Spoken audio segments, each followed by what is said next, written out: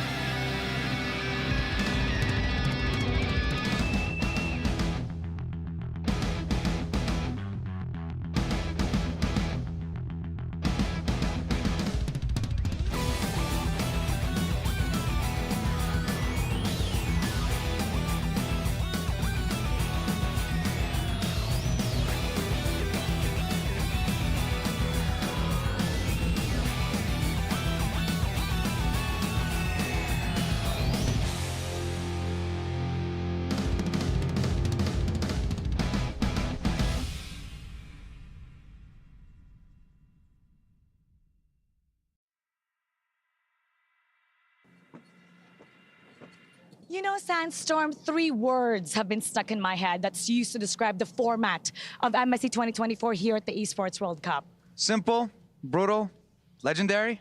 Simple, brutal, and as we say in the line of dawn, legendary. And that, ladies and gentlemen, perfectly describes just how high the stakes are here at MSC 2024. Because we started with 23 participants and we are down to the final 8 as we approach the knockout stage. And as the days go by, that number will just get lower and lower.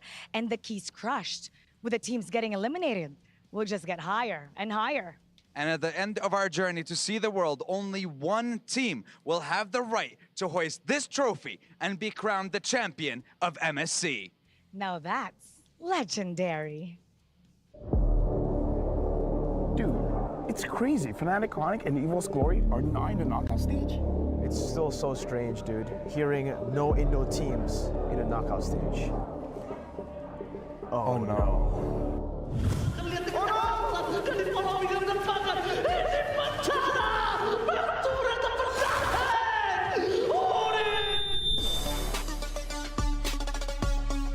The Sky Kings? It's a new era now. We're the real kings.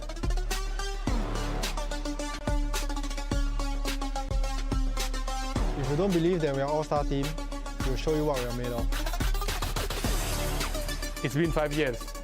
Now I'm back. I will win it again with my new teammates, inshallah.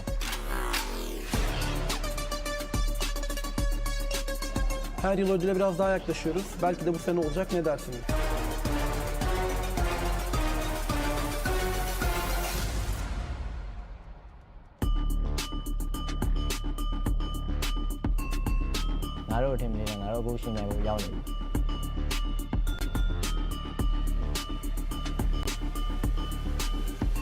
We haven't dropped a single match and we're going to keep it that way.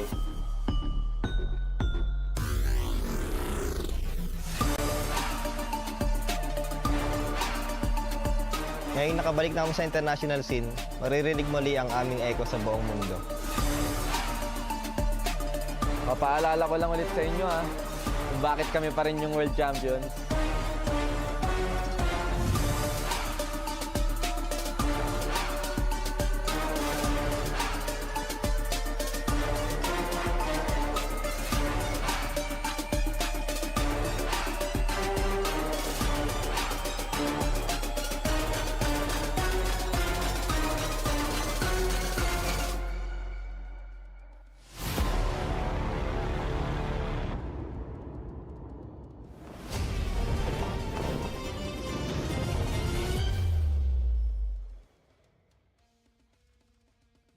After an intense week of best-of-2s, the group stage is now over.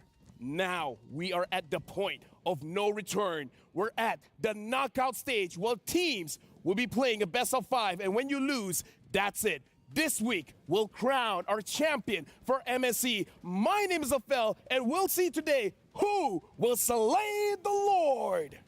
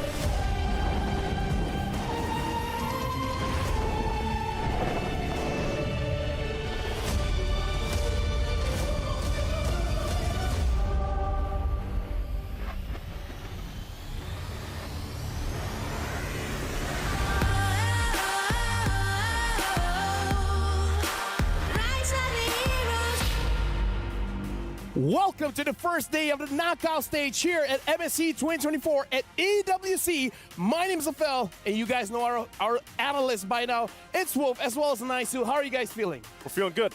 Yep. I'm kind of scared for the Filipino teams because this is a single elimination match, but at the same time, very much excited because MSC is always special because of that format in the knockout stages. Yeah, and honestly, like, we've seen the analysts, but honestly, we have to ask the very same question to our casters. Leo and Gideon, what's up with you guys? You guys feeling good? We're feeling great here, and honestly, with the level of gameplay we've seen through the group stages up till now, I can't but feel Wolf's excitement and as well as his fear.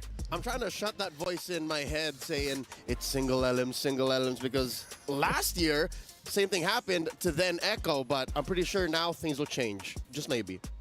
Well, thank you very much, casters. We've heard what they have said. Now we got to give a little bit of a recap because now we're in the knockout stage. But let's remind ourselves what happened in the group stage. So let's check out the group stage recap.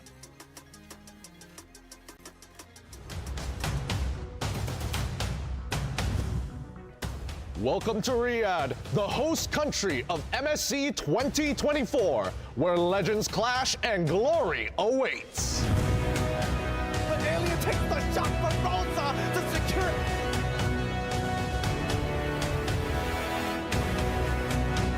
He gets him. JPL now extending.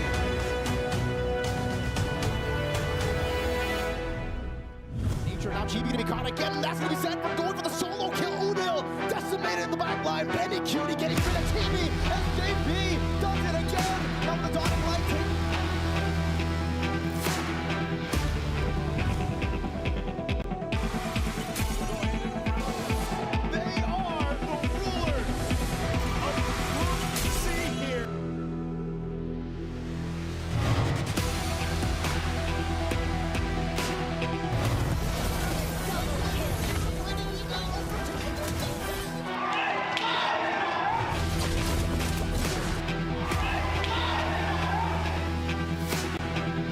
Showing some respect because Ding keeps coming from the back, but this time he's found out.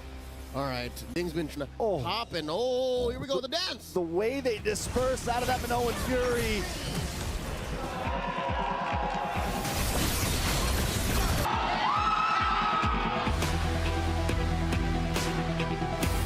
Dax looking for the shadow kill. BX7 goes down. Super Marco still looking for more. Dax in a bad spot, pushing against the wall. That's a 3-for-1 trade. Oh. Strike and pounce. Take him all the way back, baby.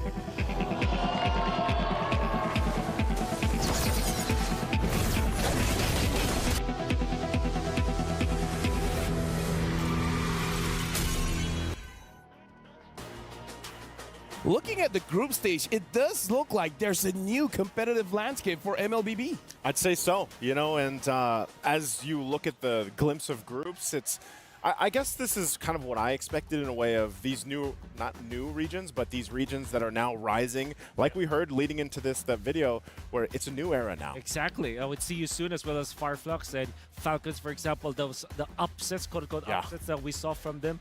It just proves that the teams that did not make it after the groups are the teams that fell short because the other teams have stepped up so well. Yeah, and the thing is, we got to talk about how fast all of the teams actually reacted towards the new patch, where it looks like teams coming in from Cambodia, Malaysia, Singapore, they actually use the time to make sure that they're looking pretty good. But with that being said, looking at all the teams, there's a lot of reactions that's been told by their faces, by their gameplay, and by the casters as well. So let's actually check out the Pepsi's top reactions.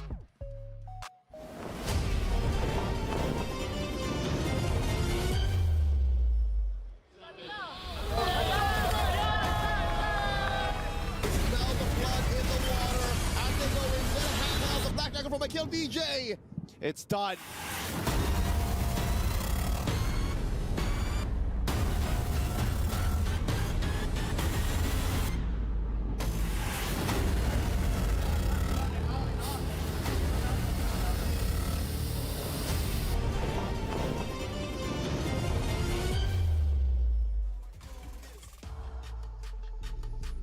We saw a lot of happy faces, but this is the reality of competition. Like we saw Michelle, unfortunately being very sad, but again, nature of competition, right? Nature of competition, and I feel like at the same time, nature of what we heard in the beginning from Mara and Sandstorm. It's brutal, it's legendary, and I actually like this format, guys. I don't know if we're going to continue on with this, you know, in future tournaments, but they have to bring their best, and I love the way things are falling into place. If it means that is the special format for MSC, I'm all up for it. I think this is not the only time that we have discussed it, but I do like it as well. That there's some difference between like international tournaments and like although it's very cutthroat, like but that's how it was designed. So teams really have to step up.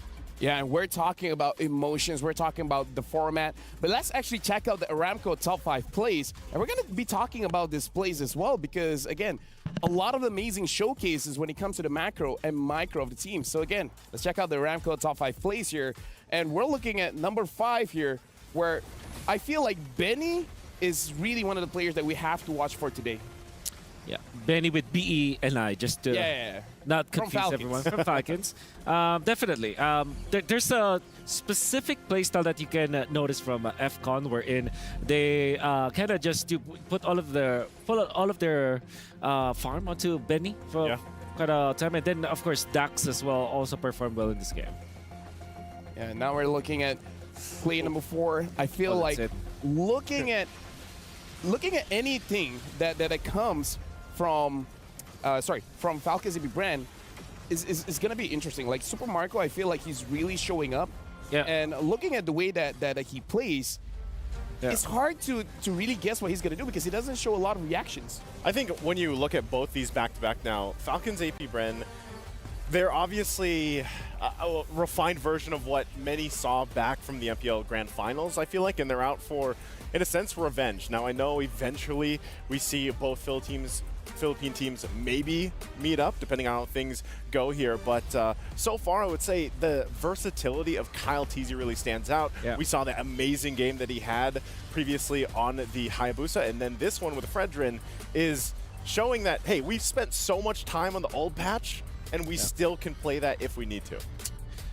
I would say that the overall macro of FCAP as a team is what brings them all of these the advantages. But now, this will be Cloud9 actually outplaying XYG. Yeah, that's right. This was a time where XYG is feeling like they can take it, but then again, C9 with this with a 5-man maneuver, it's gonna be snowballing going up against XYG. They played it so well to the point where the Gord, unfortunately, Mr. Naisu. Yeah, didn't work out. We gotta talk about how North America used to be top 3 region in the world, but yeah, everyone is stepping up. Honestly, even the region coming in from China. Now we're looking at the top 1 play of the day, and it's gonna be Falcon's EP Bren again. These guys are highlight monsters. I love it when Ogoin is on the show. Heck, I love any roamer on the show. Oh, this was the game where they got both Ling as well as the Roger, and they even got the Valentina. They've had comfortable picks, I would say. That's why there will be a lot of highlights for this particular one. Kauteezy played phenomenally that day. This specific day, if you recall, he played almost all assassins. I can't remember a game where he did not play an assassin. Yeah, he played all assassins, and that goes to show the mettle of FCAP, which means that you could expect them to be, I would say, more comfortable in this match compared to M5 because of the presence of the assassins. Yeah. I mean, like, honestly, later on, we're going to be looking at the knockout stage because we got to look at the way that both sides move towards the center. Personally, for me, even though it's the LPH, I know it's very strong, but my heart's with FCAP here. FCAP, you're leaning towards FCAP. Oh, interesting. I figured you'd fight the Malaysian teams. No. Okay, let me explain myself. Let's actually check out the brackets here. Okay. So that we really know what's going on. So we're looking at the one from the top as well as the one from the bottom, where we saw the round table with Mirko as well as Carl Teasy and Sanford, Human Calculator, and they said their movement towards the grand finals is much more difficult. For Liquid Echo, yeah. Yeah. Yep. Well, I guess the second round is definitely a difficult one because that's going to be either Falcon's AP Bren, which we know they're also from the Philippines. It's a rematch of the grand finals of MPLPH. That's going to be difficult, and Falcon's AP Bren have been better. And if, in the case that Tiyusun wins against FCAP, that means that Tiyusun have figured out FCAP, which also means that they're strong. So that's a difficult part. Right now, we got to look at today's schedule. It's going to be Team Liquid PH going up against Falcon Esports from Myanmar, and later on is going to be SRG going up against Fireflux. So again, it's going to be an interesting match for today. today's schedule is looking very strong. And again, just to remind everyone that this is a best of 5. It's no longer a best of 1. It's no longer a best of 2. But now we got to look at the Jamil Motorsports match of the day. It looks like it is going to be between Selangor Giants going up against Flux Esports. I'm excited for this one. You know, I know we talked about this when we were closing out groups of the last day. It was us, you know, talking about that. I can't wait to see this because I'm still looking for a team to take away that crazy win streak the SRG's on right now. Yeah, and this will be the, well... I'm not. Just say. It's all right. Yeah.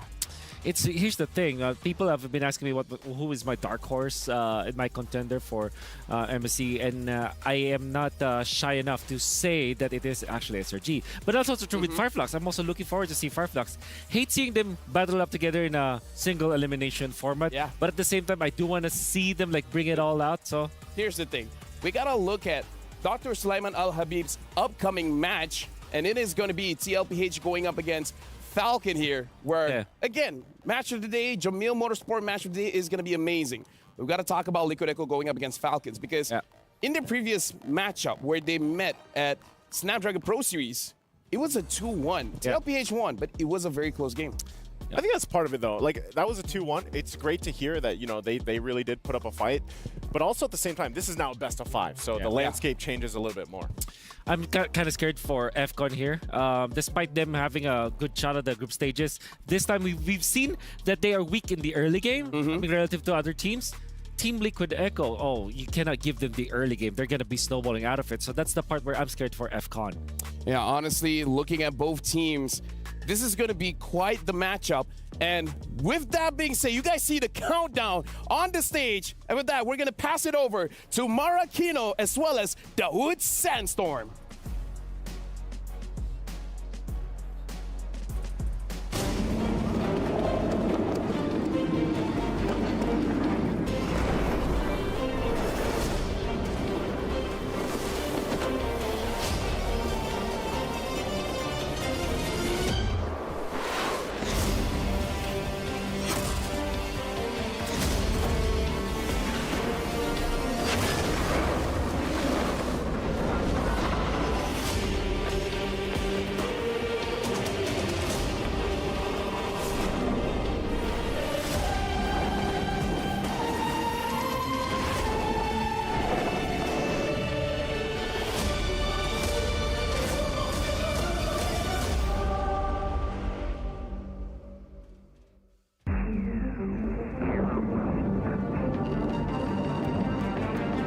Shadows they emerge, unknown and unseen, forging their path from where they've been.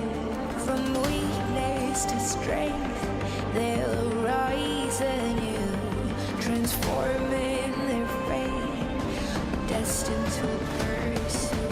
See the world, their journey unfolds from trials and triumphs, their story is told. As the dark night falls, they'll defy.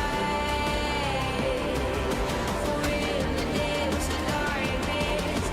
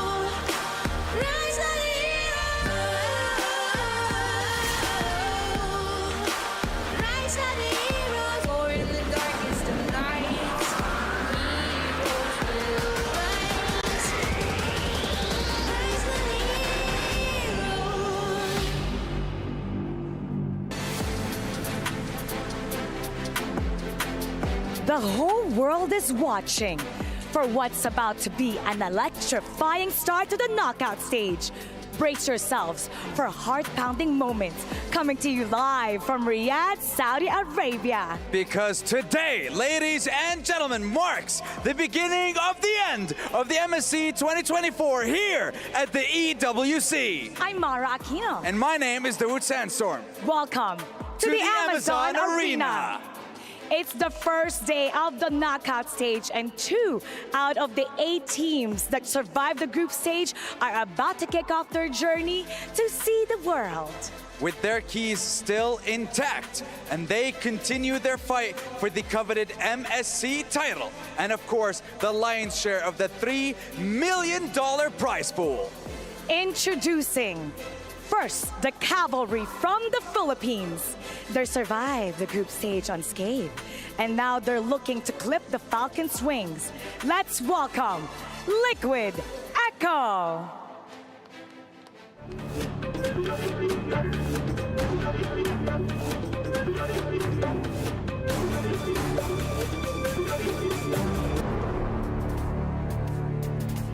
It's Sanji, Carl Teasy, Sanford, JP, and Benny Cutie.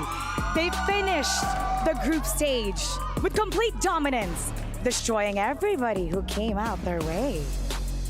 And their opponents on the opposing side, the redemption-seeking squad from Myanmar. This team proved to the world that they could fly higher than the clouds, and now they soar towards victory. Give it up for Falcon Esports.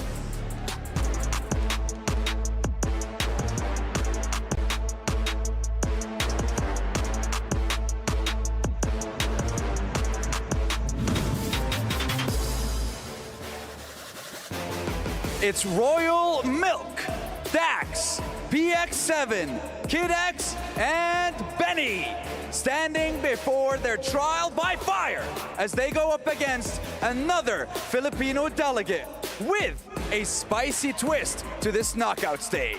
That's right, so we're gonna be doing a new ritual here on stage.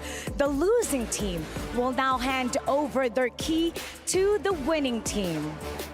Boys, look at your opponent straight in the eye, because only one of you will keep your key intact. Only one of you can continue your journey to see the world and go to the semifinals. Players, you may now take your seats. Because the battle is about to begin. And we are moments away from beginning our first best of 5 for the knockout stage of MSC 2024 here at the EWC. And of course, Sandstorm, they're about to use the best gaming phone in the world. They're gonna be doing their ping test with Asus ROG, powered by Snapdragon 8 Gen 3 mobile platform. That's right, the Asus ROG is the official gaming phone of the MSC 2024 at the Esports World Cup.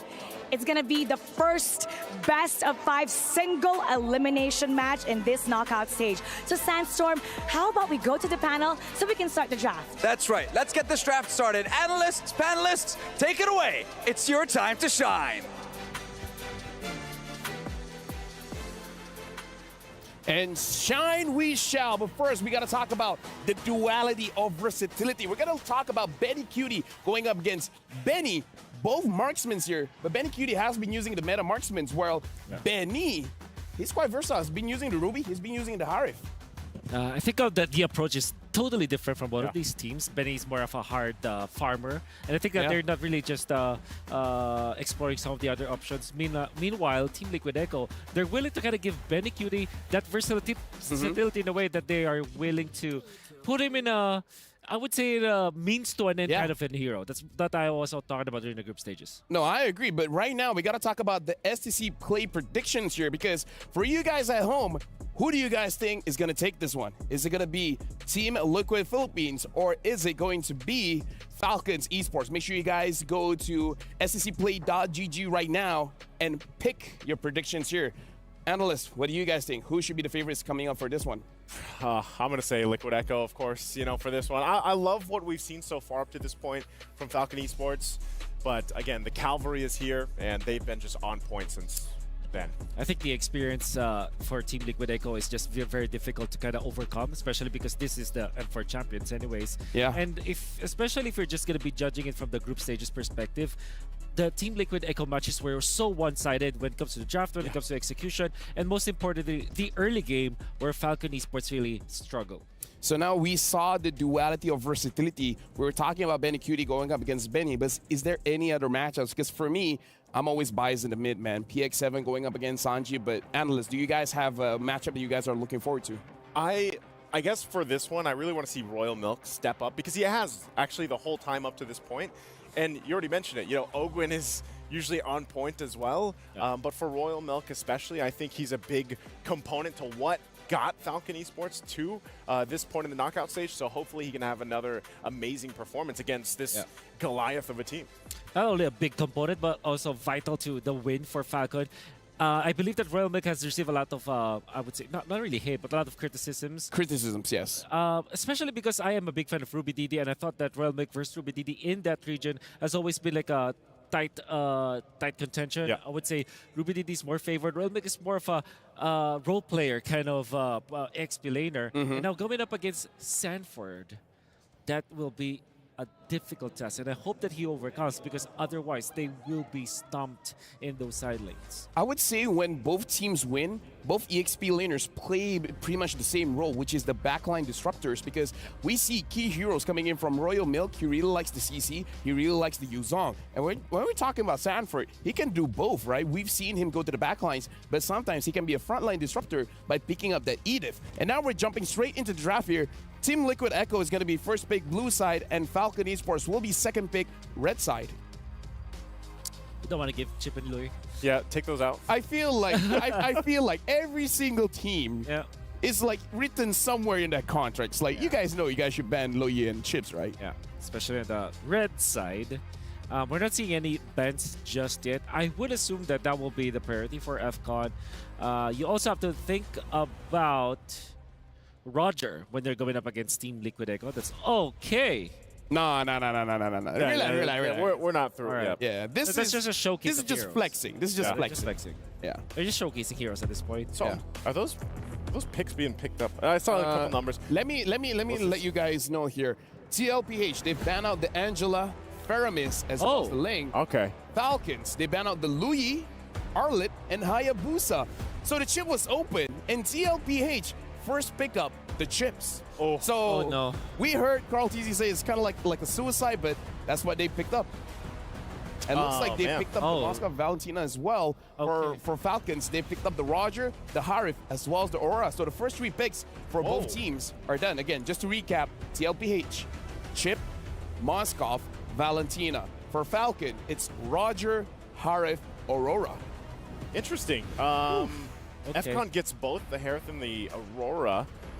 I think good bans though too. Again, you know, FCON banning the Hayabusa, for example, was great because of what we saw, especially from the highlights there, what Kyle TZ was able to do. But you know, the fact that now Chip goes over to JP. Exactly. That's a big risk, man. I don't know if I like that risk. Yeah. Together with the Moskov. So this means that Moskov is typically picked as a hard carry, so you kind of are dependent on farm. So this might be a jungle for Carl TZ that's not that dependent on farm. Like at the same Kabaksha, for example, which should be banned out. But then again, banned out. They literally just banned it. That's that's 100%. You have to ban that out. They will also take away the league has also been taken out, so you're left with Julian for TLPH. So surely Baksha is great, and utility junglers might not work versus Roger, so you're looking for a non-farm dependent assassin / damage dealer, which should be the Julian. So I think that should be a ban here. It's again referencing this the possible jungle picks and everything. Remember, I think you guys talked about this on the panelist stand last time when JP got his hands on the chip. Even with that debuff, or whatever you call it, when you're in the enemy jungle, you receive more damage. He was still there. So I think that's a plan that FCON has to do, is how do we get ready for this aggressiveness coming out from JP? Yeah. So there's a Ruby pick from FCON apparently. Yeah, so they picked up the Ruby here, which has to go to the EXP because, again, just to let you guys know, Roger jungle, Harif goal in, Aurora mid, as well as Ruby, which actually, no, it can be Rome, can be EXP, but looks like for TLPH, Chip, Moscow, Valentina, Lapu Lapu, and Julian. So Julian is going to be the jungler, and Lapu Lapu is the EXP.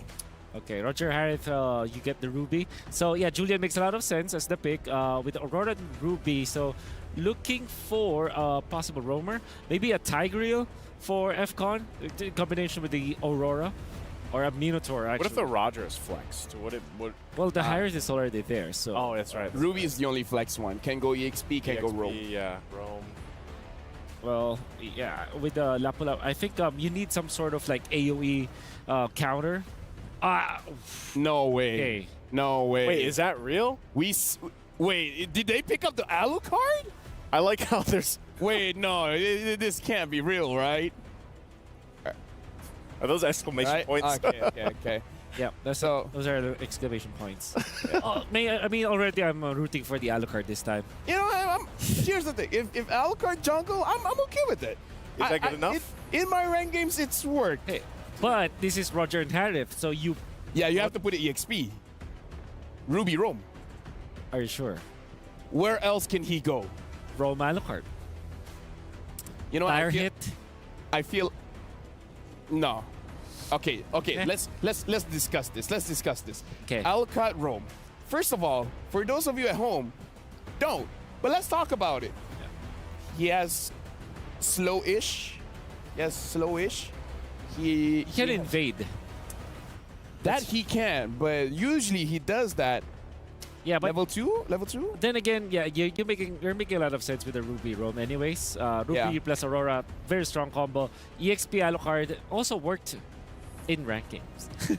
I haven't seen it in I've only seen Alucard jungle. Hey, to be fair, it's a best of 5. You know, if you're gonna bring something like an Alucard to the table, might as well. We're discussing this, but let it be known, I don't think it's an Alucard pick. Okay, right? I feel like everything else is set in stone. I would believe. The only question is, Ruby goes up against Lapu Lapu or Ruby goes up against Chip, because you know that the Chip is going to invade your jungle. And I like the Tigreal pick because the Tigreal can pull the Chip into your jungle even more, making it so that the Chip can't run away. So I like the Tigreal pick, but honestly, Ruby's not a bad one as well. Just don't run Wolf King. Yeah. And then just keep the chip in place. Yeah. Ruby versus Lapu Lapu in the EXP lane. Should the Ruby go to the EXP lane? Makes a lot of sense because you're not dying, you're clearing the waste fast, and you're stopping the combos of the Julian. For example, you're frontlining for your team. If ever there will be a time where a shortcut is activated, you can get into the fight. You can actually use the shortcut or the ultimate of the chip from your opponent, get into the fight, initiate afterwards, or counter-initiate. Then you're up in a good spot. That's why I felt like last picking a Tigreal or maybe a Minotaur will be perfect for FCon, in a way that's your defense is gonna come from your roam. You're sustained with the Minotaur, for example, or the counter initiation with the Tigreal, and then just put the Ruby as a damage dealer from the EXP lane side. I'm only just gonna give one perspective on the Minotaur pick. It's good overall, but if I'm going up against someone like a Julian, it might be difficult for me to really engage, because before the fight even starts, he can poke me out like crazy. Yeah, for sure. And then it makes it all the more difficult for me to be part of the fight. So it always becomes a 4v5. But what do you guys think? I don't know, man. I'm seeing what's happening here on the screens too, you know, and I'm wondering if this whole draft is gonna go ahead and you know, go with this, because as we contemplate where, you know, the Ruby and the matchups here, the XP lanes and the jungle possibilities, you know, the Ruby's great. It answers the whole chip process, but at the same time, I just think with the lineup that we're getting word of, I feel like Ruby plus Aurora, something can happen. I feel like Aurora, because, you know, Aurora can kick it slow, and then eventually, if you get level 2 fast enough, you can freeze the chip as well. So it's punishable. It's more punishable than the match we saw before. If they get through the early game, say we go to the late game, surely the Moscow will be very strong. Julian is going to be a problem. Imagine the scenario wherein you go for a flicker. I'm offended to go with the Aurora Frigid Glacier. That's going to be a ton of damage and almost a complete lockdown. Or Glacial the shortcut. Yeah. And everyone comes through. Just drop that Glacier down. Or we put a step further. People go through the shortcut, Glacier Fisher use, but before he hits, with the crown. We're the crown, fool. So it's like, we want to freeze anyway, and then fight. How can you freeze if we're already frozen? Exactly. Right? Yeah. How can you fire me when I'm already on fire? Okay, maybe not the right circumstance, right but you know what I mean. Yeah. Like, let me do it to myself. Let me freeze. Yeah. And I was trying to think of which one that would work for. That'd be like having a molten essence and then having a Valir on the other side. Yeah. How can you fireball me if I'm already molted? No, if it's like Vale versus Thomas. Yeah. Yeah, right? Yeah, right? Thomas How can you set a fire at Cottering Inferno? Oh, this is going nowhere. You brought us here, man. Yeah, you know what? Actually, you opened up the topic, actually. Here's the thing. Here's the thing. This time, it's a Julian going up against a Roger. Yeah. I don't know. How do you feel about the Julian? I love the Julian. I can't remember the last time I saw Julian going up against the Roger, but if my memory serves me correctly, Julian wins that matchup. But I don't know if it's because Julian-Roger matchup or because of the surrounding support system, you know? It's mainly because Roger will be forced out to use the Retribution, right? So you don't have the Flicker, you don't have a Purify or whatnot, so if the Julian catches you with that combo, you're going to be in and out of trouble. The burst is going to be real. At the same time, you're farming fast if you're the Julian, but obviously this is Roger, so that's difficult to kind of out-farm in a way. It farms fast, but the Roger, but the Julian, I mean, you just need one item. Actually, you don't even need your first item. You can you just need level 3, and then you're gonna be going to the XP lane to apply some pressure out there. During the turtle fights, you have your iframes with the enhanced sword. So there's a lot of tools. Late game though, Roger is gonna be king. Late game Roger, jungle, late game with the Harith as well. That's gonna be difficult to deal with. But Julian plus the combination that team Liquid Echo with the chip, that's gonna snowball. I mean, we gotta talk about a scary stat here. TLPH has the highest objective control as a team. 83.3% Lord and Turtle secured. 83%. That's gonna be something that I feel like Falcon should have a difficult time, especially because having the Julian as well.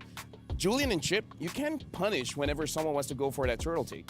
Yeah. What I think about that specifically is the fact that these teams like Liquid Echo, Falcon's AP Bren, think how long they spent perfecting objective taking, and that's true. Before we used to call it, the turtle dances, lore dances, which have kind of not happened anymore. They're just like classic. Tango. Yeah, they're more of a tango, they're a little aggressive. But I would say that's the thing. Their fundamentals, they still keep them on point, and that's why 83% locked in for those objectives.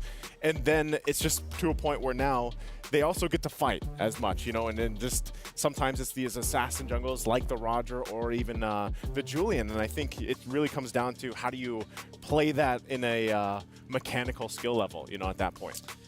And that at the same time, FCON is not known for their early game prowess. In fact, that's true. 3 out of the first 4 games that they have played in the group stages were comebacks. And before they eventually get a 4-0, it was back-to-back comebacks, and it kind of relied on their enemies kind of messing up. I'm not gonna sugarcoat my words here, but some of the teams that they have faced just messed up. And for them, they know how to end games. They actually siege very well. They defend very well. That's their trick. However, this is a team that have, they have mastered the Echo Express. And now it's like a Cavalry Express in a way. It's a Cavalry Express now, right? So they play very, very fast. They know how to end games. And in the case that they can find a head-on collision way to win fights, they're gonna be going for the segues. They're going for the backdoor. So the Benny move. The Benny move. That's the reason why teams should not lose the early game to Team Liquid, because they just expose so much that eventually they will find and craft a way for them to backdoor, even without Benny Cutie. Even Sanford does the backdoor now. Too. Dude, honestly, the thing about TLPH is so far teams can win against them, but the idea is punch harder, punch faster. But again, if your early game is not that great, then it's going to be difficult because giving a 1K lead to TLPH feels like 7,000. But for that, we're actually going to throw to an interview with Wheezy. So, Wheezy, what you got for us? We are here with two beautiful ladies all the way out from Myanmar, Zing and Keiko, ready to support Falcon Esports on their journey for MSC 2024. Now, Zing, you had a little bit of a journey to get here. How was the flight? Yeah, it's a long flight. So we had to catch up the flight from Myanmar to Saudi. So it's so much fun here. It's a lot of flying. So. Speaking of journeys, I got one for you, Keiko. You're a cosplayer. How did you get into cosplaying? I just started since 2016 because I'm really into the cosplay characters like heroes, games. So I started this like I think 4 years already. 5 years already. 4 or 5 years. Well, I'm excited to see what you cosplay out here. Now, Zing, do you have any words of advice for Falcon Esports for their next match? Yeah, we're here to support you, Falcon guys. So we believe you. And so aim high, fly high. Let's go, Falcon Esports. Fly high. And speaking of flying, the community supporting Falcon Esports, do you have any words for them as well? Yeah. Let's just hope for the better days because I know like Falcon Esports is trying their best. So our fans so that we are supporting Falcon Esports. Let's go, guys. Fly high with Falcon Esports, ladies. Thank you so much for your time and enjoy the rest of the show. And good luck with Falcon Esports. Thank you. You know what? Now I'm supporting Falcon Esports. They got cosplayers backing them up. And they believe. If they believe, I believe. Although to be fair, I believe like so far having dinner. Sometimes the Falcon folks comes to me and it's like, "Thanks, you're the only one that thought we were gonna go to the knockout stage," and I knew it all along. I'm just a smart guy. I don't know what to say. Yeah. Can't blame you. Yeah. Yeah. It's just leaving it at that. Okay. Okay. I have no further contribution to that. No, I mean, like, if we want to analyze, right, we got to talk about Falcon has the lowest objective secured overall, 33.3% for Lord and 26.5% for Turtle secure. So the highest going up against the lowest. They really got to punch up for this one. I was going to say, at that point with those statistics, you know that when they approach the knockouts, I hope they were practicing, securing that down. And really, I don't know if you agree with this, Wolf, but I feel like now with the current meta, it more so also comes down to that team composition that you have because think about it, you have to juggle, especially the Lord. You have to juggle it around. You also have to adjust. Yeah, you definitely have to adjust to that kind of factor, especially with the Lord Deads. At the same time, I believe that this match kind of tells us that if you get the Lord, for example, at 18 minutes, get the Lord, but you lose 3 of your members, it's not gonna fare well for your team. I feel like it's not worth it. It's not worth it, yeah. Especially if you're Marksman Dice, because now you don't have a way to end the game, right? And some teams, they have Harith as their gold laner, so that's not an actual, legit sieging. You need the ultimate to kind of actually rush down buildings. So as much as composition takes into consideration, you also have to take note that team fights matter more. So that's maybe why FCON have made it to the knockout stages, despite them having a low conversion rate when it comes to these objectives. It's because they win team fights. Yeah, they win team fights. But before we go on into this match, we actually have a little bit of an insight because we prepared an interview with JP. So let's check it out and see what he feels.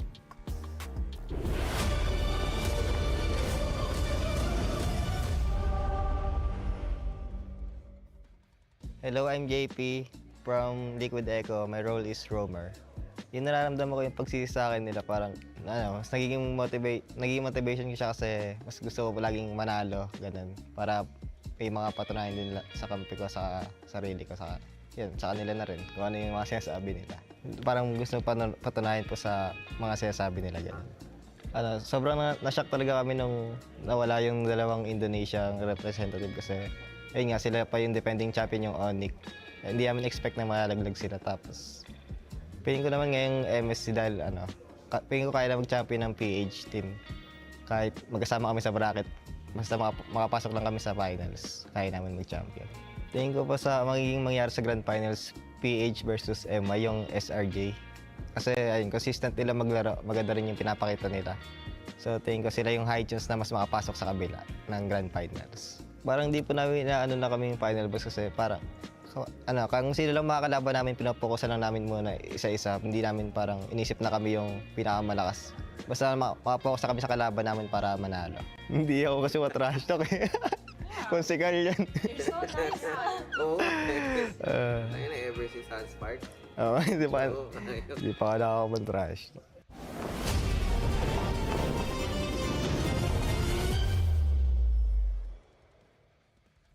You know what, JP? If you want to trash talk, I can give you some pointers. You know, I've been training hard. But here's the thing: he said whenever people blame him, it gives him the motivation. Now people won't stop. Now people will just, you know what?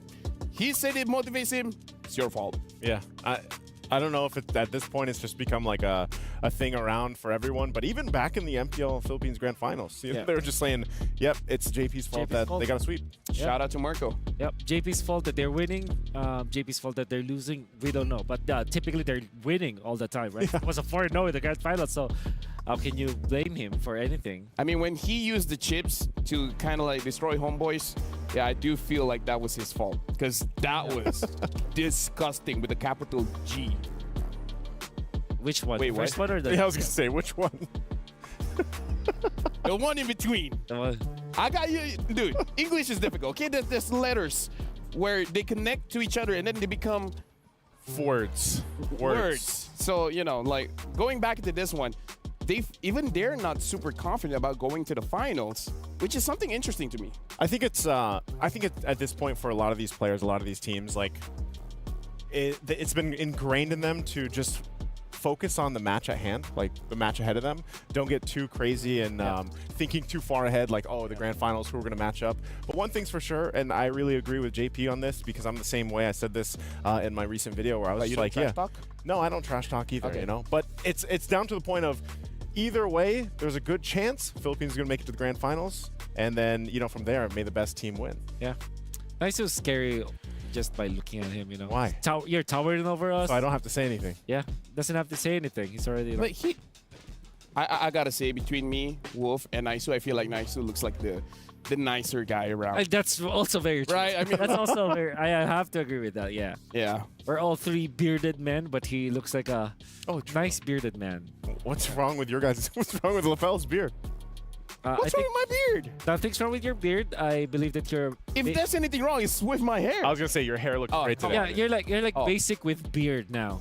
I'm basic with beard. You're essentially basic with beard. I feel like basic will take offense to that. Try to do this pose. See? Basic but with beard. If I wouldn't have known, that's basic with a beard. Yeah.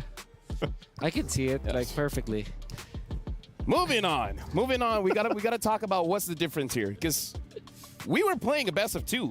Now we're playing a best of 5. Yeah. Wolf, what changes in the mindset between best of 2 and best of 5? Yeah, I believe with best of 2, specifically for the group stages, because we eliminate like the bottom 2 teams, and the way that it has been drawn up where you literally have zero room for experimentation, right, in the group stages. Yeah. And you saw even teams like Fnatic Onyx, they drew up the Lancelot. You can see Team Liquid Echo, they bring up the chip whenever they can. They ban Louis. The teams are diligent with their bans and their picks. They don't have the room for experimentation. This time in a best of 5, you have 1 or 2 games, at most 2 games, for you to kind of just lay use down. Alucard. Exactly. Exactly. That's how you do a game 1. That's how you do it in game 1. But at the same time, you use the first few games to kind of mess up with the opponents, you know, the way that they look at your drafting. And also to set up your success for the following series thereafter. So best of 5 is going to be a more comfortable spot, which is interesting because it's the knockout stages, but it's more comfortable than the group stages, right? I do feel that the group stages that we had, just in terms of format, it's more cutthroat than the knockout stages. Oh, yeah. Some would say. Some would say. I would definitely agree, so yeah. I mean, that's what you guys think. What about the casters? What do you guys think about the best of 2 and the best of 5 format? And what do you think about our beards? I think easily, if we're talking about beards, you're asking the wrong guy. And maybe Leo's got a better opinion on this one. I've just started growing my beard again this year, so that's about 6 months of facial hairness.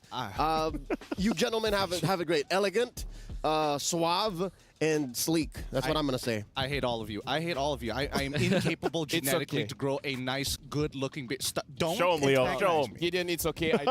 I hate myself too. But what do you guys think about this matchup? Honestly, when we're talking about this format, usually best of twos and best of threes can, well, especially best of twos can be pretty brutal. Best of three, we get a little bit of a charcuterie board, a little bit of everything, you know, a bit of a taste. Charcuterie. But charcuterie? Everyone's talking like Trex now. Yeah, there's a smorgasbord of results, and a modicum of results could come up, whether it be success or failure. But yeah, no, I'm gonna double down on the fact that we did not expect the best of twos to be as brutal and maybe even more so than the knockouts. Because again, when you're in a best of 5 situation, you can fight for your slot. Like that's several games that you most definitely lost on. But in a best of 2, like sometimes it's just not your day. Look, Leo, I have to say, in a best of 5 format, that's when you get real close and personal with your opponents. And you really need to start picking up on the habits. And, well, I like the way that TLPH and JP has put it. They need to be somewhat present for that game. You really need to focus down at the opponent at hand rather than thinking too far ahead. Quickly, because the STC play we're predicting, they have said their favorite. So for the both of you, who do you guys think is going to win this one? Is it going to be TLPH or can Falcon Esports do it? On 3?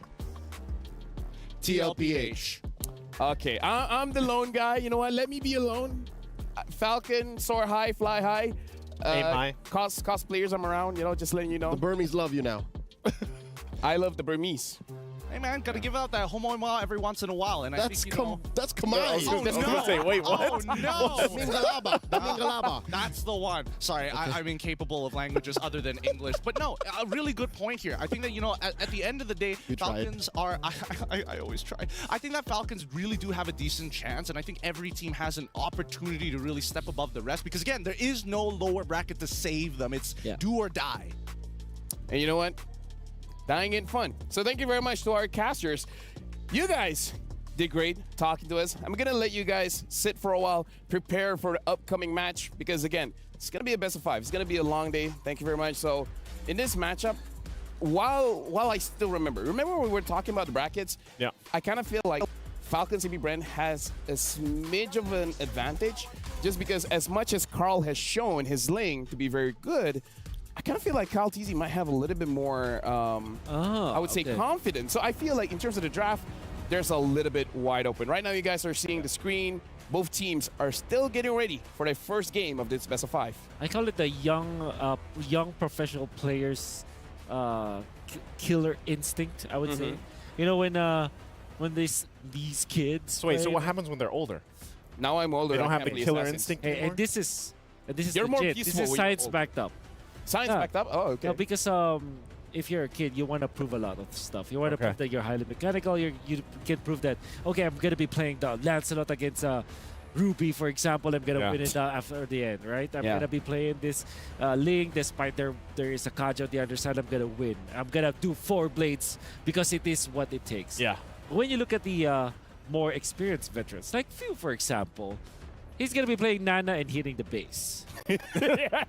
Because he's going to lock down. Because he knows that it is what is needed to win. Benny Cutie will not be diving, and he's going to be just destroying structures because he has, I would say, not even like a mature mind, but a mind where, or a mindset where you don't have to prove anything anymore. Yeah. You don't have to I get it. prove that you're the best because all you wanted to do was to win.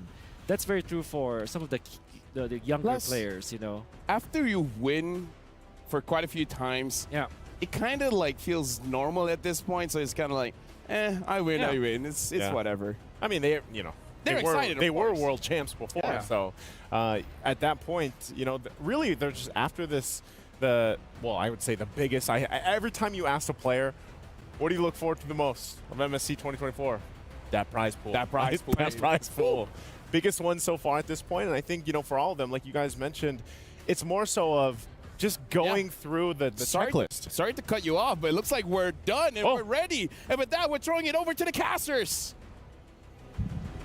Thank you, boys, from the analyst panel. You guys have been doing a great job here to break down this game, but I think this is where it all comes to the epic climax. of this best of 5 to kick things off. And I'm going to be real with you right now. With the draft that Falcons are going to be bringing to the table against TLPH, Leo, it's not going to be easy. Yep, even before we go into our matchup, into the game proper, we have to confirm, folks, the assumed pick was indeed locked in. We're going to be seeing an Alucard in the grandest stage of them all so far in MSC 2024. This could be the most insane win for Falcons that we could ever see possible, because we are seeing Royal Milk on an Alucard EXP taking vengeance. Welcome to the land of Dawn. Our very first best of 5 to kick things off here at the knockout stage is Liquid Echo on a blue side up against Falcon Esports on red. Now, this is very uncharacteristic of me to be optimistic about an Alucard, but hey, putting Brave Smite on it and then building it semi-tank might be good. But now in mid, JP and Sanji putting PX7 and Kid X down to, well, a third of their health. Wow, that's a double TKO. I mean, Falcons Esports, they got to be real aggressive in the earlier stages. I mean, Royal Milk is not going to win this lane very easily, and for the most part of it, when it comes down to team fights, the only way I can see it happening is if the rest of the lanes are doing so well that Royal Milk can be the big cleanup rather than Dax. All right, so if you're saying the rest of the other lanes, mid and gold, not looking good. Look, Benny's getting bullied out. Here we go, 2v1 up top. Oh, easy. Forcing out a vengeance from Royal Milk, and that's going to be it. First blood. Instantly finding that chink in the armor and punishing it early. Like Wolf mentioned, level 3, find that instant gank, and Liquid Echo are on the board. So far, again, Sanford is incentivized to go aggressive, builds the casual Fury Hammer, and then can go ham from here. Like, you can just start greeting out. Because again, what's Alucard gonna do? I mean, that's true, and he will need some time to scale, right? Ideally, he would like to snowball, but looking at the items and as well as the emblem build so far, like, I'm mostly curious about the duality of the Bennies of the Bennyverse. Benny QT up against Benny on Hammer as of right now. The Azure Blade instantly purchased, and I think this, I mean, most sides want to win their lane. It's not just about hyper farming. Yeah, but the only difference is Benny from Myanmar has to actually commit the fights. Benny Cutie from the Philippines can actually just look for the fight, send the SOB, and then join in. For now, I'm going to take time, and here's the first hurdle that of this game. Let's see how they approach it, because again, I'm not seeing level 4 on sports yet. Oddly mentioned the turtle dance, which is more of the dance we're seeing, less of the Lord dance, because those almost immediately get into the turn. They always collapse the new fight. But the turtle dance, look at this, it's a beauty. Coming in, Sanford forcing PX7 back into that bush. It throws in a weird royal, taking that little bush. Carl Easy clean secure. This is the scary part. JP's on level 4. At any point of time, he can initiate a fight that Liquid Echo instantly capitalize on. I think it might be towards the top side of the map.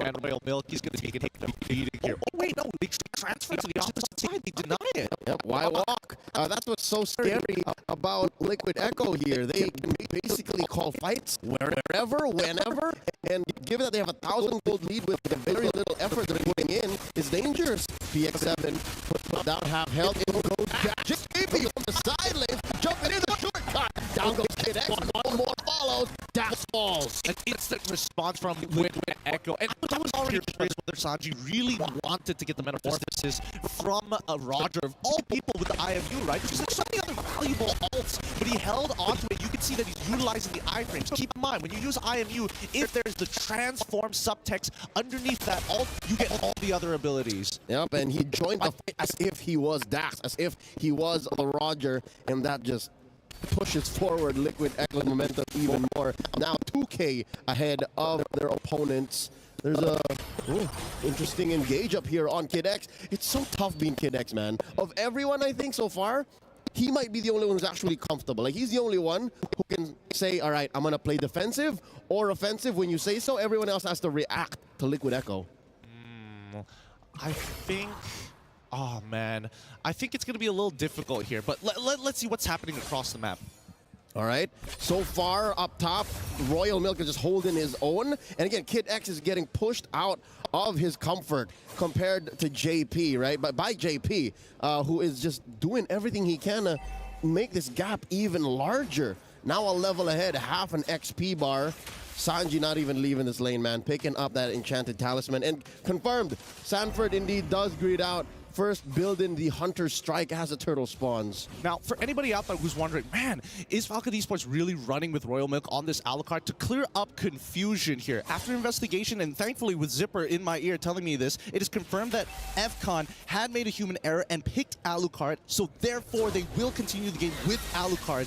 And yeah, that's just the way it is. Uh-oh, Kid X with the I'm Offended. The fight continues. They take down Carl Teasy. A 3v1 gank squad. Down bottom, not much Benikid can do. Not at least at 5 minutes. This does open up a big objective for the Burmese squad. Here's your and then we go back into the matchup up top. Oh, just as we resumed. That was BX7 taken down. What happened there? Yeah, I mean, his flicker isn't back up, unfortunately. He lost it pretty early on, but now, oh! The shortcut.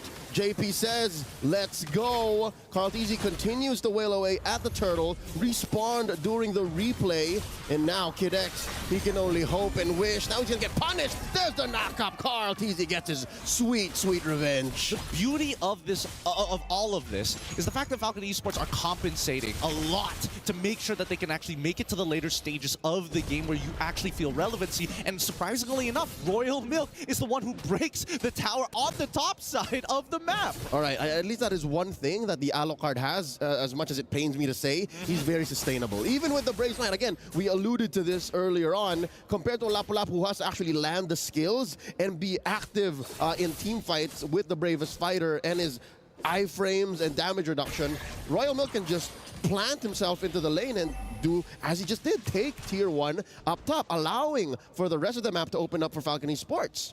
And I think that Falcon Esports, I think this is a great way to kind of handle the situation despite the human error. But PX7, he's got to make sure that he minimizes his deaths, and most importantly, the battle spells need to be available. Uh-oh, down bottom, I'm Offended. A stolen ult from Sanji. Benny taken down, and they're not going to greed out. They're going to force back Falcon Esports as they penetrate into this. Oh, no waves. Great clear coming in from Benny, right? At least he knew, if I'm going to die, I'm not going to lose my battle spell. They're definitely going to die me if this wave is here and take my tier 1. I might as well die, clear the wave, and guarantee that I can walk back in. That's long-term planning from Benny, one of the more veteran members of Falcon Esports. Dax spots Carl Teasy there.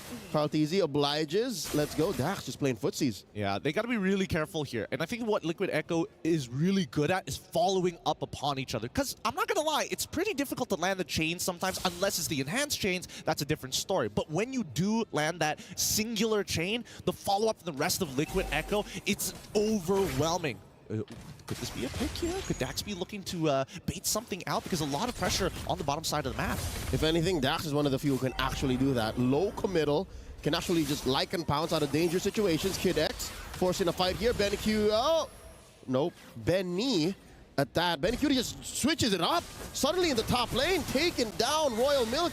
1v1. And now the turtle, the last one on the map, secured here by Liquid Echo, as Falcon Esports just stays to their own side. This game is so fast-paced. Like, both sides are struggling for tempo in their own way. Liquid Echo looking for more structures on the map, while Falcon Esports are trying to push and pull against them to see where exactly this pressure is going to be applied. Yeah, struggle is a relative term. Like, for Liquid Echo, it's more of perfection. It's more of a polishing of what they're actually doing. For Falcon Esports, man, they're playing with less than a full hand, if you know what I'm saying. Like, they started with an Alucard, got the early push, and if you look at the stats, between a Moskov and a Roger, if there's a Roger on the map, it should win more often than not. But by the way the things are going, 7-1, about 5,000 between both. Oh, man.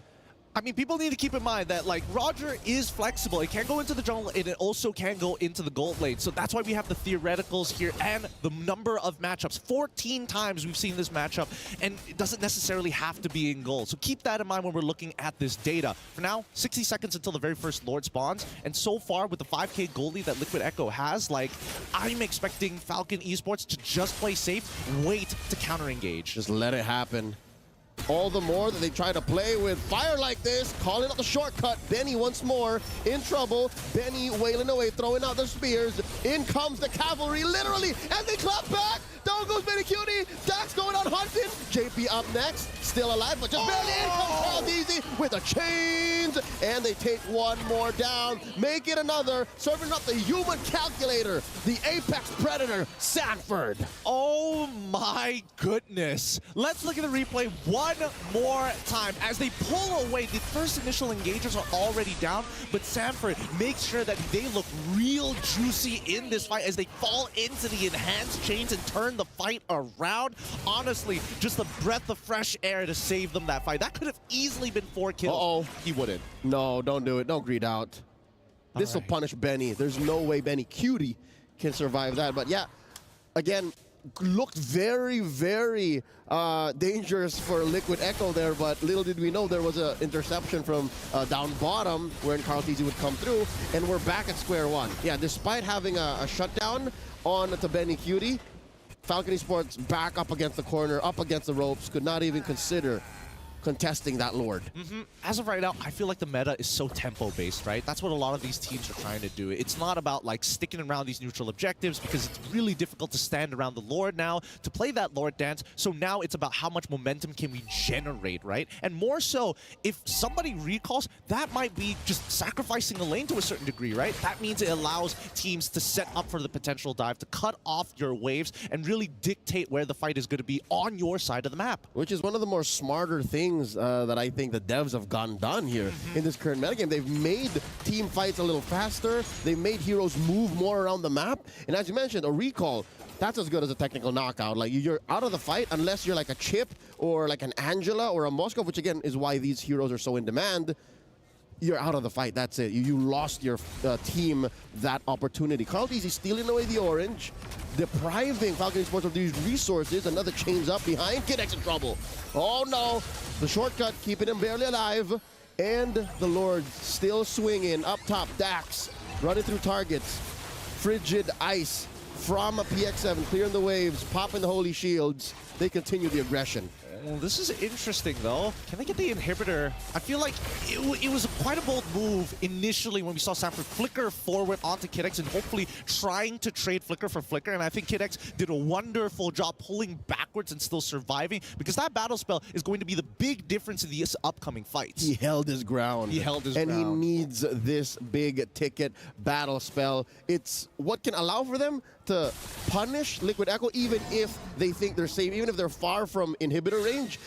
Kid X can put them into turret range. I think the term we're looking for is the counterplay ability that enables Falcon Esports to turn things around. But let's look at the goal distribution as of right now. In terms of minions, just wow, okay, that didn't seem 100% correct there, but let's see. Dax already with the endless bat. Oh no. Oh no, the counter playability to the counter playability, because you pull JP, he brings the rest of Liquid Echo with him, pops the shortcut, and Sanford just pops right back out. Like just maybe 10, 15 feet away. It's like, 10, 15 feet. I'll stay over here. Yeah, I know. I totally agree. And I think this is a great timing for TLPH, because by the time that Lord spawns, JP is going to get his ult back up. And this is what I'm talking about when it comes down to tempo, right? Being able to dictate the fight with some foreshadowing and foresight of future things to happen, like neutral objectives, is so very important. But let's look at this Alucard build for a second, right? They've already got the Brute Force breastplate, going traditionally to, as you mentioned, that semi-tank build. Yep, has the Queen's Wings, has the BFB,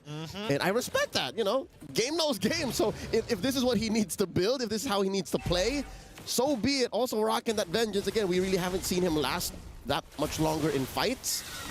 This hero is just not built for this level of play. So they're working with much less than they could. Now, the Lord just demolished here by Liquid Echo.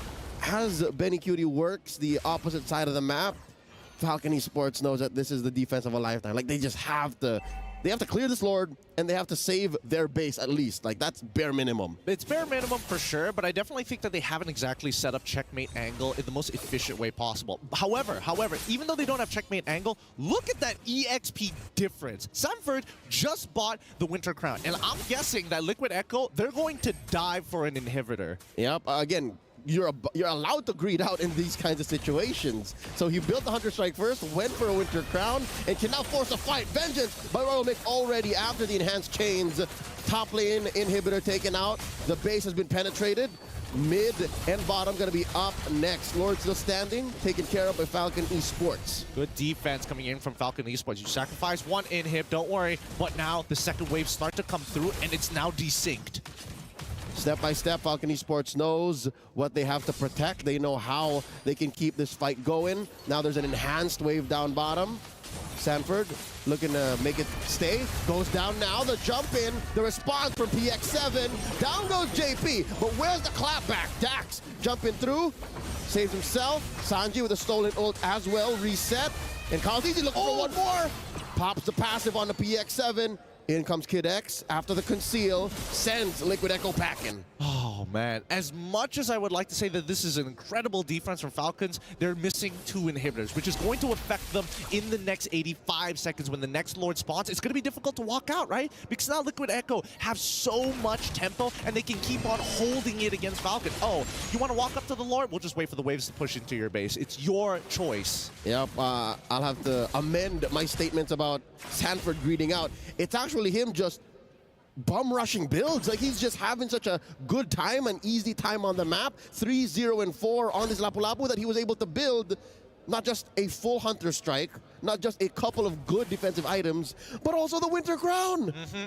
I think there is a certain level of foresight here, right? Because again, he's already got the Athena shield. He knows that Benny is going to be the big guy who chunks him out. And Dax, yes, he's already level 15, accelerated super fast into the game, but if he stops the Lycan Pounce reset, that's already a very big win for Liquid Echo. It forces Dax to actually take a step back and reconsider the options, even if he trades 1-for-1. And that's just Sanford we're talking about. What else the rest of Liquid Echo? Again, JP, a one-man initiation machine.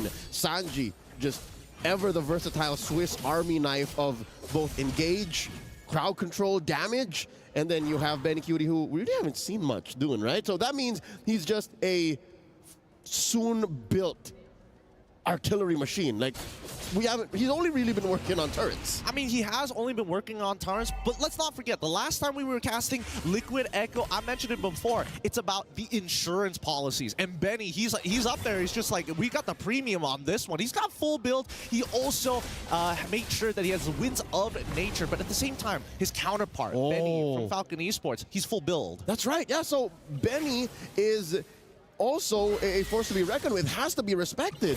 Because again, yeah, Sanford does have the Athena shield, but that can only last so long. He has to pick a target. It has to be PX7, it has to be Dax, or maybe even Benny, but it's just one of those at a time. I think the hardest part is that even if they want to get multiple people, if you commit too hard on PX7, right now he doesn't have his passive, but when it comes back up, that's when Liquid Echo really have to kind of shift their objectives. But at the same time, right, when we're talking about the Frigid Glacier, it is a large area that it covers. It's a huge AoE, especially once you're kind of funneled in towards the crystal. Which makes Liquid Echo's job not impossible, but relatively difficult despite the draft having been compromised for Falcon Esports. Like, they are making the most of a bad situation.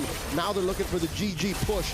Mid lane up next on the docket. Massive Lord up top. Dax put down to half health after 3 spears from Benny Cutie. A force of nature. Royal Milk here still holding on to his ult, holding on to his battle spell. Already a little bit of a pull from Sanji. The stolen ult from Kid X, and that's all very low members. Royal Milk falls. Lord has fallen as well. Sanford coming into the back line. Bravest fighter into 3. Gets his immortality pop. The base is still standing, but taken down just as quickly. Liquid Echo scores 1. Wow, what a fight. What a base defense right at the very edge. It was really difficult to tell who technically was winning, but it looks like, as I mentioned before, very together TLPH cracked down on the crystal. A split-second decision when they recognized, hey, this fight, it might not go our way. Being very together could not have been all the more well-timed. They needed to clump up, juggle the base aggro, because again, if that lasted 2 or 3 seconds longer, wherein Falcon Esports had their core members standing, that would have looked very different. Yeah, it was a dangerous situation to be in. But I think at the very least, when it comes down to a mechanical level, Falcon Esports are actually putting a really good fight. I don't know, but I think we need to be going into a deeper dive with our analysts, Lafell, Naisu, and Wolf. Take it away. Thank you very much. And we got a lot to talk about, but we first got to talk about the highlights of this game. And again, Team Liquid Echo looks like they are on point, but props to Falcon as well. A lot of good base defense. You know, I loved the way that just the whole lineup here was obviously utilized. We already talked about the chip coming into play. I'm surprised still that JP got his hands on it. But even there at the end, Sanji getting that pull with taking the I'm offended from Kid X to force them to fight was just great. I'm loving this Lapu-Lapu plus the chip combo. By the way, CrowdTZ reserving the right skill enhanced spells to utilize in specific situations. And you're going to see Benikute going for the fadeaway here because he knows that Aurora is a threat no matter what, so he has to back down for a little bit. Then finds the big SOD on to Dax. And like I said, he doesn't have to prove anything. Goes to the back lines and just pushes the turret. I got to say, man, like, looking at how they play, using the enhanced chain to knock up Tree, that was a big game changer because that was one of the fights that actually Falcon Esports could win. The fact that they funnel it into a very tight corner, allowing CrowdTZ to just come in with the enhanced chain, knocking 3 people up, changed things around. If Carl was not there, Falcon could have done better. Yeah, I definitely think if he wasn't there, they would have ran him down. But again, that's why so many, you know, their communication for Liquid Echo, they've had so long to work on that. And you just, when you're watching their game, you see how on point they are, how they're always there for each other. And, you know, that's really hard to play against when you're the opposing team. Yeah. You see when the Lord Dance happened, so many good things happened as well. But it's not technically a dance anymore. But JP was there up top near his shortcut so that he can get to the fights if ever he's needed. And he's out of the zone where you can utilize the sentry so that you'll be spotted out. So that's that meant that when he was there during the last Lord, it was in a Karmer's bush. He actually gave so much information to his teammates that Team Liquid Echo just decided to burst down the Lord because they know that nobody's coming for them anyways, and it played out perfectly well. And then you look at Sanji, for example.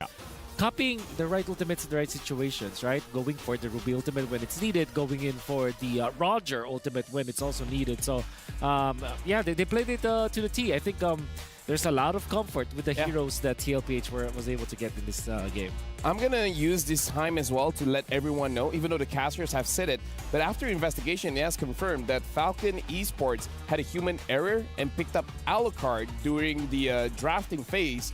So they concluded the first game with the Alucard. So, you know, discussions could happen and you could have misclicked. So whatever happened, it was human error. With that being said, we got to continue with the game here.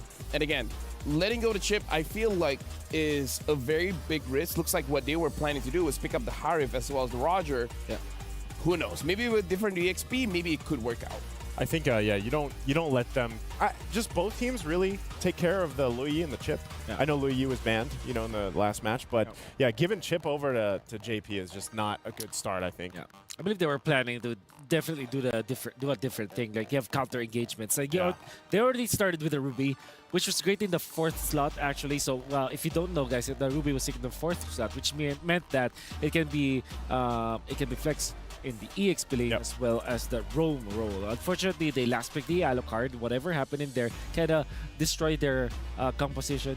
My guess is that they will put that Ruby in the EXP so that it will have a faster time farming and getting levels, then get a Tiger or a Minotaur so that they can team fight. Imagine if that was the case, they will have time to block off Julian, for example. Maybe they can counter-initiate with their ultimates when the shortcut is indeed gonna be used. So I'm very unfortunate for Falcon, but that is something that they also need to work on come the next game.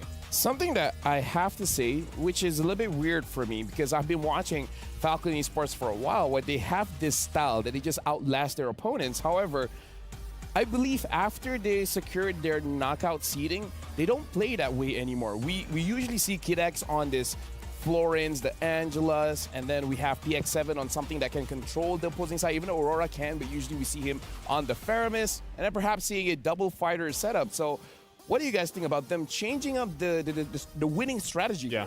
I think game 1, you can, now, again, given the Alucard, whatever they wanted to go with originally, it looked like they were still trying to play that, right? They were trying to stay in their base. Again, that was the 3rd Lord that was up and punched in, but because of the fact that you have Sanji on the Valentina, taking the I'm Offended, that alone basically forces them to not have that opportunity to extend the game any further because they were trying to do it. I mean, they turtled up in their base, and like Wolf said, they have come back in many of their games, and they were on that path. But Sanji, one decision of taking the I'm Offended, pulling them through, is enough to go ahead and stop that from happening. We're going to continue our conversation, but we got to look at our Sony MVP, and it's going to be Carl Teasy on that Julian. Having the highest gold as well as the highest damage dealt, he definitely deserves it. Again, that one chain really saved his team. Great drafting as well coming out from TLPH. Identify the best hero for this situation. You deal the damage, but you also farm. You can contest the farm. As you can see that whenever he is being transferred to the fight, he can immediately blow up someone with one combo. And then we're gonna see him utilize the lance, the sword, and right here. In this case, that is gonna be the chains. Catching 3 members, eventually just stopping the potential of Falcon to turn this game around. How fitting, guys. Julian popping up here, MVP performance, and so far we've seen him a couple times. Remember when MSC 2022, when he just came out and how much Julian was picked up or banned out, and now here we are in 2024, and he's doing this. And what he's doing is amazing. We got to talk about how first item, Holy Crystal, kind of just unlocks this hero, which is crazy to think because we rarely see being picked up heroes like the Beatrix, the one that has 3,000 first core item being picked up, but Julian does it well. 9 KDA, 797 gold per minute, and 82% kill participation. We're farming from the jungle where you're essentially uncontested. Ruby plus Aurora is a strong mid duo, but it wasn't enough because they don't have the best silence to go with it. Both Roger as well as Harith depends on a lot of farm, and then you add in the Alucard, which technically loses against the Lapu-Lapu and also needs the farm. Although he was able to destroy a turret up top, that was only because the defender was actually teleported to the bottom. Technically speaking, it's not actually a free turret. With this Julian being active, there's no way to stop him farming. And Carl Teasy just had a lot of farm in this particular game. Sounds great, but I would rather the Alucard just go for a basic attack build, you know? Berserker Fury, Endless Battle. I mean, it's greedy, sure. You don't have a frontline for your team, but you know, with what you have, might as well, right? The high risk, high reward. Yeah, about all he had was vengeance, you know, at that point. Pop the vengeance, you know, go in swinging.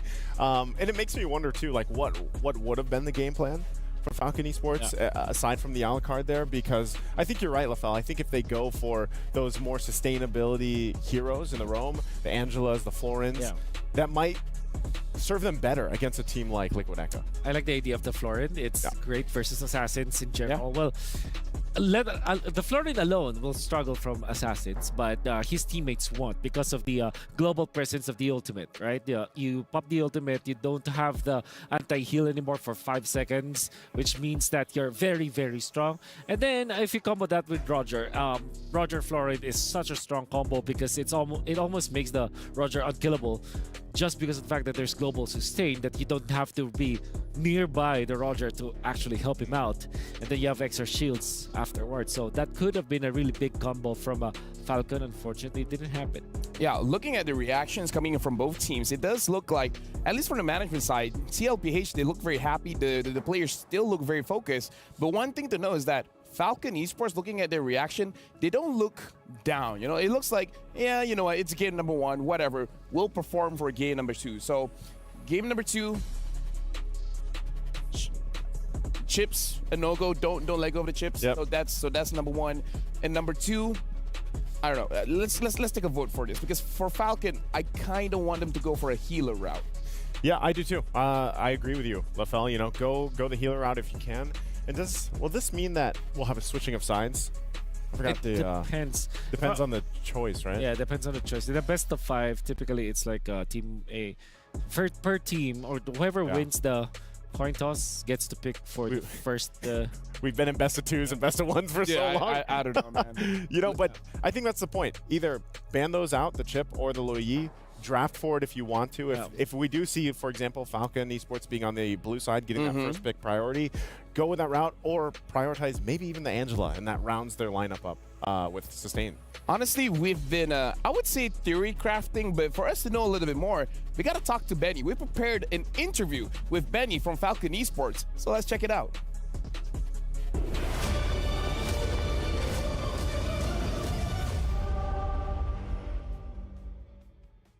အားလုံးပဲမင်္ဂလာပါကျွန်တော်ဘီနီဖြစ်ပါတယ် Falcon Esports မှာကိုလင်းနေတာစောက်ကစားနေပါတယ်ဒီထက်အများကြီးပို့ပြီးပြင်ဆင်ရမှာပေါ့အများကြီးကြိုးစားရအောင်နည်းနည်းခက်ခဲတဲ့ပြိုင်ပွဲပြင်ဆင်ရမှာဆိုတော့အများကြီးဒီထက်အများကြီးပို့ပြီးကြိုးစားရအောင်ကျွန်တော်တို့screen တွေ training တွေဆော့ရင်အများနဲ့9ရောက်အများနဲ့ focus ပြီးဆော့တော့တင်ရဒီမနေ့ကတည်းကပို့ပြီးတော့ဒီနေ့ကမနေ့ကတည်းကပို့ပြီးတော့အများကြီးပိုကောင်းလာလို့ဒီ knockout stage တွေရောက်လာတယ်လို့ပဲပြောချင်ပါတယ်ကျွန်တော်တို့အားလုံးဒီတက်ပို့ပြီးအများကြီးစူးစမ်းနေပါတယ်သူတို့နိုင်ပြီးတော့နောက်တစ်ချိန်တက်နိုင်မယ်လို့လည်းယုံကြည်ပါတယ်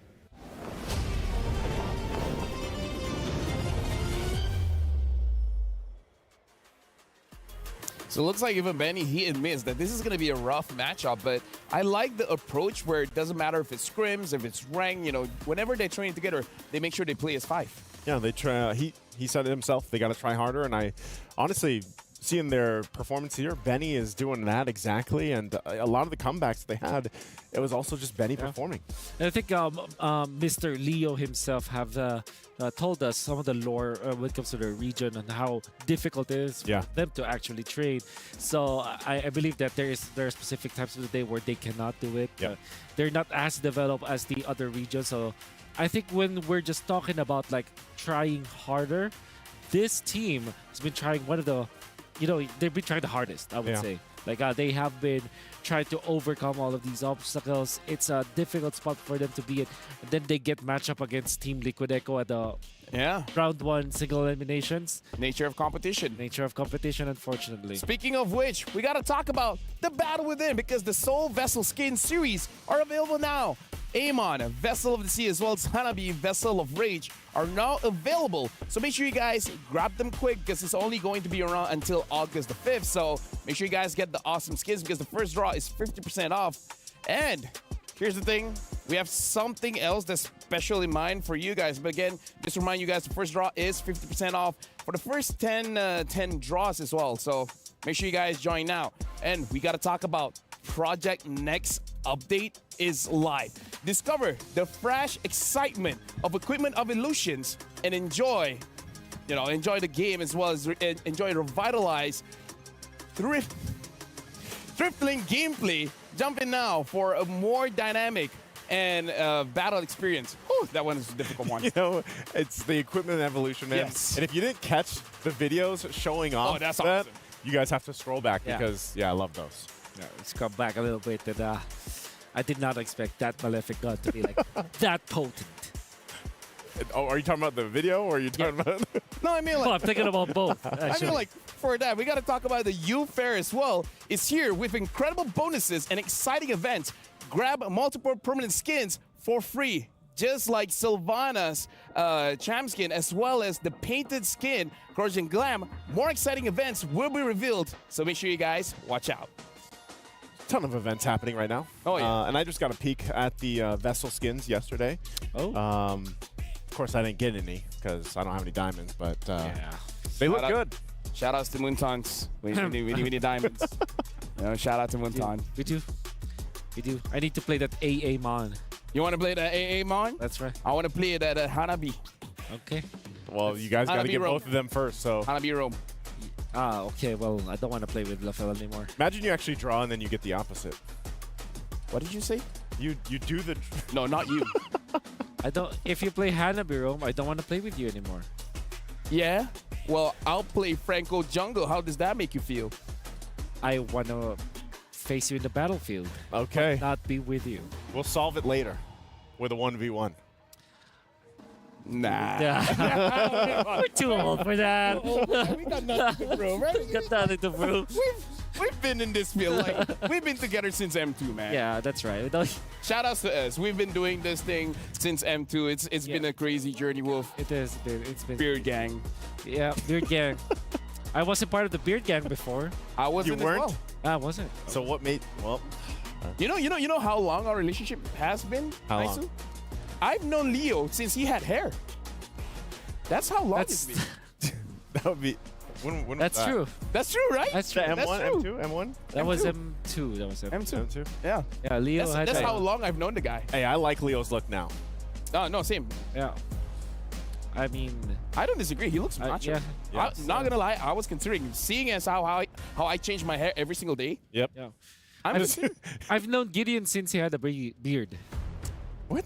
What? No, that's not how it works. Can you imagine Gideon with a beard? Okay, somebody from the fans, maybe Rayash is there. Yeah, maybe edit it. Rayash. Give us a. Make Gideon have a beard? Yeah, just you know. No. Just edit it or Give something. him a goatee. Yeah, Just a goatee. Or what facial hair would suit Gideon? You know what? Interesting. A goatee, a mustache. A stash like a mustachio. Yes, exactly. Like AJ. Wow, that would be incredible. That will be. So Rayash, please edit that. That will be one of the facial hairs of all time. Yeah, for sure. Speaking of which, we're looking at the scene here. Looks like look, we got to jump into the draft, okay? Looks like a Falcons Esports is going to be first pick. Team Liquid BH will be second pick here. Falcon Esports batting out the Louis, and then TLPH batting out the Angela. Yeah, that's smart. You're smart. Where's the chip? Well, might be the first pick for FCON if they are. Oh, Faramis banned. Okay, so that actually denies the chip because I feel like the two of the best heroes that can counter it, Faramis as well as the Arlet. Yeah. It being banned out kinda just naturally tells me that, yeah, sure, TLPH will ban out the chip. Unless they're willing to trade that so that they can get their hands on the Ling. Oh, interesting. Oh, I don't know. I don't think FCON wants to be the team to ban out both, right? Maybe they play with the idea of even locking in the chip themselves and then, like you said, and then go from there. Yeah, so that means that, okay, Terza was the ban instead of the chip, instead of the Ling. TLPH, are they willing to trade for that one? No? Straight up? Okay. So that means Roger is going to be the first pick here for FCON or Harith. Between the two, I'm very vocal about the fact that Roger might be the priority for me. Okay. Oh, Ling. They snatched the Ling. Wow. So you go Roger for sure. And maybe Edith this time. There it is. Yep. Okay, so you answer with maybe get the Valentina now if you're FCON. Get the Valentina, you take it away. They pick it up with the Ruby as well, which is great versus the Roger in many ways. And also, it can be played in the gold lane if you're still flex, yeah. If you still want to flex it. But then you get Aurora now, right? If you're FCON, Aurora or Valentina fits perfectly for this composition from FCON. Yeah, because usually, didn't you say that Aurora is the answer to kind of lock down the lane? Yeah. Oh, they go Harith though. Oh, whew. It's a massive surprise to me. But yeah, that locks up the Valentina. All standard here for TLPH. I believe they'll ban it? Think they'll ban the Aurora? They should. Yeah, I like the idea of banning that out. Maybe a Kagura ban as well. So that can be picked up by FCON.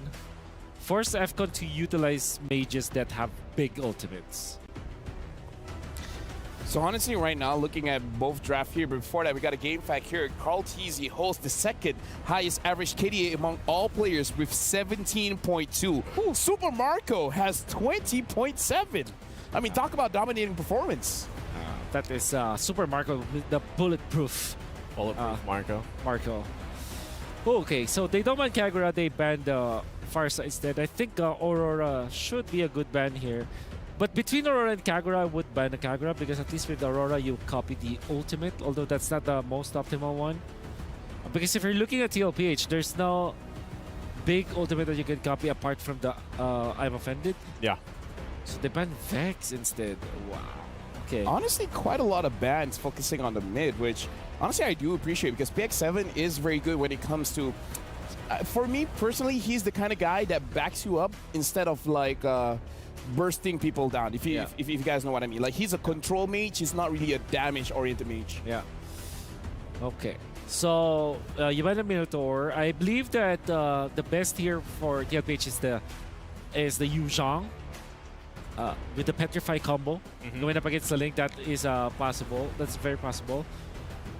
I think that they will last pick their Carl TZ hero or the Benny Cutie hero, depends on what they feel like.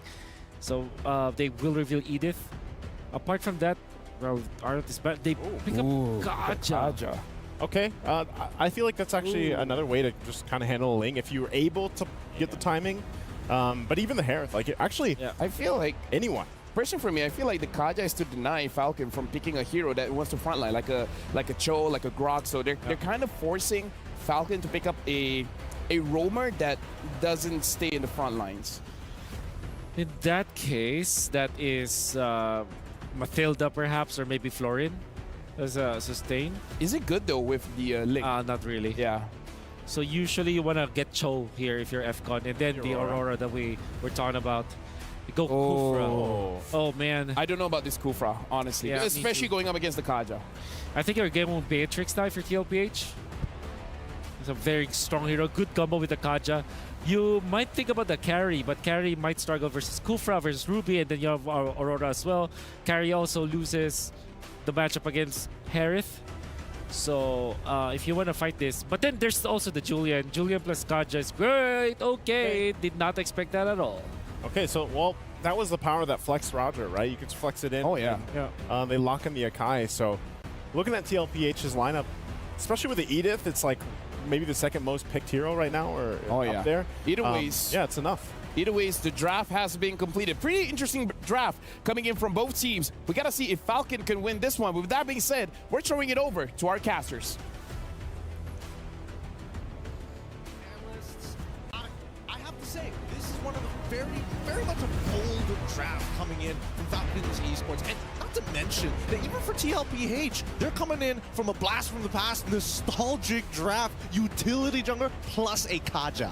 To be fair, I am getting Back to the Future vibes from both, because again, who expected to see the Kufra come out today? And who'd have thought that up until the very last pick, Liquid Echo would swerve us by putting the Roger back into the gold and putting a very comfortable hero into the hands of Carl Teasy. He gets his Akai. I mean, it's a beautiful draft here from both of these teams, both looking to get a win against each other as we go into the second match here at the Land of Dawn. Falcons Esports on blue side, Liquid Echo on red. I'm expecting things to get exciting at level 4, but immediately Sanji losing out his... Whoa, okay, a flicker coming in from Kidx as well. That is rather strange. I guess maybe he had an opportunity? That's what you call a face check.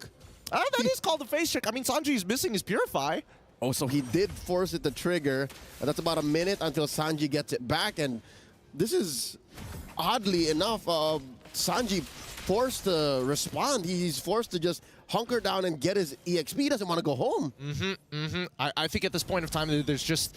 It's too much of a sacrifice to get a TKO so early on into this match, but he does find the trade back. Bang! Can they break the passive? Oh, beautiful stuff. They know. Kid X jumping in, catches JP, and Sanji hitting the basics and the skills. Oh, this is so rough. This is so rough. From what previously, I thought that Liquid Echo, man, without that mid lane, maybe they lose Litho Wanderer. Luckily, Carl Teasy is able to win out on that retreat. But even worse so, having to recall for the side of PX7 and missing out an entire wave on top of that, he's going to be a full level behind eventually. Yep, so what Falcon Esports look to start against Sanji, claps back against him. Sanji holding his ground here. And the jump by Kid X! Could this be it?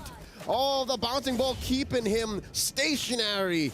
Oh, the Burmese draw first blood. Oh, man. It looks like Sanji is a little uncomfortable dealing with this with Kid X right now on this Kufra. To be fair, it has been a while since we see Kufra come back into these types of games. We've seen only one other time beforehand that Kufra came into play professionally here at MSC. But for the most part of it, Liquid Echo, they got a code switch here. Yep. Now we have the turtle up. Carl Teasy holding his ground. Kid X looking for an angle. In retry range, Carl Teasy gonna go ahead and get it. Heavy spin on a Kid X, keeping him in place. Sanford gets a kill, and Royal Milk can only watch. Take the freebies while you still can. Good thing that Liquid Echo is keeping a timer on the battle spells. Kid X still 2 seconds off until he gets it. At the same time, we do see the Ling has been roaming around the map, making sure that he's picking up as much gold as possible. It's really important that you don't lose pressure off of your EXP and as well as your mid lane, because that could result in losing a purple buff. And I mean, Ling and purple buff, they go hand in hand. That's so Dax. Even if he wasn't playing a Ling, this is the tempo he would like to go at. Up until when he's ready, that's when he's gonna snap the finger, put on the kill switch, and say it's go time. I'm assuming maybe at least 2 core items for him, 2 solid items for the Ling before he actually joins anything, and he's far off, man. Far off. He's pretty far off. It's going to take some time. I think this is going to be a slow burner for the most part of it, unless, you know, we see Liquid Echo kind of like break up apart. But notice them, right? They're moving in kill squads. They're making sure they don't give opportunities. And oh, nice dodge. Benny Cutie smelt something in his midst, and he lets go. Look at that aggressive first built Sky Piercer. Yep, he loves doing this, right? He doesn't deviate too much from his build the majority of the time. He usually has 2 go-tos, but as of right now, I think the biggest concern is whether, all right. Does he get it? PX7 gets hit with a stolen ult. The jump in once more from Kid X. Hyperactive, this roamer from Falcon Esports. Carl Teasy catches a freeze from PX7 in mid.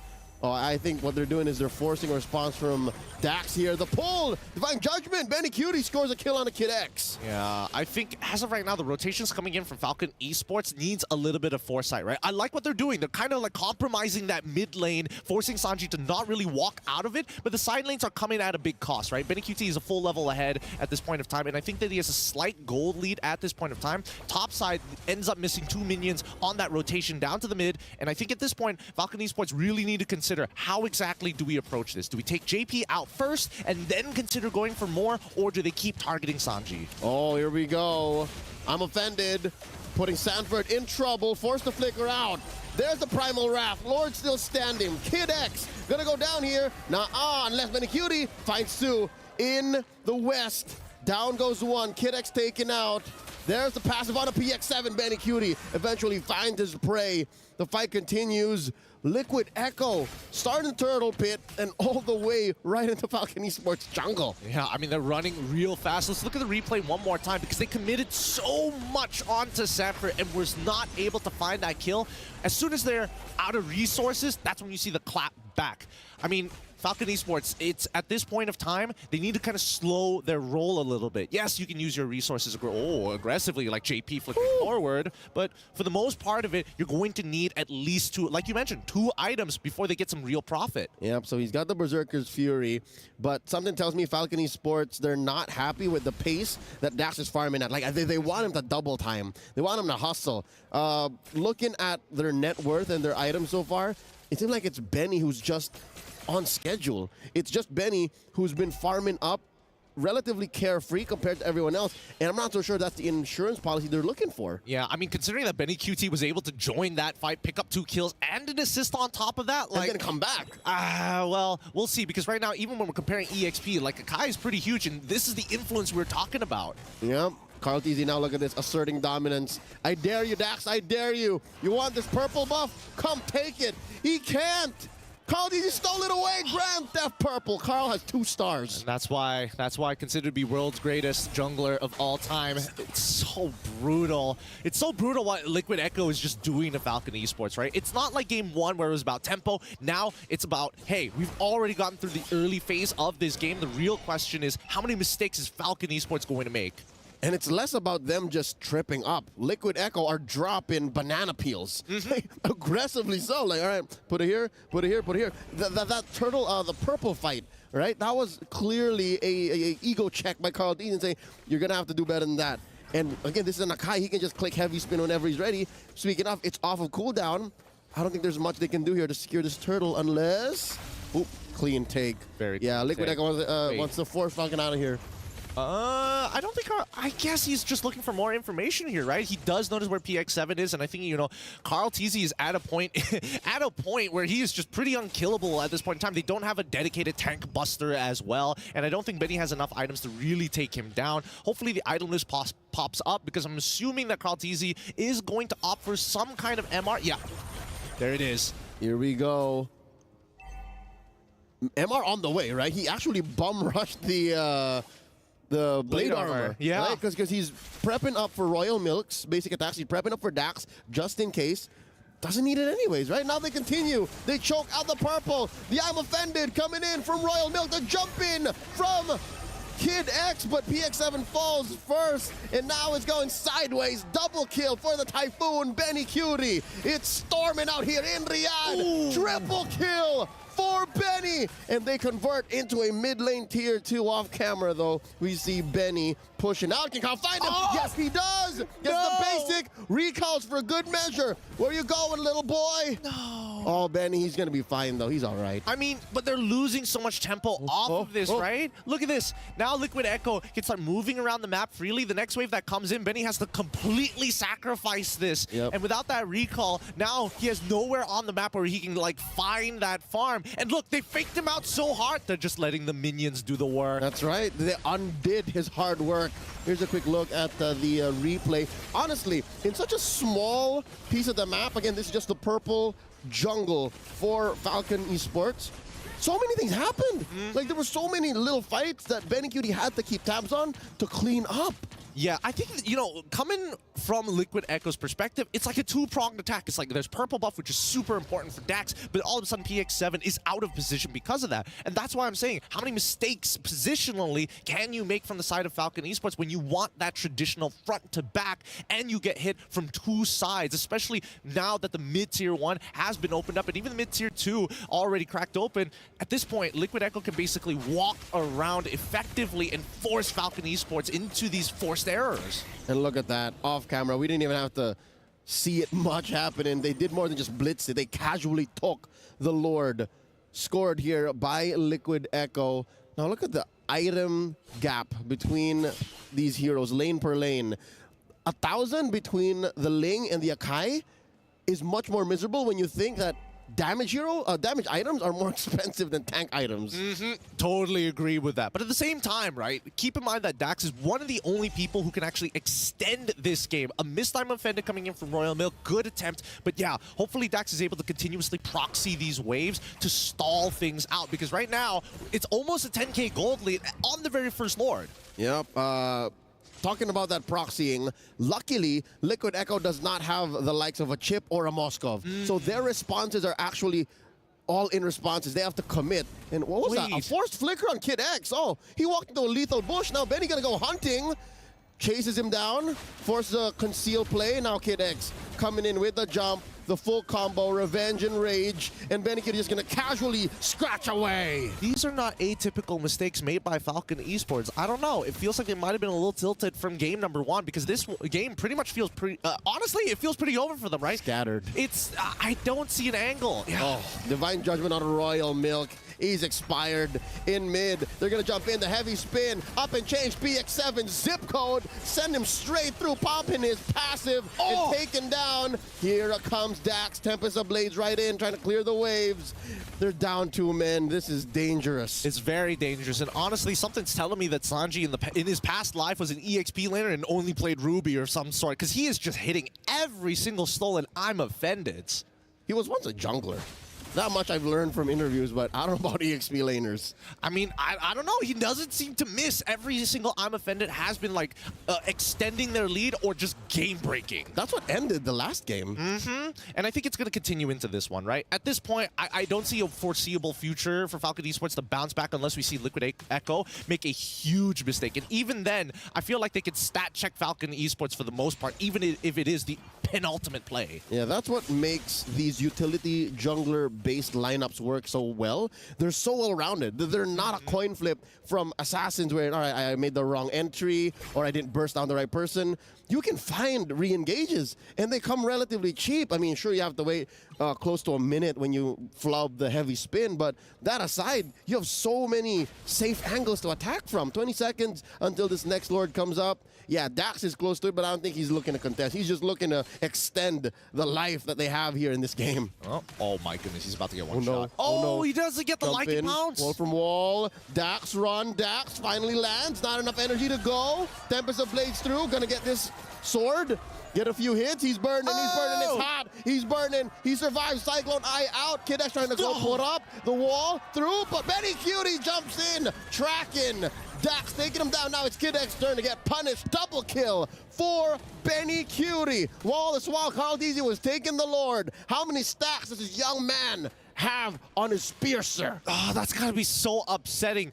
Kid X walks out, tries to conceal his boy Dax so that they can both freely walk away with the extra movement speed. They saw the conceal being used by Liquid Echo, so they had no real means to catch up. And now Benny QT has been just taking all of these kills, 8-0-3, and has a GDS. This man is living in the future. He's running on all fours. Even in human form, it looks like he's in Lycan form. That's how fast he is. Another flicker and a Divine Judgment. Royal Milk taken out by Sanji. The 1 and 2, the alley-oop. Forcing out Tempest of Blades here from Dax. Put in Lord here. At a quarter of its health, a tenth of its health. Taken down. They're alive, but barely breathing. Turret taken down in mid. Top lane as well. It's a bare base left for the Burmese. Are they going to be on match point? Liquid Echo going in with a stampede. Benny's going to try to defend, but it's over. 2-0. For the champions of MPL Philippines. Oh my goodness, what a brutal game this was. What an absolute beatdown from TLPH. Whenever you're expecting to see Falcon Esports bounce back, they take away their resources. They're giving them leg kick upon leg kick upon leg kick. And that just stops you from getting up even. Don't even think about throwing out strikes of your own. Yeah, I mean, your ankle's honestly breaking at this point. I think at this point, Falcon Esports, they need to calm down. They cannot be making these simple mistakes time and time again. And I think, unfortunately, yeah, this is a very tempo-based meta that they have to really consider how to make those first approaches effective. I'm thinking they should just regroup, start at 0, find that groove back, find the spirit. All right, well, with that being said, let's throw it over to our analyst once again. Break it down for us. What could have been done better? I mean, honestly, when it comes to what comes down better, I kind of feel like it starts in the draft because, again, I feel like this Kufrape going up against Kaja, it's kind of a rough matchup, at least for me. Yeah, rough to deal with. I like the idea of, they picked up the Ling, and we've seen teams find success with these assassins, but this makes me also kind of go back a little bit and think, man, you know what? Utility junglers like this Old Faithful Akai pick from Carl Teasy still work really well as well. And the reason why it works so well is that because they knew how to utilize it from the early game to the latter portions of the game. One of the traits of the Carl Teasy Akai is that it is never gonna be under-leveled, and typically teams that fail with the Akai get under-leveled so much, get punished so much, but TLPH just knows how to farm well and protect their own jungle. And also, I think Benny QT just is very comfortable with his hero. As well as Sanji. Sanji with the Ruby plays always just keeps his tabs on copying the I'm offended, and was always on point with it as well. Yeah, I would say, again, Carl is the GOAT. He has mastered the damage dealer assassins. He's mastered the utility jungler assassins because we've seen him actually using the heavy spin I would say aggressively and defensively. Like we've seen the Kufra engages getting canceled by his heavy spin. So I kind of feel like this is one of those situations where I do have to say that the draft was won by TLPH because they have multiple answers towards the problem that Falcon Esports present. Man, just looking at this, like Gideon said, it was, a beatdown. It was very rough. Look at just the disparity in terms of the gold gain of the items even. And that's always, I feel like, the coin flip you play, like Leo mentioned. When you pick an assassin and you start wrong, it's already difficult to make it work, but if you start off on a bad note or behind, getting back in position to even things out is even more difficult. It seems like TLPH, them knowing how to utilize the assassin junglers means that they also know how to counter it. And the answer is always the Valentina. It kind of revolves around that, especially when you're given access to the Ruby, because the combo, so it seems, for FCON is Ling plus Ruby. Yeah. And they also utilize the Ruby plus the Roger. So it's like the Ruby will always be part of the composition of the wish list that they're always doing, which means that now the Valentina is going to be having a lot more stock because you counter the enemy jungler and you also kind of counter the roamer / the EXP laner for this one. So maybe for FCON, ban the Valentina next game. Personally as well, I kind of feel like this is a bad matchup of rock, paper, scissors where Falcon wants to win in the later stages of the game, But TLPH is very good at ramping up their advantages because, again, 1,000 gold feels like 6,000, 7,000 for TLPH. So they're coming in with the draft and they're coming in with the game plan. Is that, okay, we stall, we try to contest for some turtles, but our main plan is to just win team fights against TLPH. But the thing is, you got to figure out how to slow them down. And I feel like that's the biggest problem. Falcon Esports cannot find a way to slow down TLPH. I mean, even if you look back at the MPL Philippines Grand Finals, at that point, Falcon's AP Bren couldn't find a way to slow down, Liquid Echo here. Yeah. And that seemed to be the case even throughout MSC so far. Yeah, and honestly, I do feel like they have to make a bit of a risk coming into game number 3. I'm not talking about letting go the chips or Louis. I kind of feel like that's a little bit too much, but change your game plan, change your mindset to win one lane, either mid, EXP, or gold, and try to get some kind of advantages in that particular area. Because I feel like if you just let TLPH win everything, you're not going to get to the late game that you want to. Yeah. I believe that there's some magic as well from what Team Liquid Echo has been doing in this particular case, because they're looking at a composition where the wave clear is much faster on their side. They have the Valentina plus the Kaja. Kaja clears the wave so fast because of the passive as well as skill 1. And then you're looking at the Valentina as well. And the XP side, that's the Edith that also clears it faster because of the onward combo. And then obviously the Akai, surprisingly, one of the slower utility junglers when it comes to clearing the waves. But if you get your Motonescence fast, like what he did, farm pretty well. Farm pretty well. So they clear the wave so fast. They eventually get into jungle invasions and they win afterwards. So yeah, that's also part of the recipe. Yeah, and now we got to look at our Sony MVP, and it's going over to JP using that Kaja, where again, very proactive, but the way that he plays in this game, he doesn't always have to be proactive. He can be reactive as well. You know, when you look at this, and Wolf kind of touched on this a little bit, especially with that Kaja pick locked in, and then you already pick a risky lineup that's meant to get the momentum going, but if a Kaja just picks off one member here, things quickly fall apart with the lineup that Falcon Esports brought to the table. Yeah. But again, it was given the go-ahead. By the way, JP, always on point with the snack. He was able to catch the Aurora in this case. BX7 being eliminated early, despite having the ultimate, means that there isn't any lockdown afterwards. So they are, this lineup coming out from FCON is also combo dependent, so taking out one after the other makes a lot of sense why they pick up the Kaja afterwards. 12 KDA, by the way. Which is amazing, 86% kill participation. And honestly, I look back into the draft, there's not really a good target for Dax to try to assassinate. You can't go to the Edith, you can't go to the Akai. Honestly, even going against the Roger, I feel like Betty Cutie can outplay that. So it becomes a situation where I'm pretty sure he wants kills. He's just like, who? Everyone's protected. You go somewhere, you see JP. You go somewhere, you see Carl Teasy. You go somewhere, you see Sanford. So it's like everyone's a bodyguard. And with that, like, Wolf, can you explain it to us a little bit more with your Telestrator? Oh yeah, we got Bob here, right? Bob, thank you very much, Bob. Bob is the Telestrator. So this happened around the 7-minute mark. I'm gonna show you a clip that happened at the 7-minute mark. This is interesting because usually around this time you're still trying to stabilize the lanes, and one thing that you have to take note about the Ling is that it is purple buff dependent. Right? You want to choke him in the jungle. So if we just zoom in on the minimap for a little bit, right here, you're not going to see it. But, well, you're going to see the bottom lane, which is also more important. Maybe look at the red dots that you might not be able to really just clear out of there. There you go. The waves are cleared in the mid lane, and then in the bottom lane it is pushed out. So the defense out here coming out from FCON is not gonna be enough. So the first step always for jungle invades, which TLPH is doing here, is to clear the side lanes, clear the mid lane, try to go for the engage. Now JP and Sanji are gonna be hiding. Only Cartesian and Sanford are showing themselves, and this really caught PX7 off guard because he wanted to land that stun, and that meant that JP was able to jump on him, and then they go out again, outplay him, and then they go in out and in out afterwards. Cartesian just focused on one goal, which is to choke the jungle, and once he's done that, he just, okay, I'm head out. I'm out. He's literally, I'm out here. And by the way, if we just scroll back a little bit, before the the actual fight happened, there are so many things that TLPH actually did correctly in this game, which is to identify their strengths. Okay, so if Monsters are elevated, this will be very quick now. Harith is up top.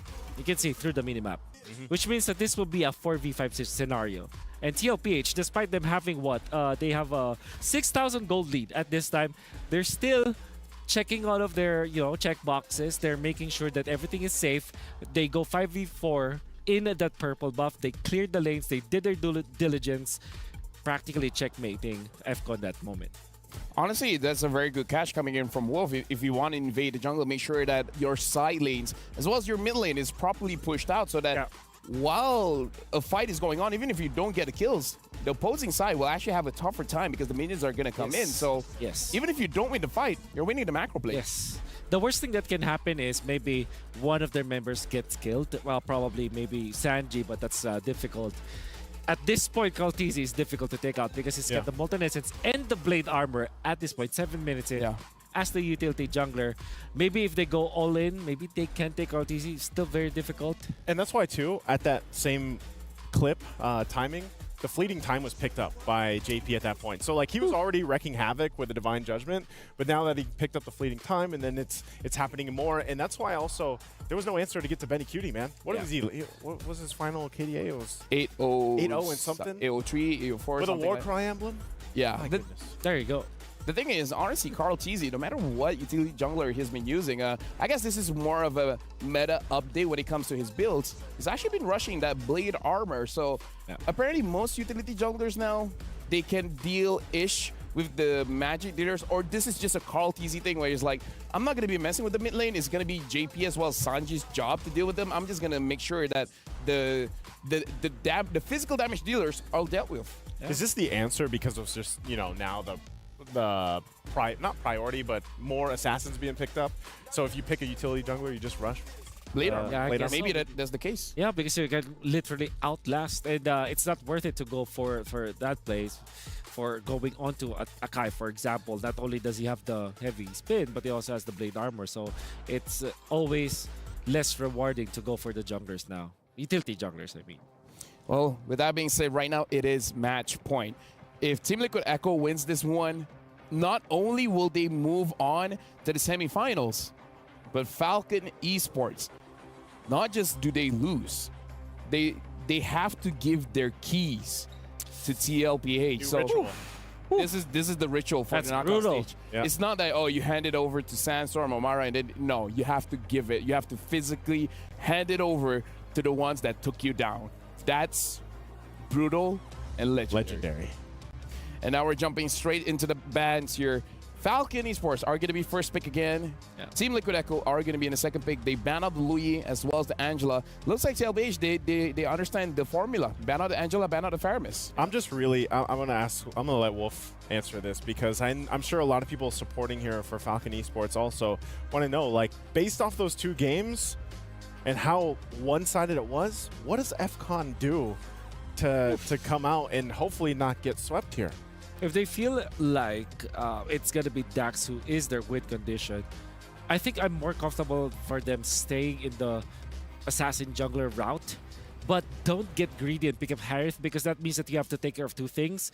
If they really love to pick up the Ruby, put it in the gold lane so that you have your base covered, right? I believe that PX7 is very strong with these nuke mages like the Aurora, like the Farsa. So maybe take advantage of that. I think that the first step now, if they want to force a game number 4, is to ban Valentina, which they didn't now, and also don't pick up the Harith anymore. So if they do pick up the Ling this time, okay, if tier TLPH, this is Roger Valentina. I mean, Ling has been picked up here for Falcon, so I don't know. I just feel like Kid X is very good when it comes to his positioning, when he's using this healer, so I'm hoping for a change. Like, I feel like the Ling is fine.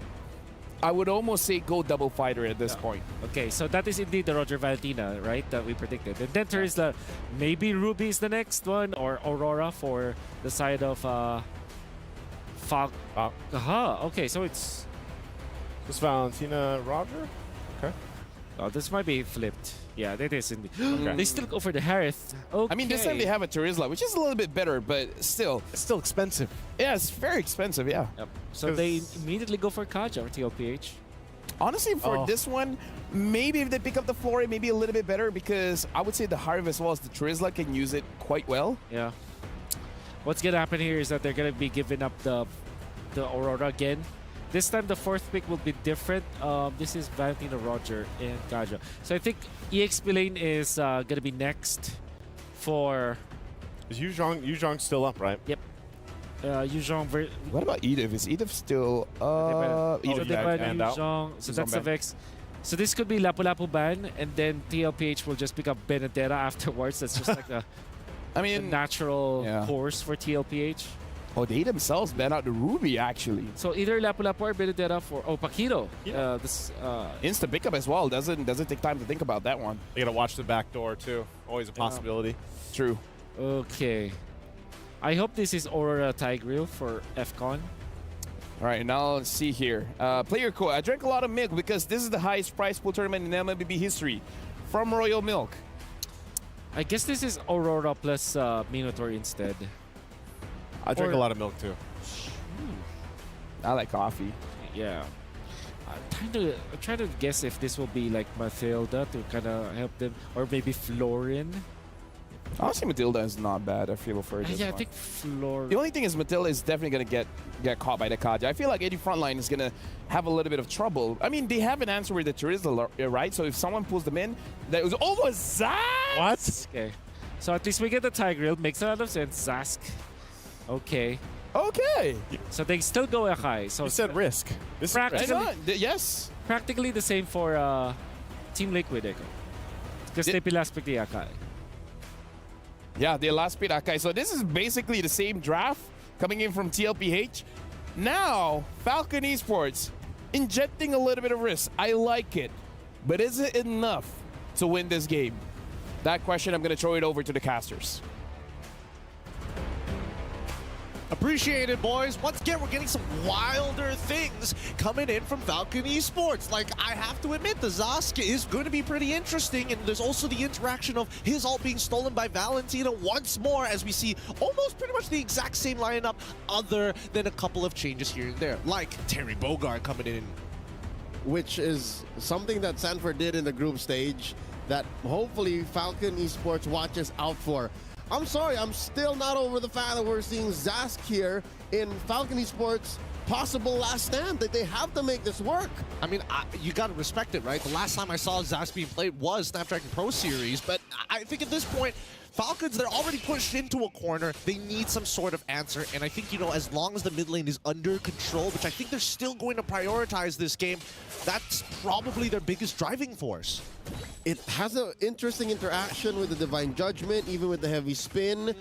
The aforementioned IMU with the Dominator Descent. I'm not so sure if Sanjay wants to prioritize stealing that, or the penalty zone, or even the implosion, but hey, new interactions and possibly new results here for game number 3. I think Sanjay is most likely going for the penalty zone or the implosion. But then again, you know, in the previous couple of games where he has played Valentina, like, he can get a little wild with it, right? So I think at this point of time, the early game is going to be so important, right? Fighting for these Litho Wanderers, as many neutral objectives as possible. The bigger ones, maybe let the first turtle go through, right? Get PX7 in a better position before considering taking these fights. Yep. Already you can see here Kid X pushing the boundaries of what he can do with a Tigreal.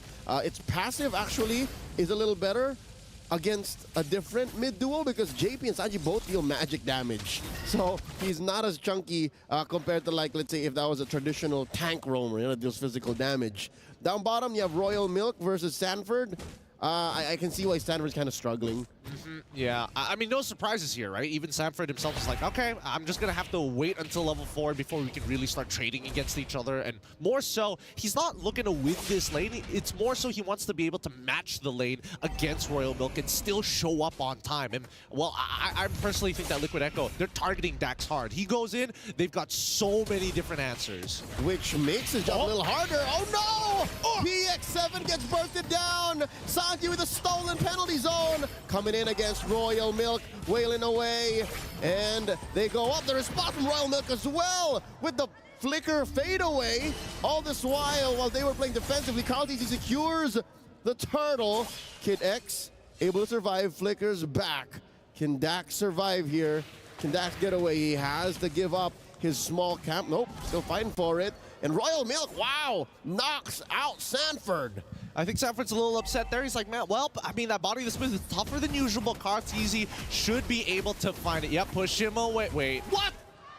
Oh, the body of Smith able to keep Royal Milk alive alongside a combination of his brave smite, keeping him topped up. Dax cleans up Benny Cutie as he tries to get away, runs the opposite direction into Falcon Esports jungle. What's going on? I think we can safely say that Liquid Echo is feeling a little too comfortable here. Too comfortable. Way too comfortable. I mean, I have to admit, their decision-making in terms of punishing their opponents, like Sanford flickering, knowing that Zask is at level 4, without the Dominator's descent, he has no means of escape. Yep.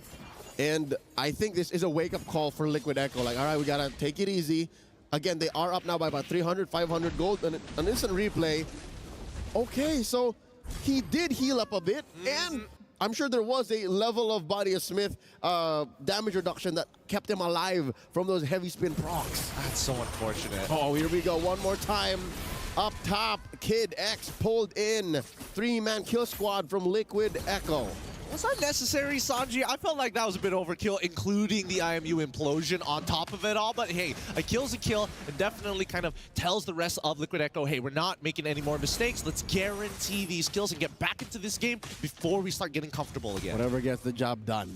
Despite the fumbles from Liquid Echo, I have a sense that Benny's playing very, very conservatively, like Benny from Myanmar, right? Because he's down on EXP.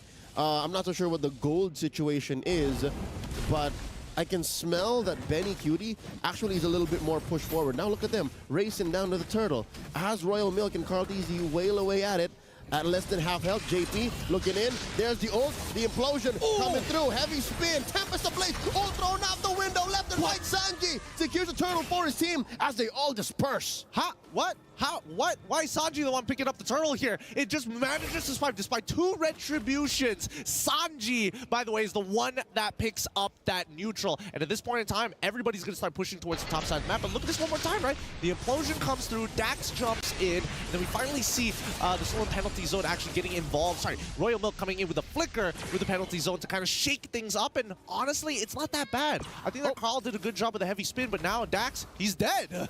Just snapped out of existence. Well, all right. There seems to be a fight that happened here just north of their purple jungle side, and we can only assume what happened. But regardless, that is a huge loss for Falcon Esports. That's a core hero that they shouldn't have afforded to have gone down. I have a theory as to what happened in that jungle turtle fight, but we'll talk about it later. After this implosion coming in, Sanji slain by PX7, serving up a kill. The overkill on top of overkill. Both sides are like, we need to get the job done. We cannot allow our opponents to be walking away with a sliver of health. Guarantee these kills. No quarter. Whatever they need to do to make sure that you go down and we find a conversion elsewhere. Because again, a man missing is a spot for Falcon Esports to rotate into. So if Sanji's gone, that means mid can be leaned hard into. And that allows them to keep this gold lead slightly manageable. 1,000 in. Now JP in trouble. Forced into that wall by a Benny. Oh, here comes the Zaman Force. Gets the kill in. That's a roamer. Taken down. But I think, yeah, JP will be back for the turtle, man. Yeah, he's going to be back for the turtle. And at the same time, we are seeing Sanford actually proxying the wave onto Royal Milk, right? So he's going to be on that turtle first. They can sit on top of it, and we'll see what Liquid Echo decides to do. For the first time, we are seeing that Falcon Esports up by 2 kills, 5-3. But let's bring it back a little bit, right? Because this purple buff is such a big objective for Falcon Esports that Liquid Echo consistently apply pressure. It's not just an objective, man. It's a necessity. It's like a mini lord. For Dax, and if they don't get it on him, then they're fighting half-cocked. Check this out.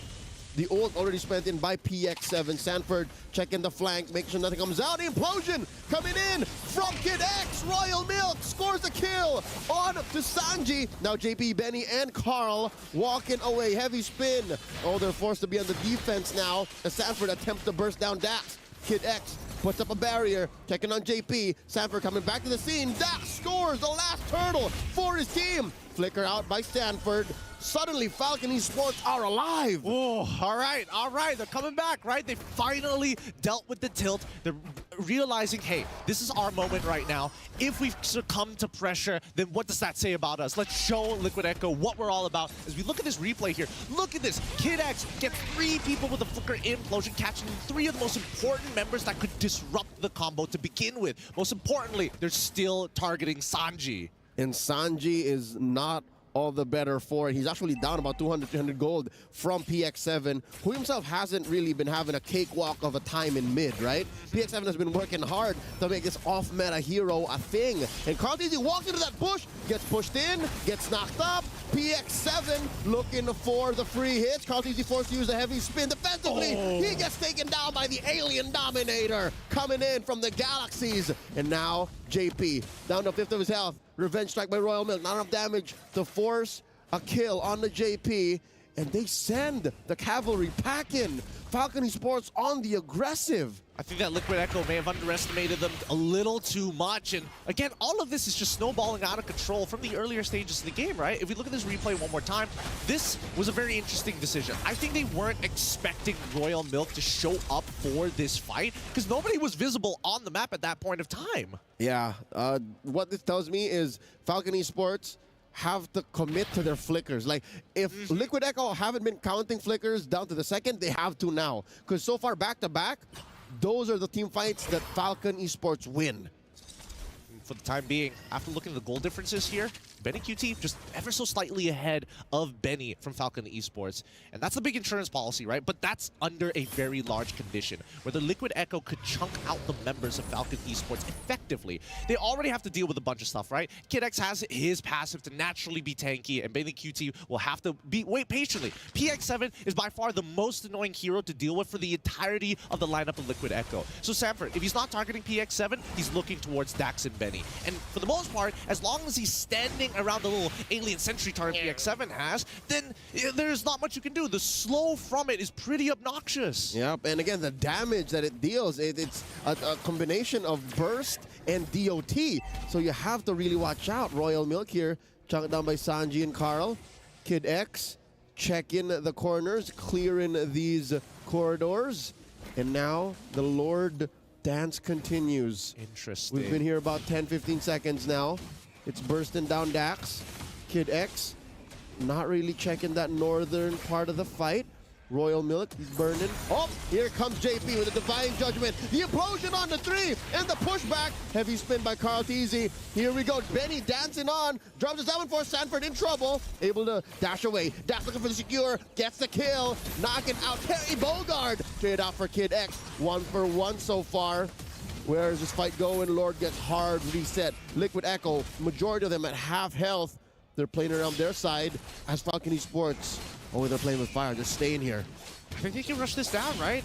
I mean, it's a 50-50. Good luck, Dax. Can they? Here comes CarlTeasy looking for it. Secures the Lord, steals it away, but pays with his life. Oh, wow. You know what?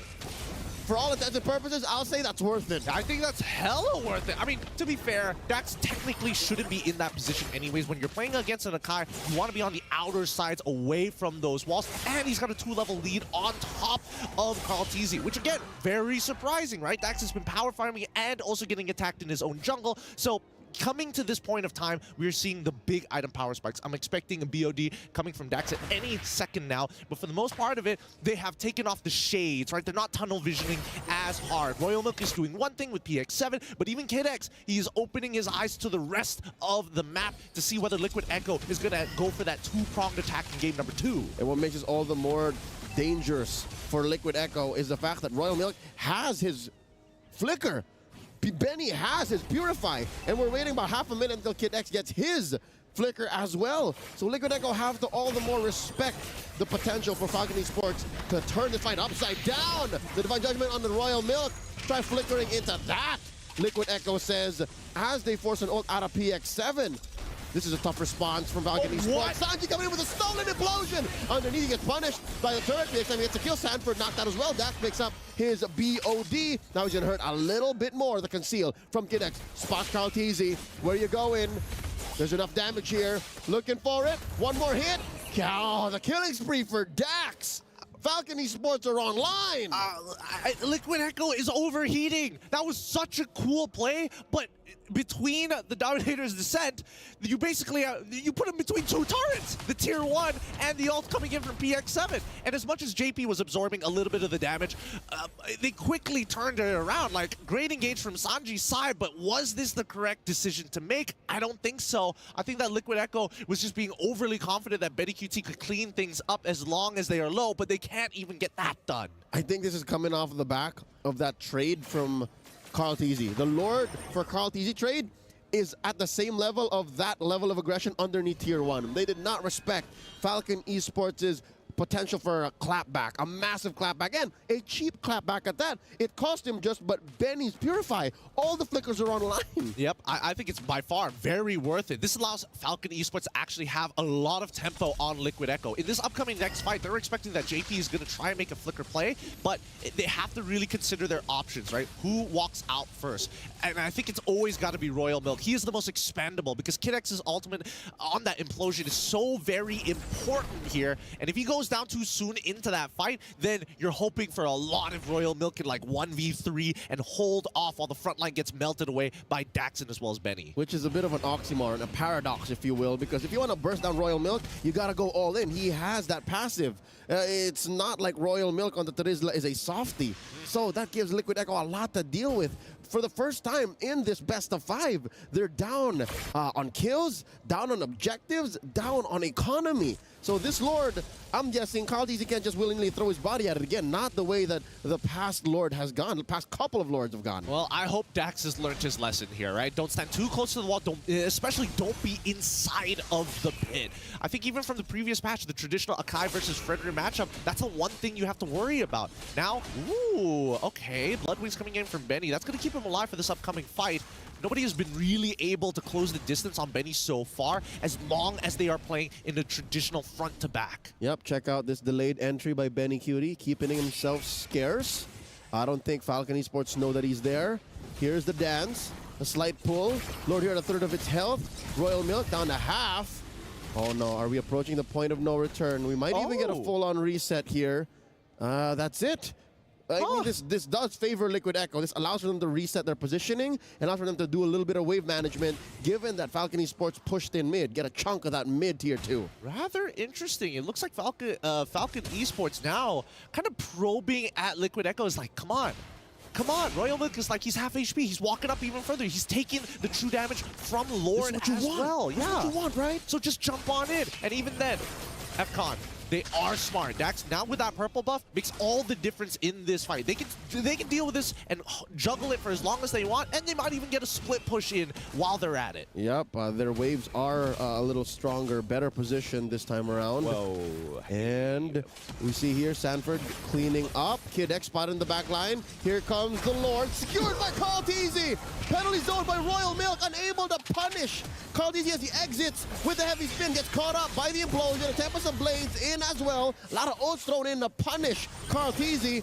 And now, the ult from PX7 moving through. Benny Cutie, check out this angle. Coming in, jumping from the south. Ooh. Collapsing, intercepting. Benny with his Zaman Force, displaced. Liquid Echo don't want to dance here, don't want to fight here. As JP and Sanji fight him through. JP gets his immortality popped in. And he's going to go down here unless they keep going. The shutdown by Benny Cutie. But he gets taken down in trade, right? They both go down with the Luminous Lord starting to walk on out of here. Falcon Esports, they don't want to start losing turrets for free at this point of time, but they need to start clapping back. Let Dax do his own thing. The rest of us, we got to take this tier 2. We've got some housekeeping. That's a super expensive comeback from Liquid Echo. Sure, they scored the Lord. Sure, they got a couple kills on the way out. But they paid the price, man. Look, the map became blue because of what they just did, or because of what Falcon Esports did to respond to their short-term comeback.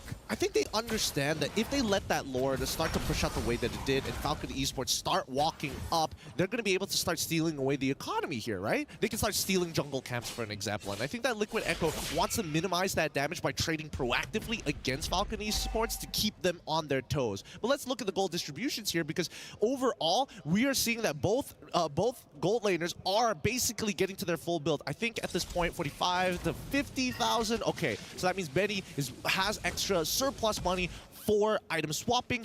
Benny doesn't have that benefit just yet. But I don't think Benny Cutie needs it. Looking at the way he's built right now, he just needs a better entry into a fight. Earlier on, he went in where Falcon Esports were clumped up, only half of them at half health. So he's not making the most of the Sky Piercer, not making the most of the Blade of Despair. And I don't know where Liquid Echo can find that angle, because they have to set it up the hard way. Carl TZ is putting the objectives on his back. Like, he's throwing his life and body at these things and is willing to die. So that's one member of yours.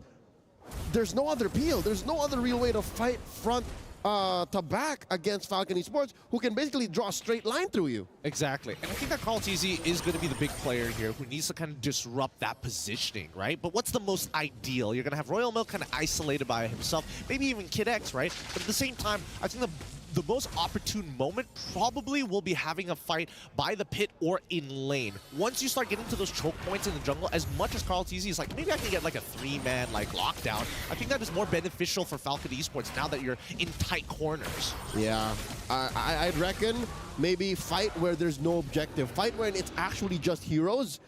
Because the fact that Carl TZ has to think about his opponents and the major objective makes it a tougher call for Liquid Echo, because they also have to perfect the art of the turn.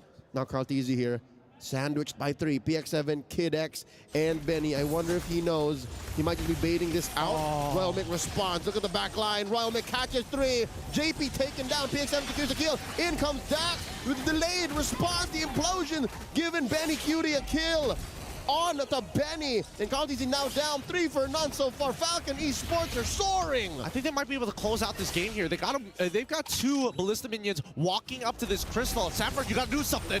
Oh no, that's it. Underneath the base, Salmon Force spelt in 2-1.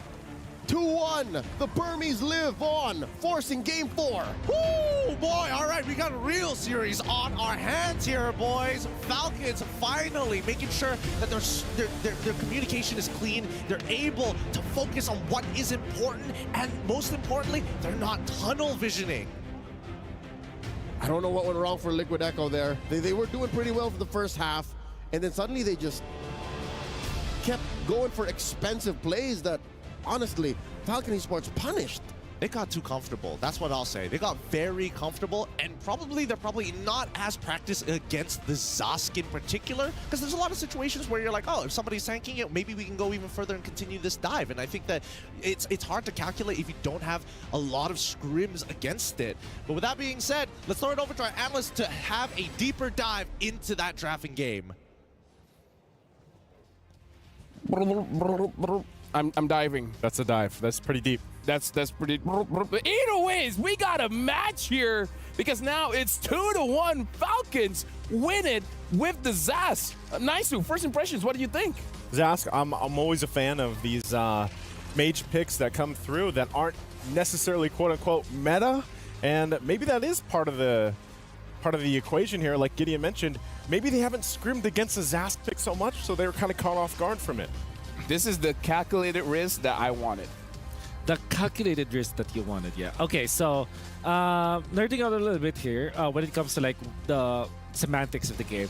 Valentina is countered by Zask in many ways, especially in the mid lane, because it's hard to kind of, because you're essentially melee if you're Valentina. Yeah. So you have to get up close and personal. Zask denies that. You cannot stay. You walk actually very slow. If you don't have your double dash, you're quite in trouble. Assassins generally don't like to play against Zask because you have so many ways to outplay. You can get inside your ultimate, flicker your ultimate, then dash out of there. So it's like a triple dashes if you think about it. Yep. And then you also survive. Assassins cannot literally like eliminate this nightmare spawn that easily. And then come the late game, you have the Winter Crown that eventually will be a problem. Also, if you have an awkward jump, if you're an assassin that has only one jump that has to reset, which you know is very awkward for Roger. The continuous damage now from the Zask is a problem because before you have to attack someone, right? Now it's like a continuous, it's like a laser. Yeah. Right. That's a problem for anyone that it jumps in the wrong way. If you jump and you cannot get out of that zone, you get slowed down so much, you get constant damage, and yeah, it's terrible to play against. So I'm not saying that Zask is the best here because that's the way to describe it. It's like almost perfect, right? But it's annoying to play against when you're a Valentina and if you're an assassin-based composition. I mean, I would say the instant slow kind of helps the entire team to actually follow up the team fight, right? But with that being said, we still got to give props to CarlTeasy, man. He didn't lose a retro battle. He made it look so easy. He made it look so easy. I don't know. It's like 1v4. I got I'd it. win. I'd win. I'd win. I'd win. And I still am quite sus about this Akai pickup game number 3, I would say. I mean, it worked game number 2, but in this particular case, it's weird to see CarlTeasy in this case, especially when you have a Valentina that wants to copy the implosion, and then you have the heavy spit, so it's like anti-symmetry in most ways. I feel that there are other choices for CarlTeasy to have gone with this Akai. Nevertheless, he made it look good. I mean, like, perhaps he just doesn't want to take the risk because, again, looking at the draft, it's more or less the same. But now we actually got to look at our Sony MVP, and it's going to be Royal Milk, starting the game off with 2 kills.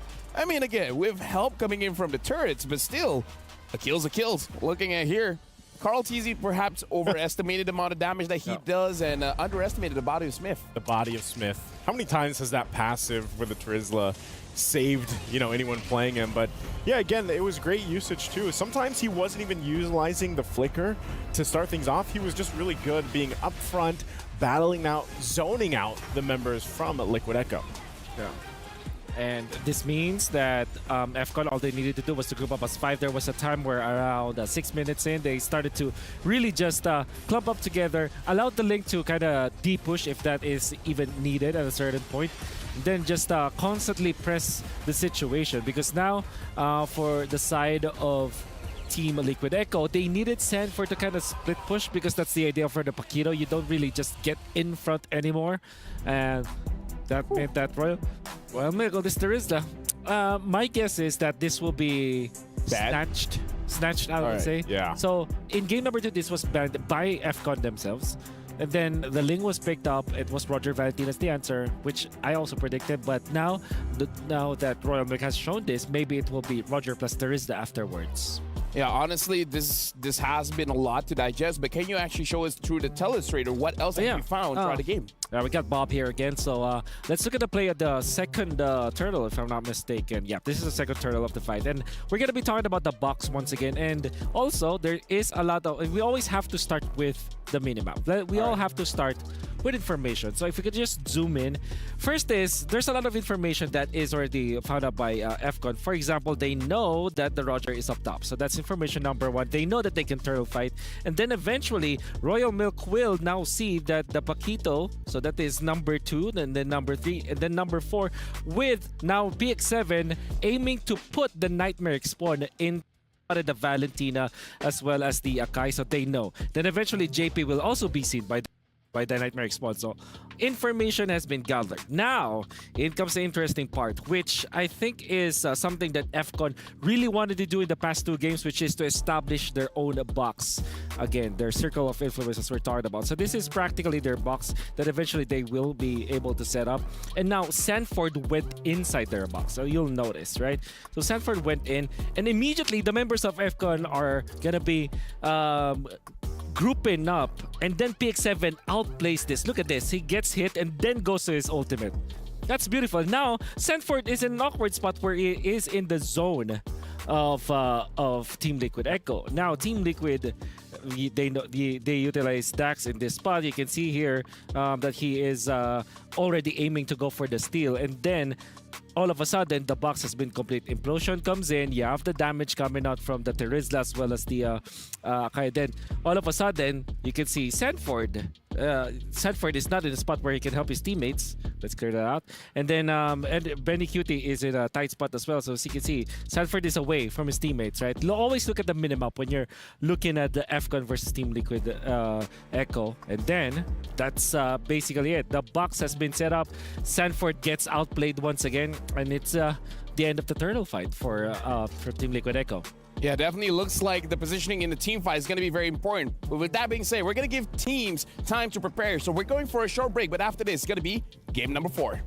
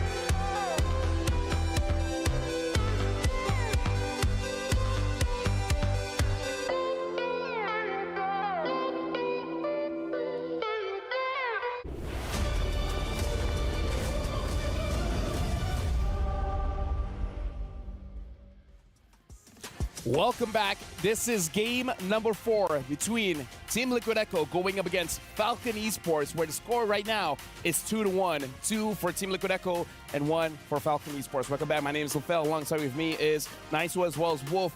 Now this is a good shot for Falcon Esports. If they win again, could be a reverse sweep. Could be. I was actually wondering if they had it in them. After seeing Game 3, I think they do. It's just, you guys already talked about this as well for Falcon Esports. The biggest thing is getting that winning draft, getting that winning game plan in approach to a team like Team Liquid Echo. And I think the last one, they did exactly that. I love that combination of the Terizla with the Tigreal, but I just don't think they're going to get their hands on that again. Yeah. Agreed. That's probably not going to happen here, but they can go into something with the same concept in mind, I feel like, to deal with, because again, it's all about momentum, man. You know, momentum in the beginning of the game, and they had it in the previous game. Which they were, I would say, looking for in the first 2 games. They had the Roger Harith. I think this is the 3rd time they picked up Harith in the gold lane. The latest. Yep, so it's Ling Harith, it's Roger Harith.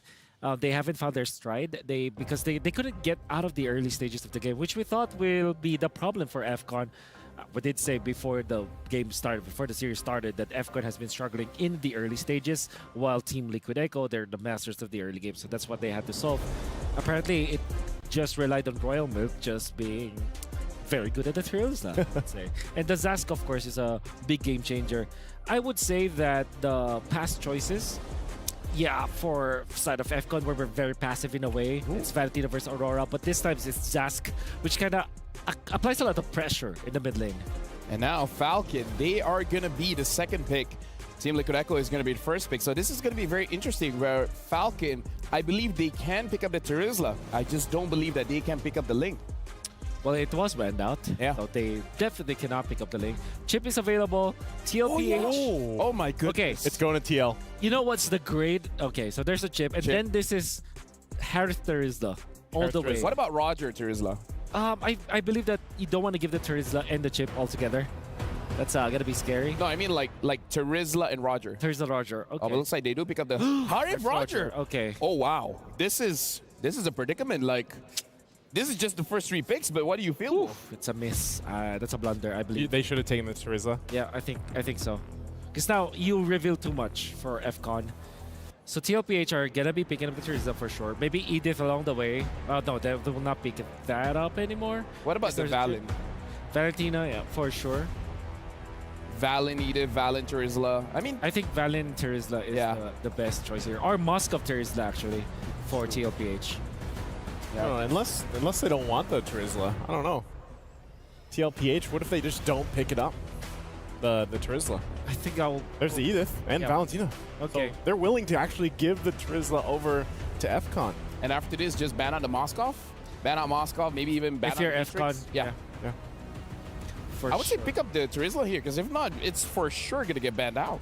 Yep. I think that's the right idea here for FCON. Knowing already that this is Edith in the Xpilane, you already know your expectations. Maybe the worst case that can happen is it will be a last picked, Esmeralda or Thams from the side of FCON.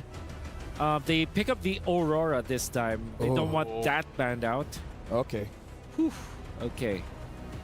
So it looks like it looks like they're actually going to be banning out this tanky junglers. I wonder if they're going to ban out the Julian as well. Yeah. Should be a Julian ban. Learn from your mistake. Hey, Yuzhong instead. I don't know how to feel about this one. Like, I also don't. I'm going to be honest with you guys. Yeah. I do understand. It's a threat. Like Sanford's Yuzhong, that is definitely a threat. Great ban on the Tigreal, despite them having the Valentina. Not going to be picking that up. So, with this, you pick up your roamer now if you're FCON. Or maybe your... Ruby? Yeah, that's a flex still. Yeah. There you go. Very nicely done. So you go Julian and Moskov if you're TLPH, right? Julian Moskov. Yeah. Sounds solid. Yeah.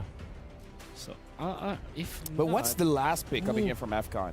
I think maybe Fredrid could work actually for TLPH in that regard. Like Moskov and Fredrin. But you're going up against Aurora and Ruby, though. Yeah, that's very true. But then you control both Harith as well as... What if it's an Akai again? What if... Yeah. I feel like they should go for Julian. I hope it's not okay. So, high pick Julian for sure. Maybe the next best thing should be that... I got it. That's my 1 point. Okay. I got it. Thank you for having me. You know what? This is our KPI. We need to at least call one. Yeah. We've all called it, so our KPI is settled. And they're picking up the Minotaur. So again, Natan in the goal lane for TLPH, Harib in the goal lane for Falcon. This is again a very interesting draft. So for the casters, do you guys think this is potentially a 4-4 or Liquid Echoes got it? You know what? We're passing it over to our casters. Once again, thank you to our analysts. It's me, Gideon, with Leo on the desk. And honestly, I'll be real with you. This is kind of a bit of a curveball coming in from TLPH. I'm surprised that they actually want to go for scaling against a composition that's very much sustainable, but has an insane amount of peel. All right, they did a two-prong attack here. They stopped all of the active CC and all of the big ticket team fight winning ults from Falcon Esports. And they also put, again, the aforementioned scaling hero into the hands of Benny Cutie, which I think sends a message. They want to make sure that, hey, even if this does go a little late, which, by the way, games 2 and 3, games 1 and 3 went very long. Again, past 18 minutes, they want to make sure that Benny Cutie becomes a decisive win. Well, I mean, with Liquid Echo on the blue side up against Falcon Esports on the red, I think this is really scary, right? Because even for JP, he's going to imagine, he hits level 4, he's going to drop the portal, and not many people are going to take it, right? I think at this point, JP is going to play a very different role of influencing the lanes without having to call the entire team to make the big play. Yep, I think you got it spot on. It's not all in, but which members matter at the time, and then they can do cleanup, which really, there is very little cleanup. It's not like they're playing an assassin meta. This is a meta, this is a lineup that could have happened like 6 months ago. Yeah, no, absolutely. And I think that Liquid Echo, one of the few interactions that could actually be very beneficial, let Falcon Esports make that play, right? Bait out these big ults, get chunked out, but just survive. And once you survive, you start recalling. When you're back at base, that's when JP comes in with a big fight to send you straight into enemy lines. Which is what they were lacking in game number 3, the re-engage, the potential for the post-big time CC re-engage. And here you see Dax, you see Benny, they're on relatively expensive heroes. Like I'd say more the Harith. The Roger, he wants to snowball, but if he's not able to snowball, there's really not much he can do after he gets the farm, after he gets these objectives, which, by the way, I think, again, another point goes to Liquid Echo. I think they have very good objective control. Yeah, I do think that, man, actually, I'm going to take that back. I think that Falcon Esports probably has it a little bit better, right? And they can technically hold Liquid Echo hostage around these areas thinking, hey, are we going to fight now? Are we going to, like, drop those big ults? For the first one, I think they should back off here. There's no reason to get involved just yet, especially since First Blood hasn't been achieved. Oh, here we go. The CC, Carlteasy gets his heavy spin and retribution on point. A freeze by PX7. Kid X in trouble, looking for the burst. JP coming in, the shortcut, who's coming through everybody. But too quickly, Falcon Esports has dispersed. Luckily, Benny Cutie can just re-exit.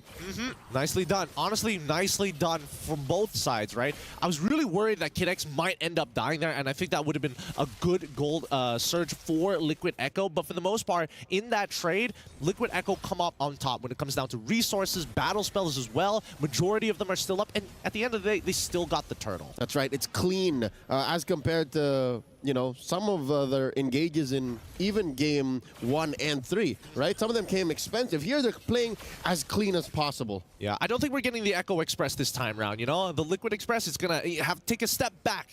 There's a lot of things that need to go right for them if they want to initiate cleanly. Yep, the Liquid Stampede only really happens when it's a clear path. You can't go through speed bumps. There can't be no distractions. So they have to set up a solid early to mid so that eventually Benny Cutie becomes that decisive force in the late game. Well, speaking of decisive forces, PX7 has been playing a really strong game, right? Let's not forget that naturally, as he scales up later and later and later, the more magic damage that he actually builds up really works well with him, right? Because the CC will be extended even longer per stat. So I think that Falcon Esports, they have a decent later stage of the game, but it really comes down to how many people can they catch in the giant fly swatting composition during the team fight. Yeah, which they have 3 of. Again, you mentioned PX7, that's 1.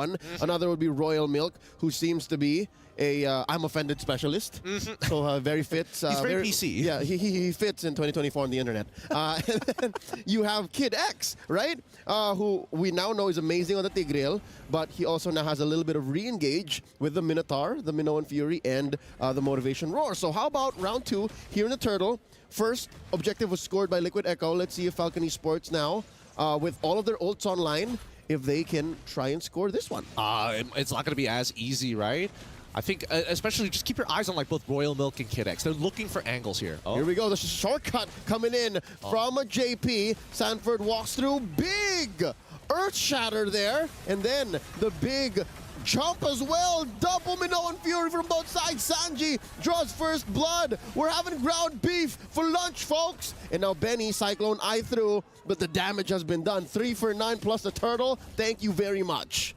What? Let's look at the replay one more time. How did this how did this go so badly for them, right? A majority of the members got absolutely blasted by JP's giant stun because they all corralled around him and weren't able to burst him down in time. And not to mention that even for PX7, he was completely out of that fight, but got some relevant CC, and they still lost. I think that they needed to initiate just a wee bit earlier, specifically Kid X. I think that Royal Milk could have taken his time a little bit more, especially since the battle spells weren't up in time. I think that Falcon Esports really need to, if they are going to play this war of attrition, start considering the bigger factors like battle spells and most importantly, alt timings. Yeah, I would assume there was a little anime moment between Sanji and Kid X where, okay, I see you ramp up with the Minoan Fury, the first wave, and then Sanji just, in the nanosecond after, I also do it, which I think turned the tide of that fight. If there was no response from Sanji, if there was no Minoan Fury after the Minoan Fury, that would have been a Falcon Esports fight, definitely. Absolutely, and that's something that they need to really consider, right? Have that foresight. This, okay, you made the first mistake, that's totally fine. 3 kills go over to Liquid Echo. It's not the end of the world. And I think most importantly, we have to look at Benny. He's already like gone with a quick lane swap down to the bottom side of the map just to make sure that Kid X and even Royal Milk can get involved for the upcoming turtle happening in 22 seconds. All this while, Liquid Echo asserting dominance in mid. Falcon Esports reciprocating as well, hunkering down with 3. And now the river flows. Faster rotations coming in, and who's going to ride the wave? Sanford and Kid X. Oh yeah, they're all going to try to get this last turtle here. Solid setup though in the top lane. Liquid Echo just gets a passive push. Do they really want to do this? I feel like not yet. I feel like Dax is already... Oh, too late. The fight has started. Here we go. I'm offended by Royal Milk displacing them all. Dax in trouble. Sanji gets the kill. Pushing back Royal Milk, Kid X, and PX7. And that's all she wrote. Falcon Esports dispersed. You get nothing, good sir. Oh, wait. JP, not going to spot Benny. Not this time. Okay, not this time. He doesn't cancel it out.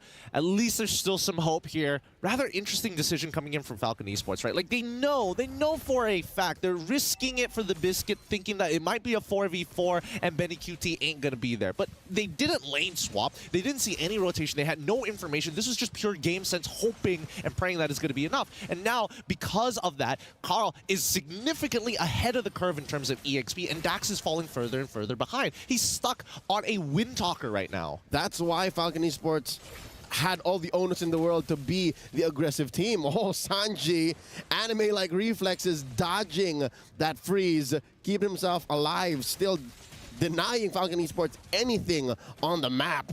Literally just told PX7, not today, kid. Not today. Nope.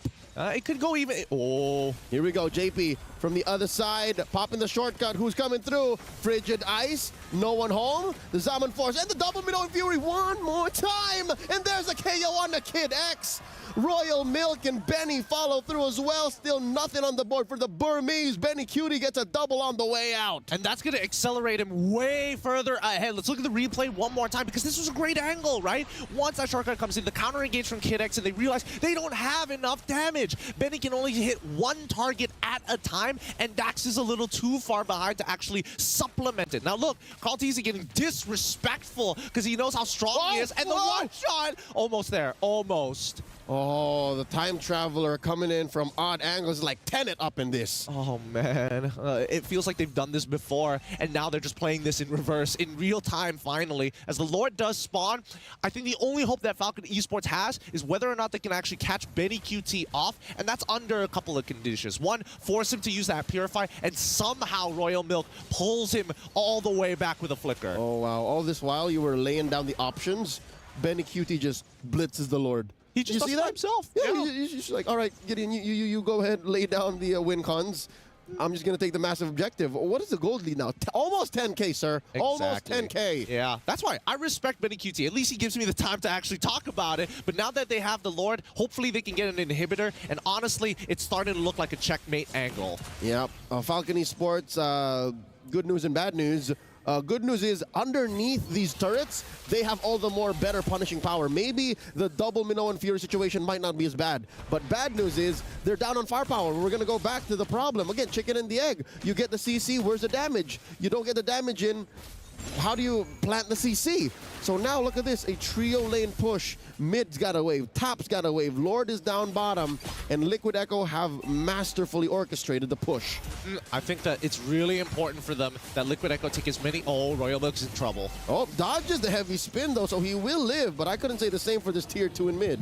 But these inhibitors, right, that's the most important part. If Liquid Echo can at least take one of them, that's already a huge win as the second waves is starting to... Oh!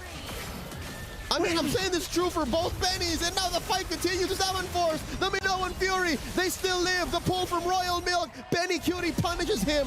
3 defenders left in Falcon Esports base as a wave stands in mid. The flicker onward, Earth Shatter, the full combo. Sanford still standing.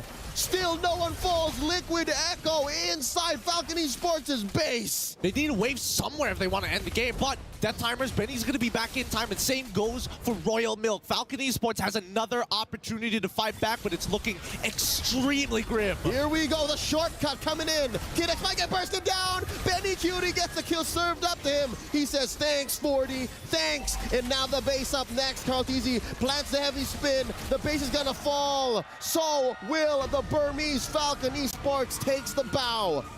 Liquid Echo wins 3-1. Oh my goodness, what a series here. TLPH just showing why they are above the rest, why the cream of the crop. And you can even see that even Kid X, all he can do was just applause. What a performance coming in from TLPH. GG, well played to Falcon Esports. The Burmese, they have such a fighting spirit, but against the defending champions of MPLPH, they could not stop the Liquid Stampede. They couldn't fly above the mountains here. They couldn't see the horizon just yet. Not on this range. Not on this range, unfortunately. But man, they do, as you mentioned, have incredible heart. Despite having a bad performance in game number 1, they continue to fight through it and bounce back one time, but it just wasn't enough. I can imagine all of the Burmese watching. They would still be very proud of Falcon Esports. This does trump the performance from last year's Mid-Season Cup. Oh, that's true. That's true. It is a better performance. It is a better showing as well. And yeah, there is no disappointment here from this team. They're just going to be walking off feeling good. Hey, they deserve this win. We saw a few swerves here in this series. We went 4 games, but still the status quo remains. Liquid Echo still on top, and they will be moving forward through the brackets. And I think for everybody else, this is just a good showing of what the meta has to offer right now and how important these best of 5s are. You cannot lose steam at the very first game. If you are a momentum-based team, it's all about leaving that impression. You know what I do like about the series? What? We got a little bit of a rewind. We saw what works from the previous meta and maybe even metas from far back that can make a comeback, that can definitely make a difference in the developing meta we have now. Well, with that being said, we're going to be throwing it over to an interview. Let's hear it. Here we are with the coach of Liquid Echo, Coach Tic Tac. Congratulations. You know, you did amazing game 1 and 2, and a lot of people thought it was going to be a sweep, but game number 3, something happened. Can you explain to us, was it the Zask? Ayun po, medyo nagulat kami sa Zask peak, so medyo narattle kami doon.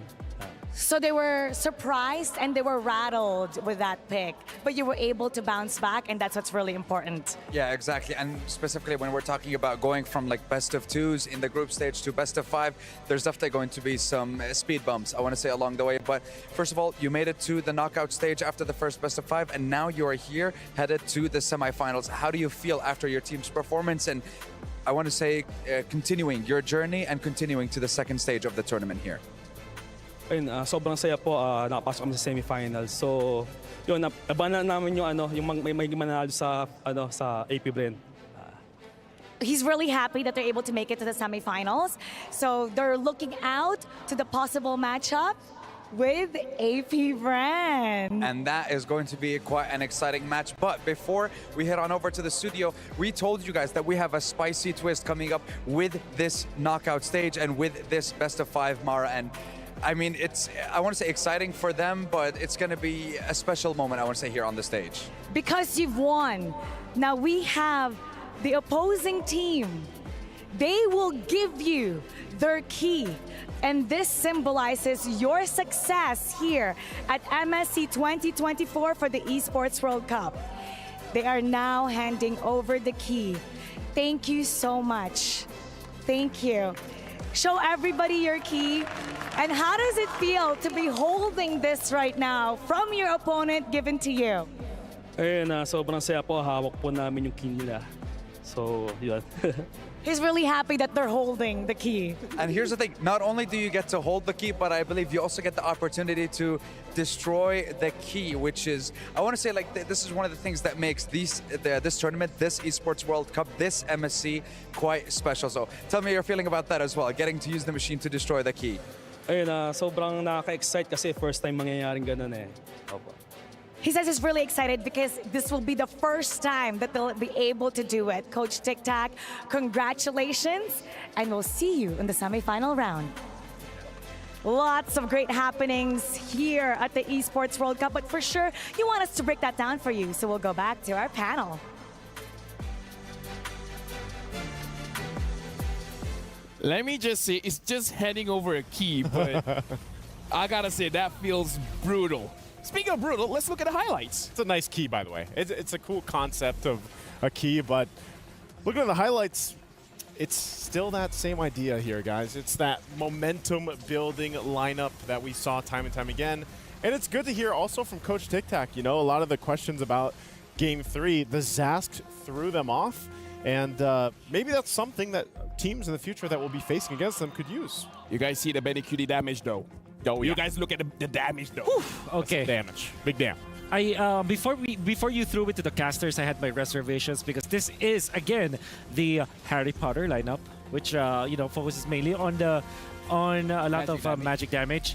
But there's one thing that we can patent now, which is the Benny Cutie bomb on this Nathan, which he does so well. It's a skill 1 and 2 combo with obviously the entropy should be activated already. If you have 3 items and then you look for a target, be it a tanky hero or a squishy one, because of the nature of the damage of Nathan, you push back your opponent, make sure that the passive of the plates going back when you get attacked. It's like maximum ratio. It's like it takes less time to travel in a way, so that you deal the most damage in that small amount of fraction of a second. Exactly, with the pushback as well. It's the Benny Cutie bomb on the Nathan. This is 11-0, and I gotta say, Wolf, if your lineup only has magic damage, but when you do damage though, I feel like it doesn't matter. Look at the gold per minute. Oh my God, 1,005. Yeah, there was a time that he was double laning, and that's the benefit of having the Nathan, because you can just get from one spot to the other, utilizing your entropy. Of course, it feels like it's a waste because you utilize it for farm, but that's the early game, so you don't need to get that farm as much. And then, of course, the chip makes it so that he knows where he needs to be going. The chip coming in from JP, in this case, is a scout, basically. Yeah, at this point, the chip is 100% win rate. I believe it's 100% pick and ban and 100% win rate. The only one that's lost right now is Louis, but we're looking at the highlights here. And again, just to remind you guys, it's 11-0. Falcon could not capitalize on any mistakes, if any, TLPH did. It was 11-0, and it was about 11-minute-ish games, or 11-minute game. And, around 11 minutes. Yeah. And there was this type of game is where the opposing team doesn't have any room to breathe at all because they're punished everywhere. And even like Wolf mentioned, your tanky heroes are being just deleted by the Nathan. Your tanky heroes feels like a Diggy. Yes. That's how squishy it was. Yeah. And you'll be surprised at how quick it can be. Maybe Benny Cutie practiced that so much. Maybe for all the viewers out there who's trying to practice Nathan, maybe try to practice that. Just do that combo all the time, so that feels very instant for you. Because literally, that's what I felt with how Benny Cutie plays it. Yeah. I'm just gonna say, this is what I did, and I didn't notice what happened after that. I blinked and it's like, wait, it's done? Yeah. I mean, sure, I blinked pretty slowly because it's like, but still, that was fast. If you can put that in slow-mo, that's basically how it was. When we saw it, though, we were also just like, the health bars were just gone in an instant. And by the way, imagine this in a professional setting when you're dragging your map all the time, right? When you're a setup tank, for example, if you're from the XP, if you're a marksman, you're like scouting the minimap, and then all of a sudden you're gonna be gone, right? So drag your map and you're gonna die. That's how quickly it could be. At that point, I can imagine the reaction is like, okay, the slime man is like, huh? Do you guys know what happened? Like, is my game bugged? Why? How did I die? Right? That's how fast it was. Speaking of which, we gotta look at our Saudi MVP, and guess what? It's Betty Cutie. But again, that damage though. That damage. Yep. No. Damage. We can see it. Look at. I mean, if you can see it. Yeah. Wait, good luck trying to see it. Look at him. Okay. Look at his position. In. I think we did a slow mo at this point. Look at that. It's done. One combo, Benny. BNI, I mean. Benny Cutie. Benny Cutie. One hit deleted Benny. Yeah. That's it. There it is. The bomb. Again.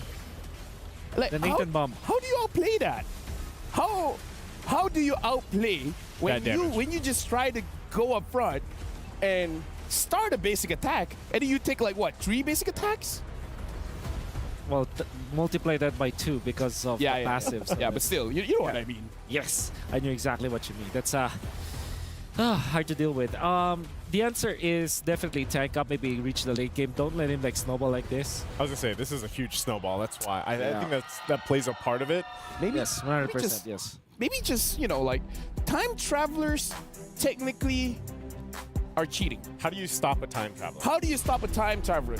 8 KDA, 1,005 goal per minute, 72% kill participation. How do you stop a time traveler? Stop time. Take off your watch. I think that doesn't work. I don't think that works. I'm gonna try. I'm taking off my watch. You don't have a time traveler to stop right now, though. Oh yeah, that's true. So they go for the mystery shop or the bargain hunter. That's why got the items fast. But again, he was double. Hey, a time traveler again. I mean, it's Sanji, but still, it's like, okay. So the first question, Sanji, are you a time traveler? Yeah. Oh, okay. Well, that explains it. Now our interview is getting much more interesting. So first of all, big congratulations for the win going up against Falcon. Now I do have to say, you were the one that has to go up against the Zas. Was it difficult? Like, because do you guys fight against the Zas often? No. I think it is difficult because first time I match in lane Zas. Yeah. Like first time for like competition, I'm assuming. Yeah. Okay. Yeah. I'm pretty sure if he finds a Zas in ranked games, I don't think it's that big of a problem. Yeah. I have a question actually. How does it feel to play 4 games of Valentina? Why were we thinking the same question? Right? So how does it feel? And then winning in the other afterwards. So sure, go ahead. You can speak in Tagalog, of course. I understand. Yeah. Lefel will translate. Yeah. Yeah. So, sobrang saya kasi comfort ko siya. Yeah, I feel like it's just my comfort, so it's okay. Well done. Well done. Well done. Good. I translate for a living. Yeah, and how do you how did you master some of the other heroes? Because we're seeing with the Valentina, you play Roger, you play Ruby, you play Tigreal. Yeah. So you master all these heroes, right? So any tips that you can give to all the viewers out there if they want to play the Valentina? Maglaro lang sila ng iba't ibang hero sa RG, tapos yung mga skill pag-aralan nila, ganun. Yeah, it says it's not that hard. I don't understand why you guys are having a difficult time. A little bit off. But yeah, basically just practice it in RG if you want to, for all the people that want to play the Valentina, and then really just learn the abilities of the other heroes, right? Yeah. So, Sanji, do you like Gord? Do you like Gord? You can lie. You can lie. It's okay to lie in interviews. Gusto mo si Gord? Yeah. Okay. Yeah, you all right. Gord. There you go. Now for all of the Clippers, you guys can clip and say, Sanji loves the Gord. Don't say like, say loves.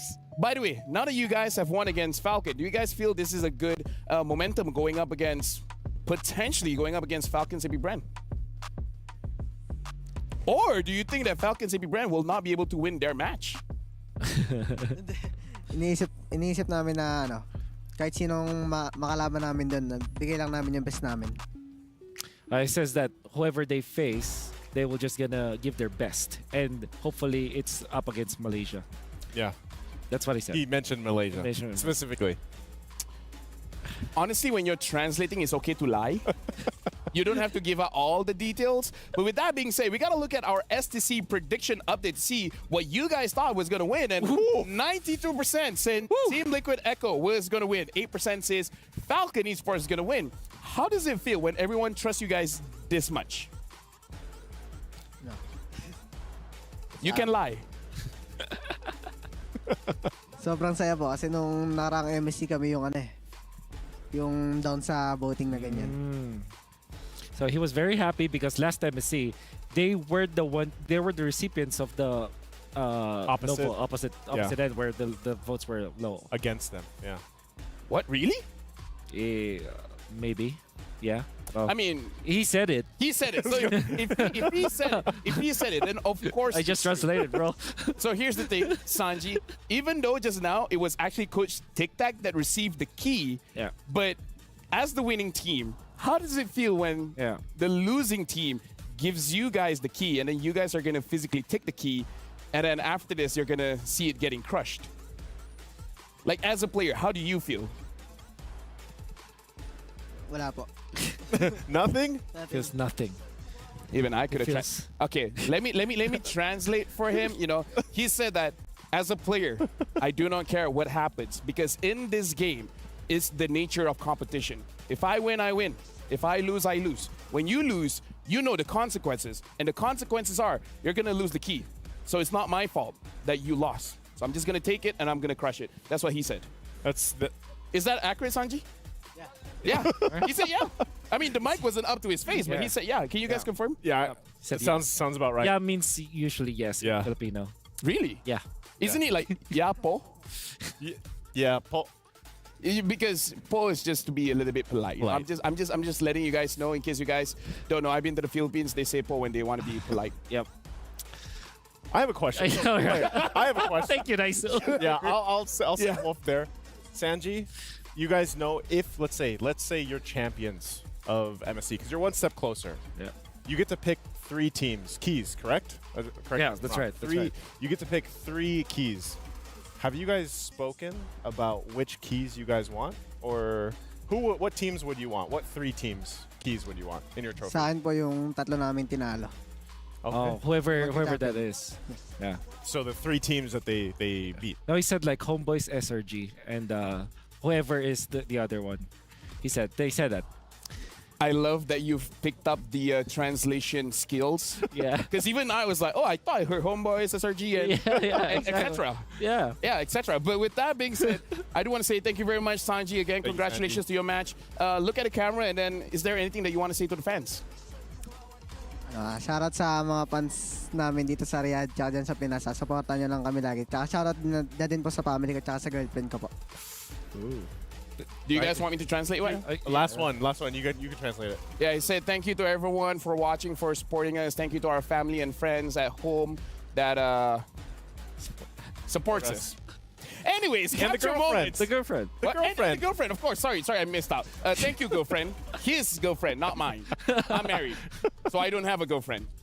Yeah. Capture moments like a pro with the 6-axis hybrid gimbal stabilizer equipped camera. Thank you very much, Aces ROG, for sponsoring. You guys are great. Speaking of great, Sanji's great. Sorry I missed out your girlfriend, but you know what? Next time for sure, I'm gonna shout her out. But with that being said, we gotta say, for you guys at home, your opinion matters. So make sure you guys scan the QR code for the broadcast feedback survey and let us know your thoughts. What do you guys think of us so far? The knockout stage is, of course, still live. But again, your opinions matter because we're gonna eventually go to the grand finals. With that being said, up next is gonna be the matchup for Selangor Red Giants going up against Flux Esports. That's our Jamil Motorsport match of the day. Sanji, what do you feel about that matchup? Do you think Selangor Red Giants can win, or is it going to be Flux? I think 3-2, Flux. Wow! Do you want to translate that? I didn't understand. He said Homeboys will debut Homeboys. Thank you very much. Thank you very much. You know what? I believe you. I feel like Homeboys has got it as well. Either ways, this is going to be indeed an amazing match. If he goes all 5 games, that's, you know what? Am I ready for all 5 games? Because here's the thing, no one has taken a game off of Selangor Giants. Yeah. That's the crazy thing. It's been over 100 days. 100 days? Over 100 days. A series, right? For a series. Yeah, for the series. Yeah, yeah. We don't count public holidays.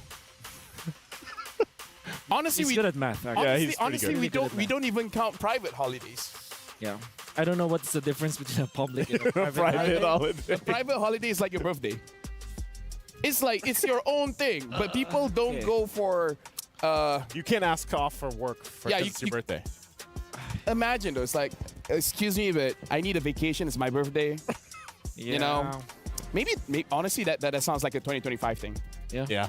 You know, right? Yeah. Yeah, I agree with you. But either ways, we do have to say we got to look at our upcoming match. Dr. Sulaiman Al Habib upcoming match. It's going to be Selangor Red Giants going up against Flux Esports. You guys heard it from Sanji. It might be a 3-2. With that being said, we're going for a break. After this, it's going to be an intense match. We'll see you guys then.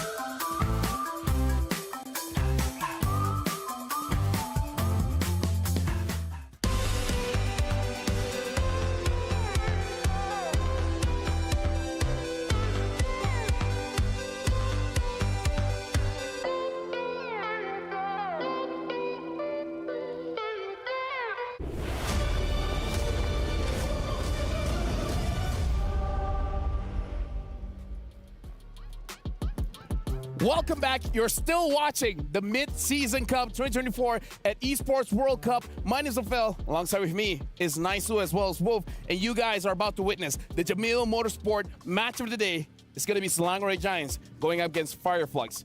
Very quick, gentlemen. We've heard from Sanji that he's actually favoring Flux. What do you guys think? I'm favoring Selangor Giants. I think this will be a 3-2 though. I do agree with that. Yeah, I think so. And I'm saying this not because SRG is weak or because Flux is strong. It's I think because of the playstyle of Flux, where they can force out these long fights. Because SRG, they want to play very fast, very aggressively. Yeah. Flux want to take their time. They want to group up together as 5. It's going to be an interesting clash of styles. Yep. It's going to be a battle for legacy. Because I feel like for Flux, in terms of protecting, they got to protect their legacy because Flux is basically a homestay when we talk about international tournaments.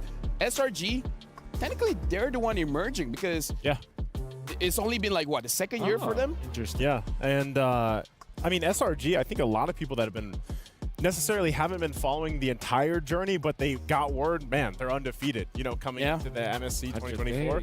Yeah, and so people want to know, how long is it going to go for? Because the biggest question was, how will they perform on the international stage? I think it's already proven a point. Now, can they continue the 100-day streak, I would say? Yeah, and hopefully that will be after MSC, right? Yeah, hopefully if they're going to lose, might as well just wait for the next MPL season. Right now, we have a special graphic for you guys here because we're going to look at both these teams. We're talking about the mid lane duel. It's going to be Rosa going up against my boy Stormy here. Very interesting because there's a lot of start changes. I think the Valentina as well as the Louis is just being part of the shared hero pool is natural because these are meta heroes anyways. But if you're looking at their unique hero pool, it's totally different, right? The playstyle. Xavier and Aurora wants to sit back. That's for Stormy. But then if you're looking at Rosa, that's going to be Farsa as well as Faramis, both with mobility tools so that they can get into the fight. But the KDA favors Rosa instead of Stormy. Honestly, I want to look at the damage per minute. Stormy almost doing 3,000, but Rosa doing over 4,000 damage per minute. That shows that Rosa is the main carry for the team. I would say Stormy is more of an enabler. Yeah, and whether they get, you saw the shared hero pool tool, I think Valentina is still going to be a big contention for both of them. I'd like to see them get their unique hero pool for this matchup. Again, it's a best of 5, so you know we can see those adjustments happen here. But yeah, I think it's impressive to see what Rosa's capable of on these key hero pickups and pump out the damage early on. Yeah, I gotta say this is going to be an intense match, a battle for legacy. Selangor Red Giants going up against Flux. Flux for sure wants to break the win streak of Selangor Red Giants. With that being said, this is going to be an amazing match, and we're going to throw it over to the stage for Mara Aquino as well as the Wood Sandstorm to introduce both teams.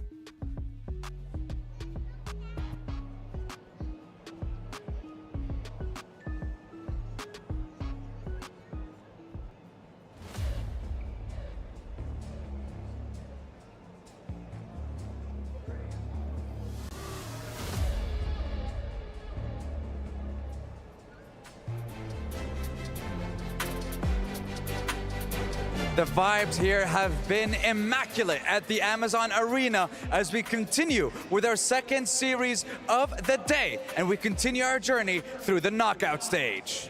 It's been nerve-wracking, both for the fans and the teams, as only one will get to move on to the next round. And a lot of people have been commenting online, showing support for their favorite team. That's right, because starting with our second series, the Beast from the East is going to be going up against the Best of the West in our second Best of 5 series for this knockout stage. And we are about to continue our journey. Much like the stakes earlier, this battle for legacy is do or die. Win, and you get to continue the journey to see the world. Lose, and watch your key get crushed. And now the question remains, who will take that one step closer to being crowned the champions of MSC 2024 here at the Esports World Cup? Let's find out as we welcome our next two teams. Introducing the Red Hot Giants from Malaysia. Their strength allowed them to go over 100 days without a single match loss. Let's welcome Selangor Red Giants.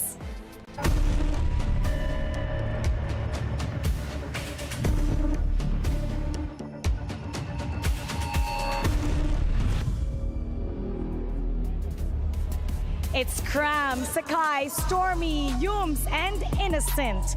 They're looking to continue their undefeated run. Their versatile and systematic ways under the guidance of Coach Arcadia makes them extremely difficult to take down. And their opponents on the opposing side, the bastion of Turkey themselves. Their first step may not have been the best step to take on this stage, but now they are on their road to redeem themselves as their fire only burned brighter at the MSC. Welcome to the stage, Flux Esports.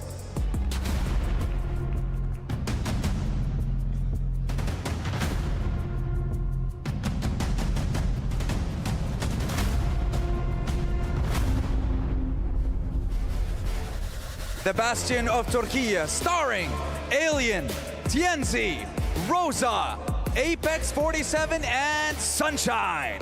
Every single one of these people is geared up to establish their legacy against the undefeated Giants. It'll be the battle between the best from the West against the beasts from the East. Only one will get to keep their key in the end. And the others will get destroyed. So boys, get yourselves ready. Lock eyes with your opponents because it is time to take your seats and do battle. You may now take your seats. Of course, they're going to be doing their ping test with Asus ROG, powered by Snapdragon 8 Gen 3 mobile platform. That's right, it is the official sponsor, Asus ROG, the official gaming phone of MSC 2024. And Mara, I think it's time for us to get started. This is the second best of 5 series of today. One shot, no second chances. Time to give it your all. And it's also time to go to our panel. Panel, time to shine.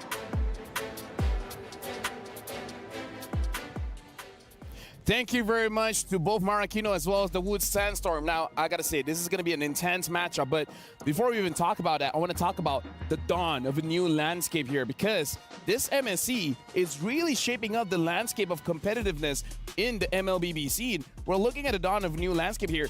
We're looking at the Kings, we're looking at the Contenders, as well as the Slayers and the Protectors. Oh, just looking at this kind of breakdown too, I'm still kind of wondering, the Protectors, like, you know, protecting, I guess, the legacy is what they're after, and solidifying their footing here. But for, you know, all of this, the Slayers even, I think a lot of people were surprised with what's happened with See You Soon and what they've accomplished. True Slayers, man, true Slayers. That's very true. And if we're just going to be looking back at the past few years and few seasons of international events, I think it's, you can even count both SRG as well as NIP Flash as you know, it's like they're contenders to the throne in a way that they're also emerging regions. Yeah. And I think you share this sentiment. Even when we've known that Malaysia has been here for quite a long time, both Flux and SRG have something to prove. This is the furthest, I would say, that Flux will be if they eventually win. That's also very true for SRG. If the furthest that they have gone through after a very long time. So I think it's safe to say that they're both emerging regions as of now. I mean, here's the thing. For teams to perform, you need a lot of support. And speaking of which, it does look like Eterna has a special interview, I believe, with the family of Stormy. So let's check the interview out. Hey guys, it's Eterna here, and I'm with Stormy's family. So let's get them to quickly introduce themselves. Hi, I'm Haris. I'm Stormy's brother. We are from Malaysia. And you? Aryan, and I'm Stormy's cousin. All right, so I've been hearing that you guys flew all the way from Malaysia and Stormy didn't know. Yeah. What made you come here, all the way here? Well, it's basically a surprise plan. It was a last minute plan, to be honest. And he was not expecting us to come as well. And his face says it all. You guys can check it out. So we just came here to support him, you know. We all know that we support one another and stuff, and it's good to see him on the world stage right now. And I'm happy, and we're all happy to see him achieve his dreams, you know? Yeah. He's right here, right now. He's in the world stage. That's it, baby. Let's go. That's super sweet. Do you guys have any messages to him? Because earlier on, I think you kind of exchanged like a few words, but not a lot was said. Yep. But if he's watching right now, what would be your message? Do your best. Don't crack under pressure. Just be yourself. Enjoy the game. Let's go. Let's bring it home this time. Let's bring MSC home. Yeah. That's it. Do you have a message? Don't choke. Don't choke. Don't choke. You got it, guys. You got it. All right, thank you so much, guys, and hope you guys enjoy the show. And of course, good luck to Stormy and of course the Selangor Red Giants. Sending back to the studio. Big shout outs to Harif and Iron. Like, Harif has been there every single time. Really? Whenever, yeah, he's there every single time. The only thing is, I feel like this time, Stormy's mother is not able to come here. Usually she's there for every single match. So, again, very sweet. And Harif gave a very special, I would say, advice that no one has ever given to me. Be yourself. Be yourself. No, to be fair, I get it. Me being myself, bad idea. But speaking of that, we got to talk about the STC prediction here because you guys, what do you guys think? Is it going to be Selangor Giants or is it going to be Flux Esports? Make sure you guys head on over to stcplay.gg right now and give your predictions. So what are we looking at here? In case we want to help the audience at home. You can go first. Okay, I'm gonna go first. And I think I have been very vocal about it all throughout MSC and even before MSC SRG. I think specifically against Fireflux, although Fireflux will push it to 5 games, because I also feel that Fireflux have found a different footing in the meta game right now. I think that they are legitimate contenders to the crown or the trophy. I believe that SRG have established their macro so well and their chemistry that they can take this, even if it goes game 5. I'll keep it simple. I'm going to say 3-1 SRG. I've been vocal about it too on my media, and I've been rooting them on. I can't wait to see how this unfolds. I've learned that I'm not casting, so the curse doesn't apply. So I gotta give it to SRG. It's my boy Stormy is there, and again, his family is here. And I like that Iron said, don't choke. It's easy. Yeah. Very easy. Yeah. You're just playing on the world stage. Like, what's the big deal? Don't choke. We haven't really talked about the Stormy versus Rosa matchup. I think that's very exciting. Stormy's your boy, but Rosa, you definitely impressed during M4. Yep. Remember when he was playing the Farsa actually, and the Lilia as well. And the Lilia. When I remember saying that he is at the same level, if not better than Haji during that time, which was, the peak of the performance of Haji as a position 4 player. Right now, he's playing almost the same. And now that Farsa is back in the metagame, we also have the Faramis. There's a lot of choices for Rosa. They're playing this Turkish Delight kind of style. Yeah. They're still playing it. They're still playing it. So this makes me very excited about the performance of Fireflux. So that is why I feel that this is probably the series that will go 5 games. 5 games? I think it could. I did say 3-1, but I think if there's a possibility, I would say, of 5 games. Expect the unexpected. Yes. Right? That's it. It could go 6 games. That's it's something you won't expect, but who knows? Yeah. Too bad we don't have like an overtime, There's no... I Trust think, yeah. I've imagined every single bad scenario that could happen. Just not gonna say it. I'm just saying I've been working for a while. I've seen things. Yeah. Speaking of which, we have to see this game. Yeah. We do. I feel like for this one, it's good that we shout out the 2 mid laners because again, it's gonna be very challenging. Because the thing about Selangor Giants, the way that they actually been winning the fights is that Innocent as well as Cram, they're amazing side laners. But the fact that they transition from early to mid is all about that mid trio. And I believe even in interviews where it's either Innocent or Cram, they say like, the reason why we're strong right now is just because the chemistry between the mid trio makes it so that you actually transition to where the side lanes are starting to impact the game a little bit more. I like that you pointed that out because during the roundtable with them, I actually had a chance to ask Stormy what makes them so strong. Why have they gone 100 days, undefeated and everything else? And Stormy's answer was, it's just everybody involved. Of course, Coach Arcadia as well, but the main point Shout outs to Becky as well, this is the coach, Yep. They just, all together, this lineup has locked in their roles. They know their timings on everything, and I think that's a big point too. Like you mentioned, the side lanes more than ever coming together also in the course of the game, especially now that we're seeing these average game times be, I don't know, sub 20 minutes for the most part, right? Sub 18 even. A team like SRG that can utilize their aggressive play style, but at the same time can go the long game if they have to. It's amazing to see. Yeah, do recall that Stormy said on stage that this chemistry and whatever that they have built was actually due to their head coach, Coach Arcadia. He made a special shout out. And let me just raise one from my boy, Coach Arcadia, because I believe that after his departure from Echo before, that was pre-M4 when he actually was part of RQ, lots of criticism from the guy. Oh yeah. Never really recovered from that. Everybody was just talking badly about Coach Arcadia. And now that people are starting to see SRG, then SRG themselves attributing their success to Coach Arcadia, that says a lot. And I think that we should not sleep on Coach Arcadia. Let me just add on to that a little bit because I've been able to talk with the team. And the biggest thing that he appreciates is that the owners, they trust him. Like even bringing in Innocent and Cram, a lot of questions came in because other people, you know, went for the trials. Like, why aren't you taking this guy? It's like, just trust me. I want Innocent and Cram. And then the management is like, you know what? We trust you, and here they are today. And now we're looking at the pick and bans here. Selangor Giants going to be first pick. Fireflux is going to be second pick here. Looks like Fermis is going to be the very first ban for Selangor Giants. Ooh. You know what I am excited about? This will be a slow draft compared to the previous game. This previous game, it was a blitz draft between two teams. They're just getting everything. SRG, Coach Arcadia, known for really taking his time, thinking about the picks. And I think that's also true for Fireflux. They're not going to be rushing this at all. So that's the chip. Okay, so it will be very slow. Maybe Louis is going to be the ban for Fireflux eventually. Angela for SRG this time. Okay, they're already targeting down on some of these unique heroes that we talked about already, especially in terms for Fireflux Esports here. And I think also when you kind of look at both these teams across from each other, they're very distinctively different in terms of playstyle. And that's, you know, oftentimes so far throughout the MSC 2024, we've seen like a lot of teams just kind of adjust to the style of build momentum as quick as we can and just like try to duke it out from there. And I think for Fireflux Esports, they still kind of tend to have a little more time where they want to build up. You know, and I think for SRG, like I said, they're probably going to be more of that lineup where let's just go in, build the momentum going, get the ball rolling, and end it early. So this is going to be interesting to see how those two play styles really clash here. And Louis and Chip being banned out both from Fireflux Esports, you know, they're already kind of checking those boxes.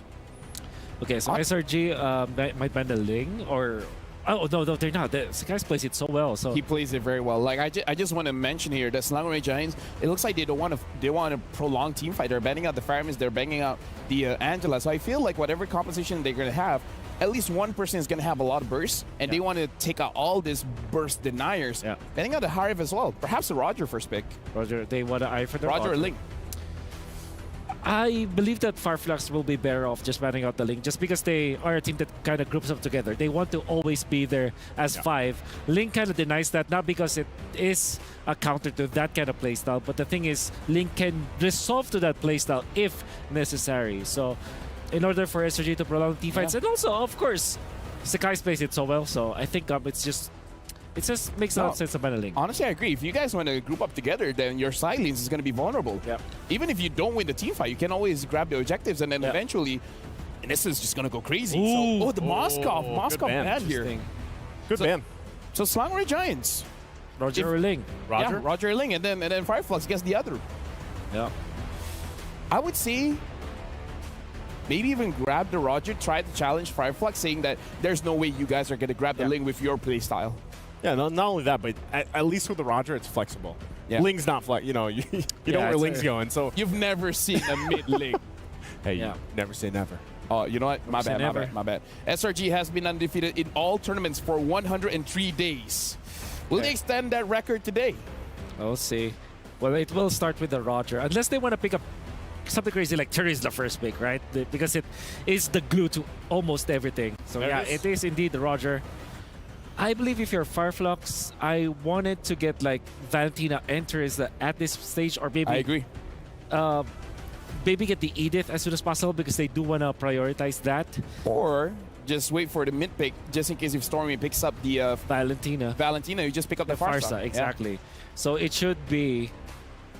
The only problem with that is that if Selangor Giants picks up the Link, then the Farsa is going to be having a little bit of a difficult time. That's how you want to pick up the Valentina as soon as possible. So I am guessing Valentina plus Teresa or Edith, you know? That combo, there it is, Valentina Edith. Got it. So a Ling, like, honestly, could still pick up. Or one of his specialties is the Nolan. But again, it's either or. I think you will go Farsa Teresa. All honesty here for... You have options for the jungler. Yeah, so I have 2 Valentinas and 2 Ediths here. It's a mirror. Well, mirror. Yeah. Well, mirror action. Just kidding. But yeah, why do I think that it's going to be the Farsa? Because eventually you will definitely need that... Oh, okay. It's different. They still go the Ling, though. Yeah. So you flex the Ruby from EXP and Roam. I guess they have a lot of confidence for Stormy, wanting to make sure that they see everything first before really committing with the Farsa. Now, I do have to say, Stormy has shown off-meta picks like the Kagura. Perhaps there's something else that Coach Arcadia is hiding. I think part of that too is maybe they leave it to kind of get some of those bans out. These last 2 bans now, you have a choice. Do we ban out the Farsa so we're not giving the Farsa over? We have seen Aurora also pop up, you know, from just not only today, but even the deal with the Valentina. So there's still a lot left, and it could be just a play from SRG and Coach Arcadia to be like, you know what, let's get those bans out towards the mid lane from Fireflux. If you're Fireflux, despite you having the Baksha, I think it merits. There's one ban on the Terizla, but now they banned Vexana. Perhaps a Farsa ban afterwards, or maybe a Kagura ban afterwards. Now for SRG, what they can do is just to limit the marksman options, right? Because you've already revealed the backshot, so it means this will be a physical damage carry. Claude, for example, Beatrix, heroes that Fireflux will be picking up. I think that the limitations for Fireflux will be incredibly high. Like, do they go back to the carry at this point? But both Claude and carry will be banned, so this is the only spot where Fireflux's problems will arise. Instead, they ban Florin. Yeah, I feel like in terms of how they feel, because we got to talk about the Turkish Delight. It's basically a different form of Ube, right? Where you will have some kind of healing. That's why I've been thinking in my head, maybe even something like a Minotaur might get banned out, and this Edith will just go to the EXP so that they have a lot of crowd control and they still have some form of healing. Yeah. Oh, they actually banned out the Cho last ban here from Fireflux. Interesting again, because the Ruby still kind of flex. So last ban, will it be the Minotaur? I think that could actually be a good ban from SRG. Yeah. Or Tigreal. Tigreal as well, yeah. But I think you ban the Claude now, or carry for SRG, so that you really limit the choices for Fireflux. There's a chance that Fireflux just picks up the carry. Oh, they ban out the Grok. Wow. I don't know. Personally, for me, if I have the skills of Innocent, I'll tell the coach, I don't care who I face up against. I'm going to be able to do. I have my Roger. I'm good. Yeah. You know. Yeah. Carry Claude for Fireflux, unless this will be different like at Nathan. But Nathan plus Edith and Baksha typically doesn't work. Although it was Team Liquid Echo that showed us that it doesn't matter if it's full magic damage, you can still win. I feel like that takes you you couldn't do that all the time and get the win off of it. It's scary. Usually you want that rounded amount of damage. Yeah. But Fireflux goes with the Kaja pickup. Yeah. Okay, what is good? I think Aurora is good for SRG. Farsa is also good. And then maybe they snatch a Tigreal themselves. Apart from that, the Terizla still open, by the way. So, I mean, for SRG, it's either Barretts or Terizla, I would assume. Yeah. Then get the Aurora or Farsa. Yeah, it's really tricky when it comes to the mid.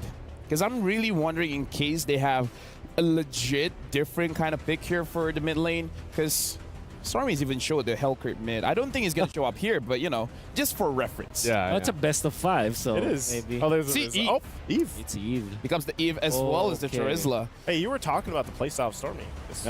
This fits it really well, the Eve. He's an enabler for the team. Oh man, you don't want to play the carry, so the carry Kaja is not that effective. They go it anyway, Wolf. They go it anyway because, again, this is a wombo combo of snatching and killing, or a cheeky meta. But anyways, SRG picking up the Eve. Even though Wolf didn't like it, Fireflux picked up the carry. So with that being said, casters, you guys seen the draft. Now it's your turn. You're absolutely right, analysts. This one, it's kind of tough to say. They've basically broken all of Wolf's rules, every single one of them, and yet their composition is basically just looking to fight in that kill box. Speaking of the box, we've only really seen Eve make a showing in the group stage once, and that's not even as a pick, it was a ban. It makes a lot of sense, right? A lot of ways to kind of get in and out of the fight from the side of SRG if you had to compare them to Fireflux. And I think at this point, right, I don't know how the carry is going to get like effective damage in if every single time you have to deal with the real world manipulation. But with that being said, we're going into the land of Dawn once more for the second best of 5 between SRG Selangor Red Giants on the blue side up against Fireflux Esports on the blue side. On the red side. Am I colorblind? No. Let's get into it. Both on purple. Colors. They're hard, man. They're real hard. The Pride of Turkey rocking a lineup that I personally like, especially when you're able to just say, I'm going to be aggressive, I'm going to dive in. The Swiss Army Knife of Selangor Giants box could work out.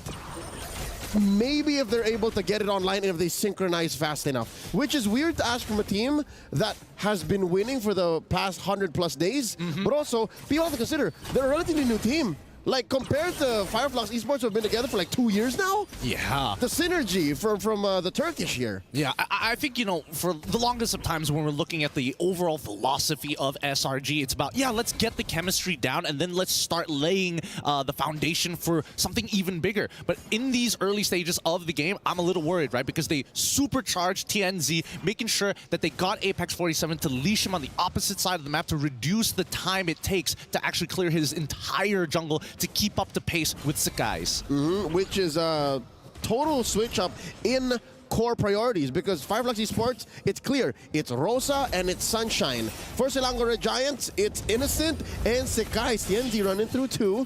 Sakai's pushed back by Apex.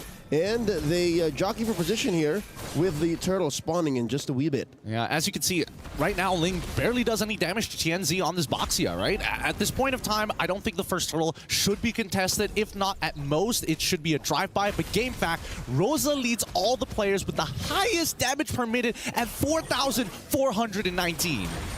That's most HP heroes from early to mid. Rosa can burst them all down. Oh, wait, check this out. Apex forcing Sakai's to respond. There's the retribution. Now Turtle should all be but secured for Flux. Yeah, and I mean, Sakai's, he's just trying to get the flicker out of it. Ooh. Here we go! The Eve just dashing on through, pulls the first blood from TNZ. Yooms gets punished, though. I guess that's a trade for both. I mean, Pyrrhic victory here for Flux, but wait, Alien still standing. Crab gets hit with the onward. He does take down Alien, and he pays the price with his life. So close, they might find another trade. They're still going, Sakai's. Jumps on through Stormy. Can he survive? Gets the Terrify. Oh no, he dodges it. Sakai's, is there enough damage? And the jump! The Baxi Unite, TNZ finds him. Can he get one more?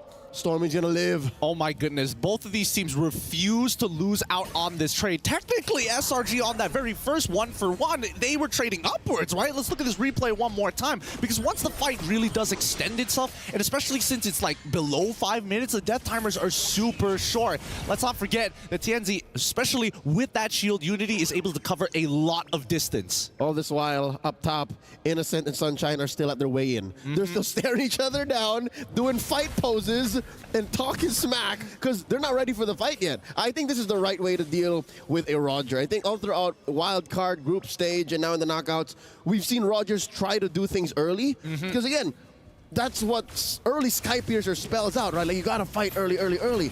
But no, I think there is a tempo, there is a beat that you have to follow, and that's what Innocent here respects, and that's why Sunshine's farming up too. Sakai's, what's he doing? Did he steal the buff? Yep, he tried to steal the buff knowing that TNZ is going to be showing up on the opposite side of the map, and I think at this point of time, right, Flux, they've got a lot of tempo onto SRG's side. At this point of time, I think we can also talk about, oh, wow, wait, hold on, that doesn't seem right, but he's already got 2.7. Early Thunderbelt coming in from Innocent? Oh. All right, so he wants to get the hybrid. This is a fighter, Roger. Now wait, the crash on the Stormy. Tempest of Blade stolen away, knocking out the Eve. That is one man down. Selangor Giants missing a member. Flux Esports making a beeline straight for the turtle. Early puissance, can Yooms deny? Oh, it doesn't look like he's going to be able to deny this, especially without the back. Oh! Divine Judgment by Apex 47 finds one. Cram flickers away. Sunshine moving forward, flickering. Or rather, no, just dashing on forward. Yooms goes down too. Double kill for Sunshine. This is not good. This is not good because these kills are getting funneled into both Rosa and as well as Sunshine. The cores, right? And I think that SRG, if they have to adapt their plan right now, they've got to slow their roll. They're going to need a lot more items before they are relevant. And most importantly, right, they need this Rizla to be in the middle of this fight. Great play coming in for Apex 47. This is why tempo is so very important. Oh. Wow. it's giving turn, man. It's giving massive turn. They understand that we have to win the fight first before we can even consider getting the turtle. Despite Fireflux being ahead at the time, now they're 3K gold ahead. I mean, if you compare Sunshine to Innocent, it's been a while since we've seen Innocent be down on gold. And I think it's great for Sunshine with this huge injection. This is going to help with Fireflux Esports' trajectory coming in towards that mid game. But at the same time, their priorities isn't even just taking this turtle. It's about how much they can fish out of SRG. Yep, Sunshine won the way in. Another Divine Judgment welcomed by a penalty zone and the pull. Hume's very low. Tempest of Blades up into the air. Hume's taken out already. Rosa scored in by Stormy. Aliens in trouble. Penalty zone by Cram. Stopping the exit. And that's a win. Selangor Giants, 2 for 1. They trade up on this one, but in the meantime, wait, Sunshine getting some really great damage onto that structure because SRG want to make sure that Cram is going to be there first for the next upcoming turtle fight, right? So Innocent, he's going to be chilling down on the bot side of the map. Oh, Apex just defending this the hard way. Oh, he's taking his time with his ballista. They're going to lose the turret. And will they lose his life? He's still up. Innocent gets a few bits on him. TNZ with the Baksha Unite. It's a 2v4 potentially. They're still going. Popping that Puissance. Here's Alien just up the corner. He jumps onto Humes. Forces one. There's the onward. Looking for the Earth Shatter. Primordial Wrath up defensively. Nice bait by Selangor Giants. Really good stuff here. It's kind of interesting to see that Innocent is trying to minimize as many mistakes as possible, right? Like, he definitely had an angle to kill Apex 47 there, but decided not to do it, thinking that maybe the Divine Judgment is coming up. Let's not forget the Alien was missing off the map, so he could be rotating in. He's calculating all the possibilities. Oh! Flicker Divine Judgment catches one. Humes gets the Immortality pop. Stormy swiping away. Humes. Oh, gonna get that. I'm offended and lives. They walk away from it. Rosa finds one. Train for Cram. 1 for 1 so far. Down goes Rosa. Double kill for Innocent. Kai's falls. Couple of pinwheels chasing down. Innocent with the shutdown. Triple kill for Cent. Oh my goodness, what a nasty play there. Sometimes you just forget that, hey, Innocent still has Flicker, and honestly, if he missed that skill shot, it was basically over for him. So they started off dropping down the RWM after the engage, the initial pull, and that was the whole idea having this Eve. But just look at the way that they played this, right? Innocent targets down their low targets. Sakai's unfortunately dies, but at the same time, Innocent is very aware of the low members, the low cores from Fireflux Esports' team. He went from target to target, man. Found Rosa, next. Target, next. Oh, man. This is a build that I would like to study more. I want to see more of this. I mean, really on it. Fight continues. Rosa with a stolen. Oh, RW. Another one goes. Stormy falls. And just like that, they forced out a Tempest of Blades. Selangor Giants. Whoa, whoa, whoa. Turtle turned into a Lord. This is amazing. The Turkish are doing it. Can they blitz it? Oh, massive win. Divine Judgment one more time. Sakai's falls.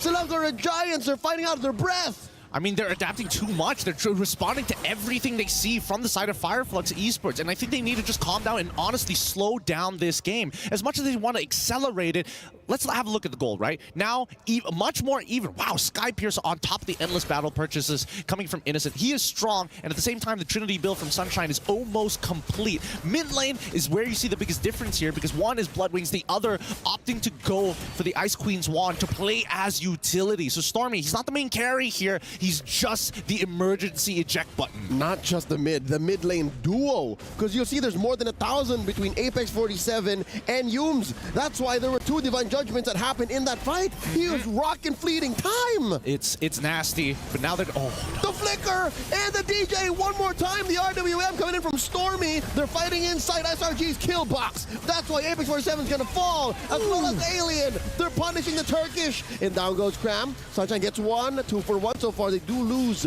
out on the top lane tier 2 and as well mid lane tier 1. And oh no, Sakai's needs this. Grand Theft Purple, Fireflux Esports. All right, it's tough to say that SRG traded up now, losing that purple buff. It means you lose a lot of influence across the map. The upcoming fights, I don't think they should take it just yet, but if they can crack open this, man, they are just trading back and forth. Look at this. Oh, Rosa forced to use a stolen Tempest of Blades. I'm offended. Coming in from Humes, Tienzi crashing and leaning hard into this engage. M47 with the conceal. Which target is he looking for? All right, I'll take this one right here. Humes gets the knock up. Sunshine served up a kill. Yeah, I think that SRG right now, Yums, he might be overheating a little. I think he's making too many calls and he needs to calm down. Because Fireflux Esports, because of this fleeting time, it's really making the difference because he's been able to assist so many kills already. 8 out of the 13. Huge here for Apex. Oh, Sekai's, where you going? Looking for the knockdown, looking for the stun. Oh, the Ignite knocks him off the wall. Sekai's is on the ground and now underneath it. This is rough. This is really rough for SRG. They're not going to be able to get to the late games on that time at this point. And I think that Fireflux Esports, they know it as well. That's why they're applying so much pressure. Keep trading with us. We're going to always trade back. They're willing to fight it tooth and nail. And it's not like macro is thrown out the window. If anything, it always results to macro. This is so different compared to when we saw Fireflux Esports play, you know, last year, right? The Turkish delight, as we like to call it. This is such a polar opposite, even. Oh, well, that wasn't their full lineup. If I'll recall, and I'll remind people, Rosa was out busy doing, you know, real life things. Rosa was getting an education, and now. The Queen is back, and now they're going as far as they could, maybe even stopping SRG's streak. But I don't want to say it anything too soon, right? Check out the river control here from Fireflux, Kenzie and Alien. This 4-1, technically 2-3 lineup from Fireflux Esports working out so well. Look at this, the sandwich play from down bottom. Apex 47 catches Yums after the conceal. Does not pull the trigger. I think it's not a good idea to pull the trigger onto Yums now that he has the immortality, right? It just means that the fight is going to be extra extended and you're going to be sitting under the bombardment of the RWM. We saw the damage dealt and start right now, Stormies is currently on top. If we're looking at the gold lead, it's only 3,000 despite all the blood and structures that have collapsed. It's surprising that this is only a 3K lead for Fireflux. Yeah, what this says to me is Selangor Giants, they know that the game isn't over. We're just about entering late game, and Stormy, Sekai's, Innocent, they can still build more items, and they can find better engages. What is this angle? Oh! Oh, that's a scary angle. They forced the flicker away from Stormy. Oh, luckily, Sekai's spotted them out just before the engage actually connected, relaying the information back to the SRG to tell them, hey, we got to start backing off here. We get flanked, it's basically over for us because Stormy, keep in mind that the RWM only goes towards one direction. It's not like he has a 360 coverage like Farsa. Yeah, you can't relocate where you commit that box to, which so far has been on point. And now TNZ, jump in the walls. Checking these rivers, checking these bushes the hard way. I mean, they can afford to. I'm offended. Apex 47 in trouble. The RWM, the answer. Back Cram coming in with the penalty zone. Sekai's finds Apex, cuts his wings, takes him down. Traded out for Cram, 1-for-1. Yums gets his immortality pop, still alive, but just barely. In goes Alien to the backline. Sunshine's down. Yums as well, 2-for-2 so far. Kenzie and Rosa chased down by Innocent. Alien playing footsies with Stormy. Oh, this is a bad look for Fireflux Esports. Alien might fall here. There's a knockup. Where's the damage? Down goes Alien. Oh, Innocent still alive, but just barely. The Rose Queen keeps on going. Stormy still alive. Sekai's with the kill. Could this be a wipeout? TNZ still standing, but not so long. Double kill for Sekai's. All fall down. An unofficial wipeout. No. So bold of them to actually continue to rush this down. But Sekai's, he's already maxed out on EXP, right? He's got all the levels in the world. Uncontested. Can't really stop this situation at all as they're going to be able to find another pick. All right, Apex 47. Had a dream, had a hope. Maybe with my passive, maybe with my Ring of Order, we can get it. But too little, too late. Massive objective scored over to SRG. Let's see that fight one more time. Yeah, we saw all the flickers come out of Fireflux. As soon as all the flickers came out, the RWM, well, Stormy didn't have to do much after that, right? I think the engagement from Cram could have been just a little bit better. It was just a little bit more to the left. It would have hit so many more targets. But I think that Innocent, this Thunderbelt is really proving a lot of dividends. He's taken a lot of chip damage unintentionally, but it's not his choice. And yet, he's still so close to outplaying even the Thorn Queen. Yeah, he's allowed to just walk around. He's allowed to, like, take hits normally and keep his like and pounds for when it really matters. It's ridiculous. Let's look at the items here to see what we're working with. Because so far, I'm surprised that he's not taking as much damage as he could be taking. Sunshine also in a very similar position. He's pretty strong as well, but the Sky Piercer's honestly making these fights much cleaner for SRG now that they have it, and not to mention has stacked it as well. Oh, I see the interaction now. Check it out. Thunderbelt goes through the Wind of Nature. And with that, it'll also go through via Sky Piercer. So regardless, if Sunshine pops the Wind of Nature, he will still die. You got it right on the head.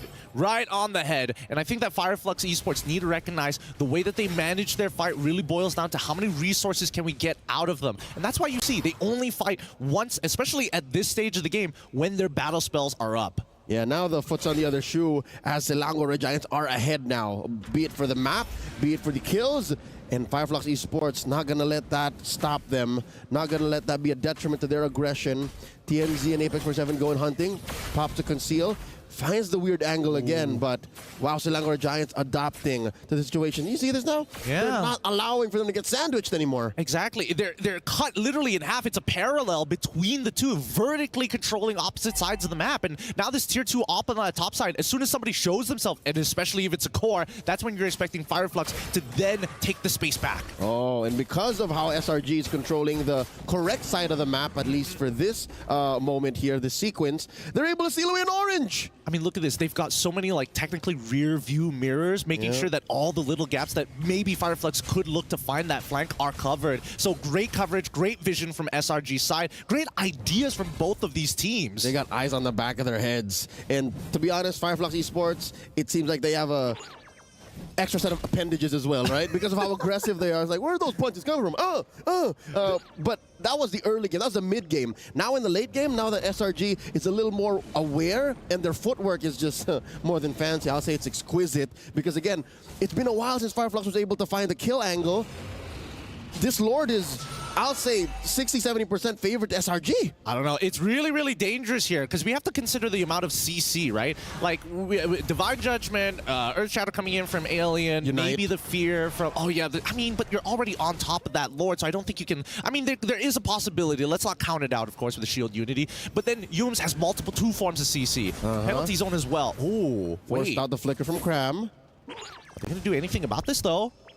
I see the conceal from Yums. The response from Cram was just to lean forward. I guess SRG made the call, right? You baited it out, feign the response, and now they knock up Yums. Fireflux Esports looking for the re-engage. Tianzi coming in with the Unity. False engage from the back. I'm offended from Yums. Lord here at half health. I think they want Alien to use his ult. They want him to use the Primal Wrath at some point of time. But they're going to creep around the right side.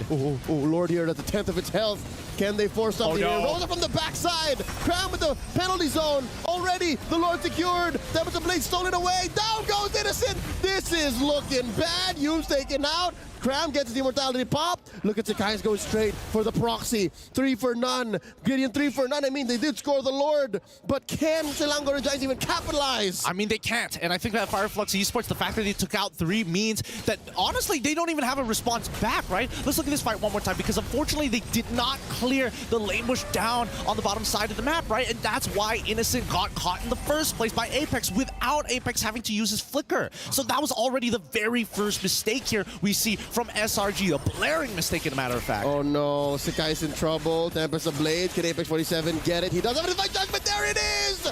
Shut down! Stormy trying to save his teammate, but he can't do that. He can secure the purple for them, but SRG, oh, the flippity flop. The switch up one more time. Turkey on top. Unbelievable. Unbelievable. Again, great chemistry, great decisions being made from both sides. Even though, yes, SRG did make the mistakes, we saw the instant response. Hey, let's minimize the damage that could potentially come towards us. We got the Lord at the end of the day. And even for Fireflux, they're like, okay, next time we can make these angles actually work for us. We just got to keep working them slowly. They're more acute now. It used to always just be Apex and Tianzi, or Apex and Alien, but now even Rosa can come in now. Oh no, Tianzi's in trouble. The early puissance, the penalty zone, the answer back, Cram's in trouble. Down he goes. Tianzi might get his immortality pop. Nope, he's still alive.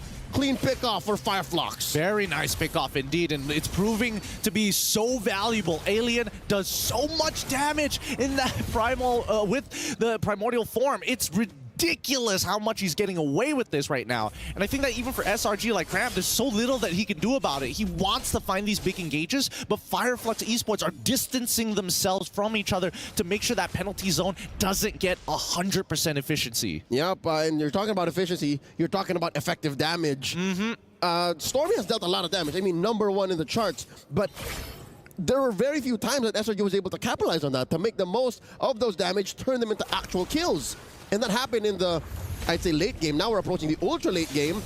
Now that Fireflux is in control once more, Sekai's gonna struggle to get his purple. He tries, unable to close the distance enough to get a clean retry on it, but he peeped. But with that being said, 25 more seconds until the next Lord spawns, and I think they need to have some kind of game plan here. Let's look at the items and maybe we'll get a better idea, because I'm seeing the GDS coming out from the side of Sekai's just to make sure even after his ult, he's able to create some form of distance. Yep, and now we have barefoot gold laners. That means they're just throwing out the movement, because all that matters is as long as I'm in the fight, I get there, I need the extra oomph, I need the extra damage, and that's what Sunshine and Innocent have invested in.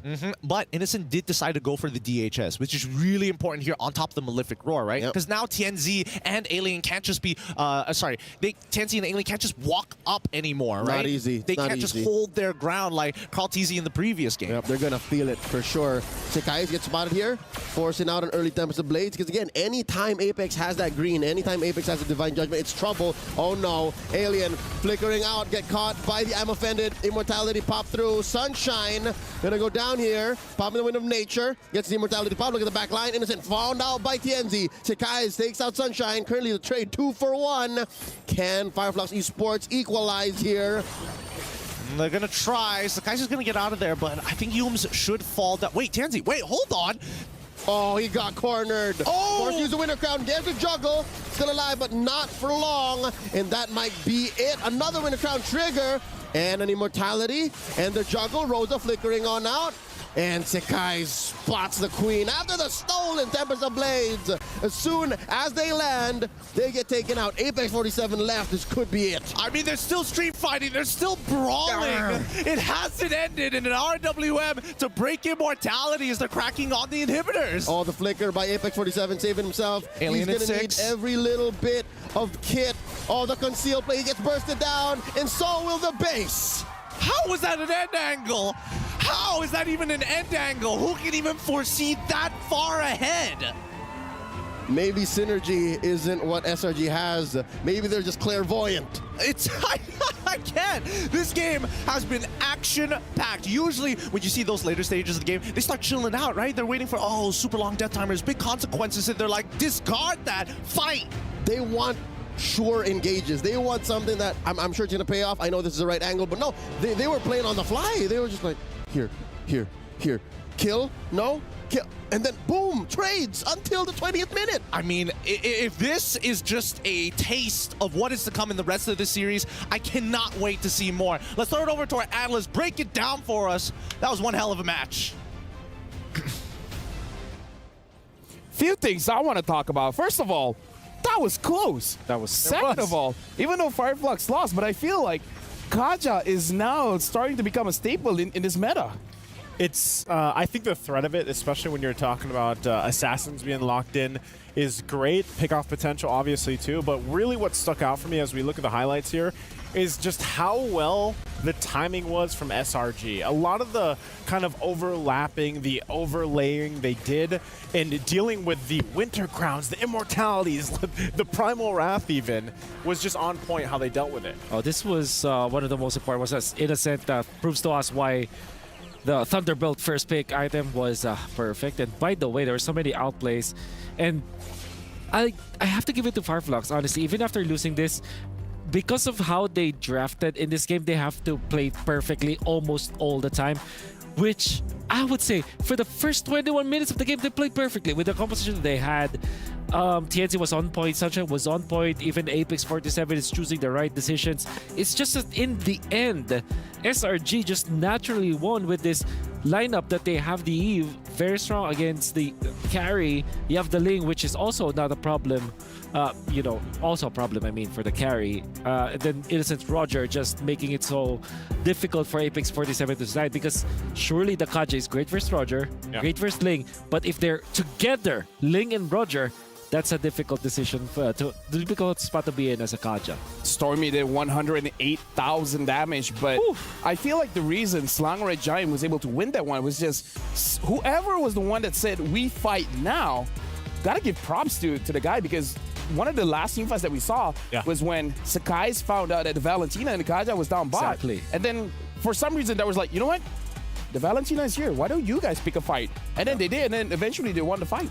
And Apex 47, Alien was caught. That was the main front line for the team that was caught. And then you all already have the damage can go in and out with Roger as well as the Link. That's how strong that duo is right now. And you have Stormy at the end because of access to a lot of items already. He hurts a lot. And eventually, if you get the Winter Crown, I was kind of hoping that the Winter Crown and Real World Manipulation will be seen in this game, but apparently it wasn't needed. Yeah, honestly, like, that was an amazing matchup, but nice. After seeing that, I do agree. There's a big possibility we could go all 5 games. Oh, I think so, because I was actually, based on how, like Wolf said, this 21 minutes was going, I was thinking this game 1 was going to Flux Esports. No, but going back to it, I think that was the thing for SRG. The synergy was there, and just the timings. I mean, even with the whole Skypiercer, like if you really look at how they kind of, Sakai's, he had a rough start, but once he got locked in and then he was able to pop the Skypiercer at the right moments because the way Innocent, it changed the dynamic even with the build that we saw Innocent bring to the table. Either way, I kind of feel like for now, the knockout stage, something that we do have to see is the Kaja, because again, Kaja is one of those picks that we haven't seen around for a very long time, just because no matter who you pull, it seems like you're going to pull the wrong person. But nowadays, picking up the roamer seems like a good call. The jungler is going to be an amazing call, especially if it's not going to be a tanky jungler, as well as the gold lane. Yeah, there was options now. You have a lot of options. There was a time where he pulled in the Yums, and it was instrumental for him getting the neutral objective. There was one time that they gave up the Lord in lieu of killing Innocent, which also allowed them to get 3 kills afterwards. And definitely this Kaja pick is going to be more famous in the next few matches that we have. Obviously, you have to always think about the combo, right? And in this case, it's the carry. Makes a lot of sense, right? But I felt like it's difficult because the thing with carry is it's a combo. It's almost a skill-based hero if you think about it. No, I agree. So you have to pop the ultimate to get 1 kill. If you don't have the ultimate anymore, then you're not going to be able to kill the others. Yeah, I agree. But for now, we got to look at our Sony MVP. It's going to my boy, Stormy. Stormy with the Eve pickup. Dealing the most amount of damage, 108,000 damage. Honestly, looking at this game, once the Eve got picked up, even in my head, it's like, how is he going to play this? Played it with the Terizla, which, interestingly, they kind of de-synergized in the first few minutes. Not gonna lie, it looked really dicey at the first. Like, they're not connecting their shots. But once they found their groove, when eventually maybe the coffee kicked in for SRG, now they're all together, and it looks beautiful to combo the penalty zone into the Eve ultimate. And of course, Stormy also utilized the bare form of the crystals, right? Even without the ultimate, he's actually killing people. Yeah, I think part of that is just utilizing the death box that we call real world manipulation. I would call it the real world penalty. Real world penalty zone? Sure, let's real add world a penalty box. Penalty manipulation. Penalty manipulation. Manipulated by penalties.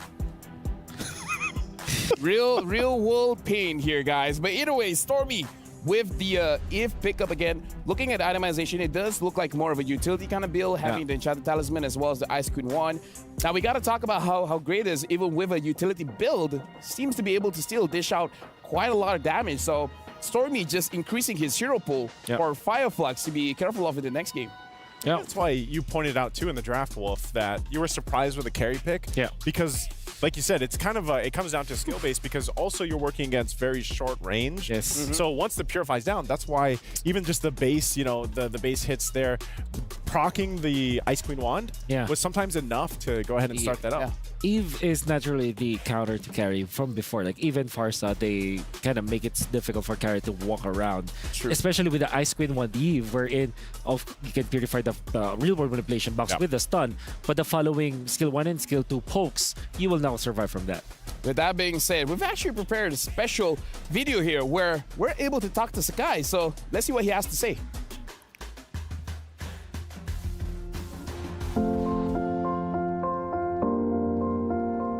Perasaan saya rasa tipu lah kalau tak happy, of course happy. Red Giants drag the Sky Kings out of their throne. First of all, untuk audience Malaysia, community Malaysia, sebab kita tahu tournament international yang lepas, like M5, Malaysia tidak dapat slot ke playoff dua-dua tim Malaysia. So ya, saya bersyukur sebab tournament international kali ini tim Malaysia dapat ke babak selanjutnya.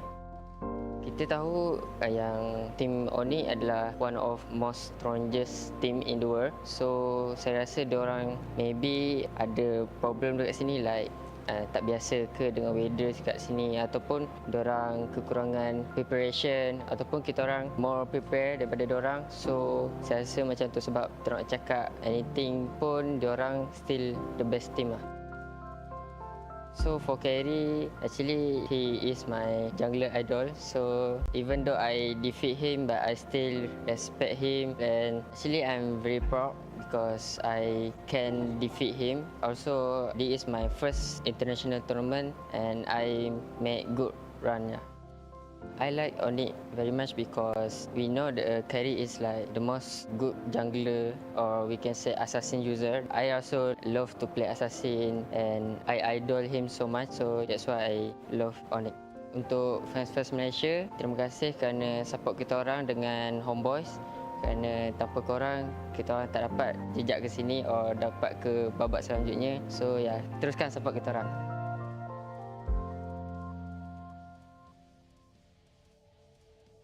Nip lawan Siusun. Menurut gue mereka berdua udah improve banget sih. Dari draft pick, gameplay mereka. Cuman yang sekarang tuh kayak beda banget. Apalagi dari Singapura sih. Kayak improve banget. Terus juga dari hero-hero mereka lebih banyak. Hero pool lebih banyak.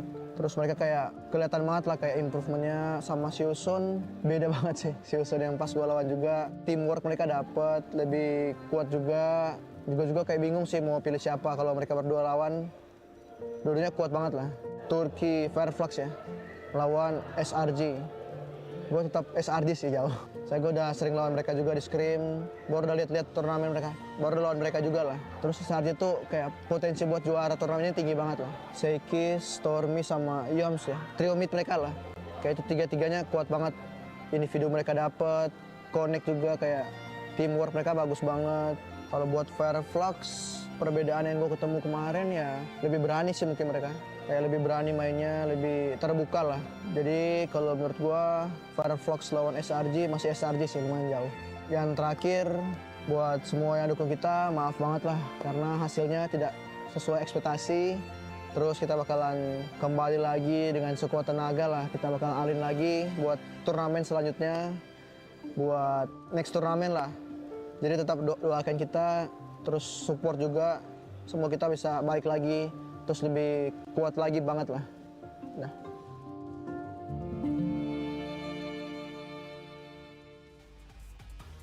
Honestly, amazing video. Yeah, loved it. Amazing video, a lot to unpack. Like, Sakai, even though like he's in this position, but he's still very humble, saying that, you know, it doesn't matter that I won against Onyx. I still respect Kyrie very much. He still says that Kyrie is one of the best players in the world. Still saying Onyx is one of the best teams in the world. And hearing from Keyboy as well, he's able to talk about the Screams and no problem for him. But when I talk about it, then it's, you know, it's whatever, you know. But still. It's nice to hear from Keyboy saying that if See You Soon going up against NIP Flash, even he can't predict the winner because both teams have improved so much. Yeah. Fireflux, compared to before, now they're more open. Now they're more brave to go and actually initiate fights. And honestly, that's what we saw against Selangor Giants. They are more than prepared to start a fight and finish the fight. Yeah, again, that game one definitely could have been theirs. And I think, you know, as we go to game two, possibly if they go in with a different game plan or even the same one as game one, if they played the way they did and it came down to that one team fight like you mentioned, Wolf, that could be something very easy for them to fix to make this a 1-1 in the series. I would say as well for Fireflux, although we're very happy to see them play their own comfort play style and their own comfort draft, their own heroes. I think that they kind of have to adjust at least, because we saw that the way they won in the group stages was when they gave the meta heroes and then they played their own game with Lolita as well as Novaria to eventually counter the Louis. 100% sure that works in the group stages, which, you know, really caught off guard the people. But then again, SRG, they're a team that can also like look back to the VODs, which evidently they did. They got all of the good heroes. They pick up the Eve. This is a trump card that they have already revealed going up against Flux, which I'm pretty sure Flux weren't, you know, equipped to deal with. They did not practice that much going up against the Eve, especially because they picked up the carry afterwards. It kind of makes me feel like they're just trusting on their own skill. So to sum it up, what I've just said is, okay, have some little respect to the metagame, although it's respectable that they are picking up their comfort playstyle. They kind of have to adjust maybe just a little bit. And now we're jumping into draft here. Selangor Giants first pick, Flux second pick. So same again. And SRG, they're betting out this Faramis again. Rosa is amazing with this hero. And we saw how Selangor Giants plays around a team fight. Again, don't know who's making the calls, but someone has an eye for opportunity, saying this is the team fight that we want, and then they burst them down very, very quickly. So I feel like Selangor Giants, they understand their own weakness. It's like, we're playing a burst composition. We can't let the Faramis as well as Angela through. Yeah, it might be the same. Maybe Roger first pick for SRG. Okay. I understand the backshot though. I really love that they're playing the backshot going up against the Ling. I will just hope that they will pick up a different roamer now.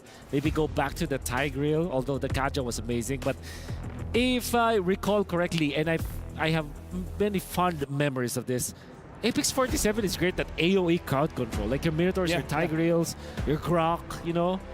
So Kaja, although he played well, I'm not saying that he didn't. It makes out sense. There's a Terizla ban. Loving it already from Flux. I guess that's why they banned it out, right? I mean, even like, what was it, the last ban from SRG previous game was Grok, right? So that kind of, I mean, they were looking to really narrow the choices down for Flux Esports, I would say, from the previous game. But I agree with you. I think as good as the Kaja is right now and how he's popping up more and more and more, these AoE roams are great to choose from. Boxer being the last ban from SRG. I love that ban coming out from SRG. They don't mind. And at this point, Flux are forced to give up the Lu Yi. Maybe give the Lu Yi, ban the Ling, because this backshot is definitely the answer. Oh, okay. Ling first pick? Oh, wait, Lu Yi. What am I talking about? Actually, no. Honestly, I think they will pick up the Ling. Actually. Yeah. The Ling can go up against the Lu Yi. Yep. I think this is Ling. And Flux is a team that have ignored actually picking up the Lu Yi many times during the group stages, right? Even if they have access to it. So if I were to guess, this is Ling first pick. There it is. Who tough spot now for Flux. I feel like the Edith was fine. I feel like Alien on the Edith was pretty good. Now we got to look at a player code here. Malaysia used to be in the top 4 in M1. For 2 Malaysian teams to make it out of the group stage, I feel very proud, but we will not be overconfident. This is coming from SRG Ozaravecki, which is their assistant coach. Okay, so it's Valen Moskov now for Flux. Even more merit to pick up the Farsa now for SRG. Yeah. And is this going to be one of the games that Lu Yi is completely ignored? Maybe. Right?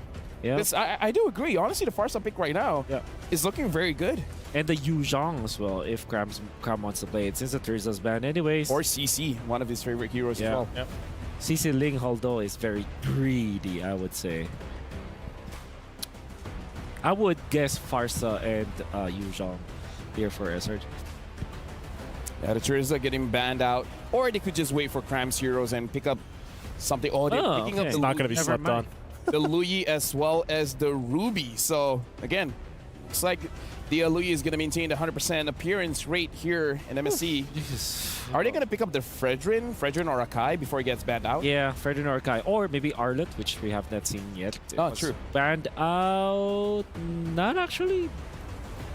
Yeah, not even this considered. Series, no, yeah. Yeah. Arlet is okay versus Lu Yi, I would say. Maybe they get the Yu Zhang now for Alien to pick up. Yeah, Arlet. Makes a lot of sense. Arlet, Moskov, good combo. Arlet is theoretically okay versus the Lu Yi. It always will be dependent on execution. Just because you can use the final slash against both Chip and Lu Yi. So there's that. SRG, they might be thinking banning out Tiger and Lolita. Even when Lolita is not a meta pick, Fireflux has shown us that it is actually an okay pick going up against the Luyi. Yeah, looking at Fireflux's side, they're going to be banning out Innocent's hero, banning out a carry, perhaps banning out the Claude as well. Although looking at their lineup, I kind of feel like they can handle the Claude. Yeah. Fireflux handling the Claude? Yeah. And the I thing feel is, like they can do it. Yeah. SRG, Fireflux cannot double down or triple down on marksman bans because this Ruby can be gold lane for all we know. True. Honestly, Innocent has used the CC gold lane as well. Again, not sure if that's going to be the pickup that they want to go for, but historically, it has been an option. Yeah. That's absolutely right. I mean, I feel like just a fine ban here, just banning out the Claude, because I feel like for the Ruby pickup, it's too 50-50. I mean, like, if you want to ban a roamer, do you want to ban out the Cho again? Yeah.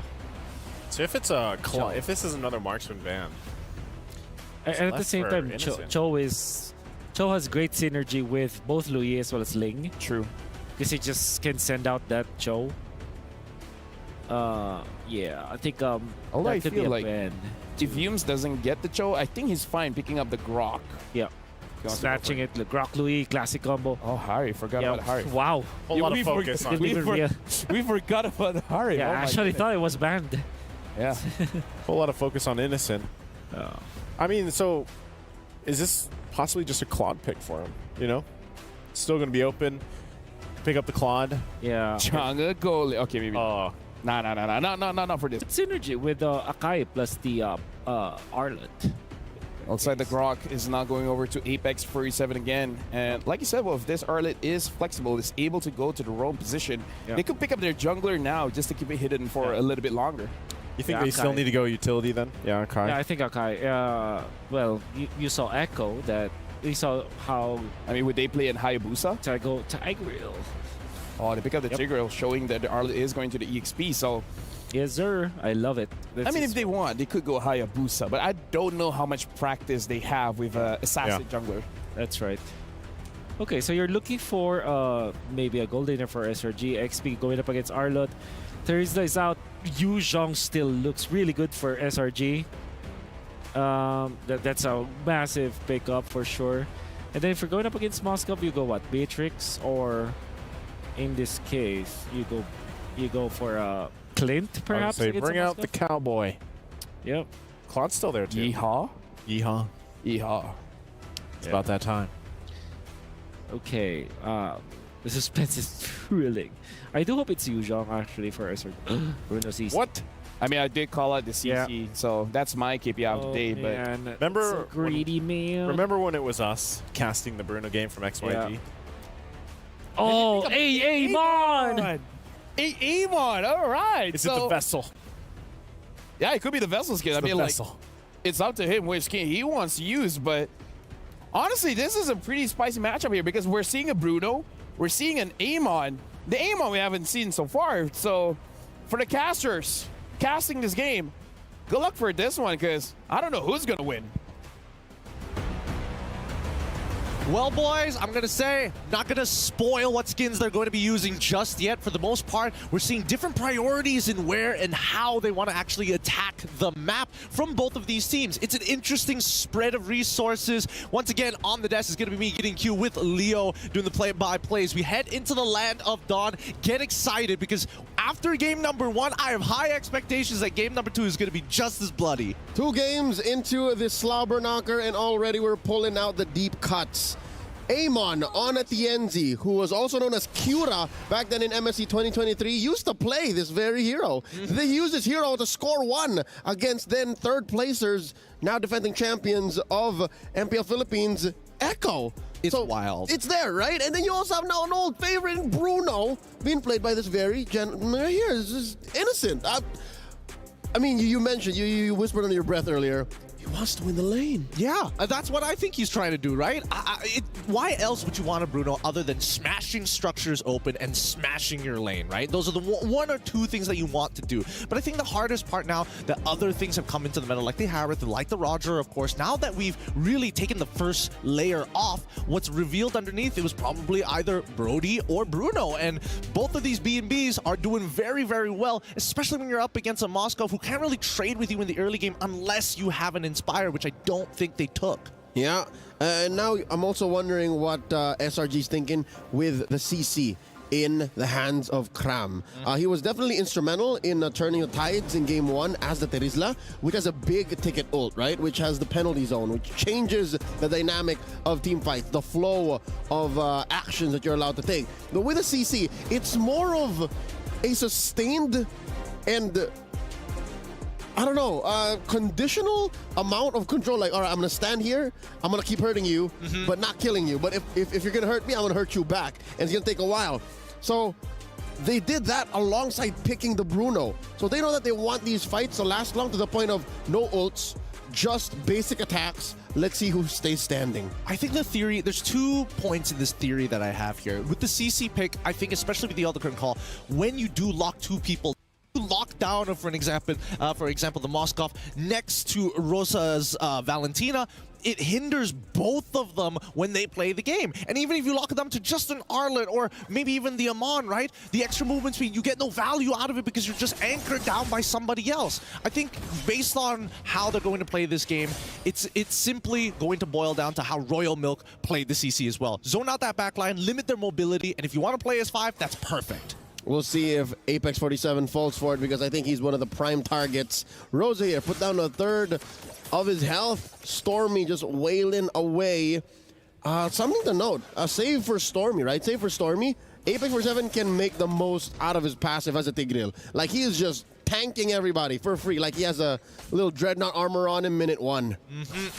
Yep. I mean, there's plenty of physical damage dealers on the side of SRG. We're going to struggle a little bit in the earlier stages, but hey, let's see.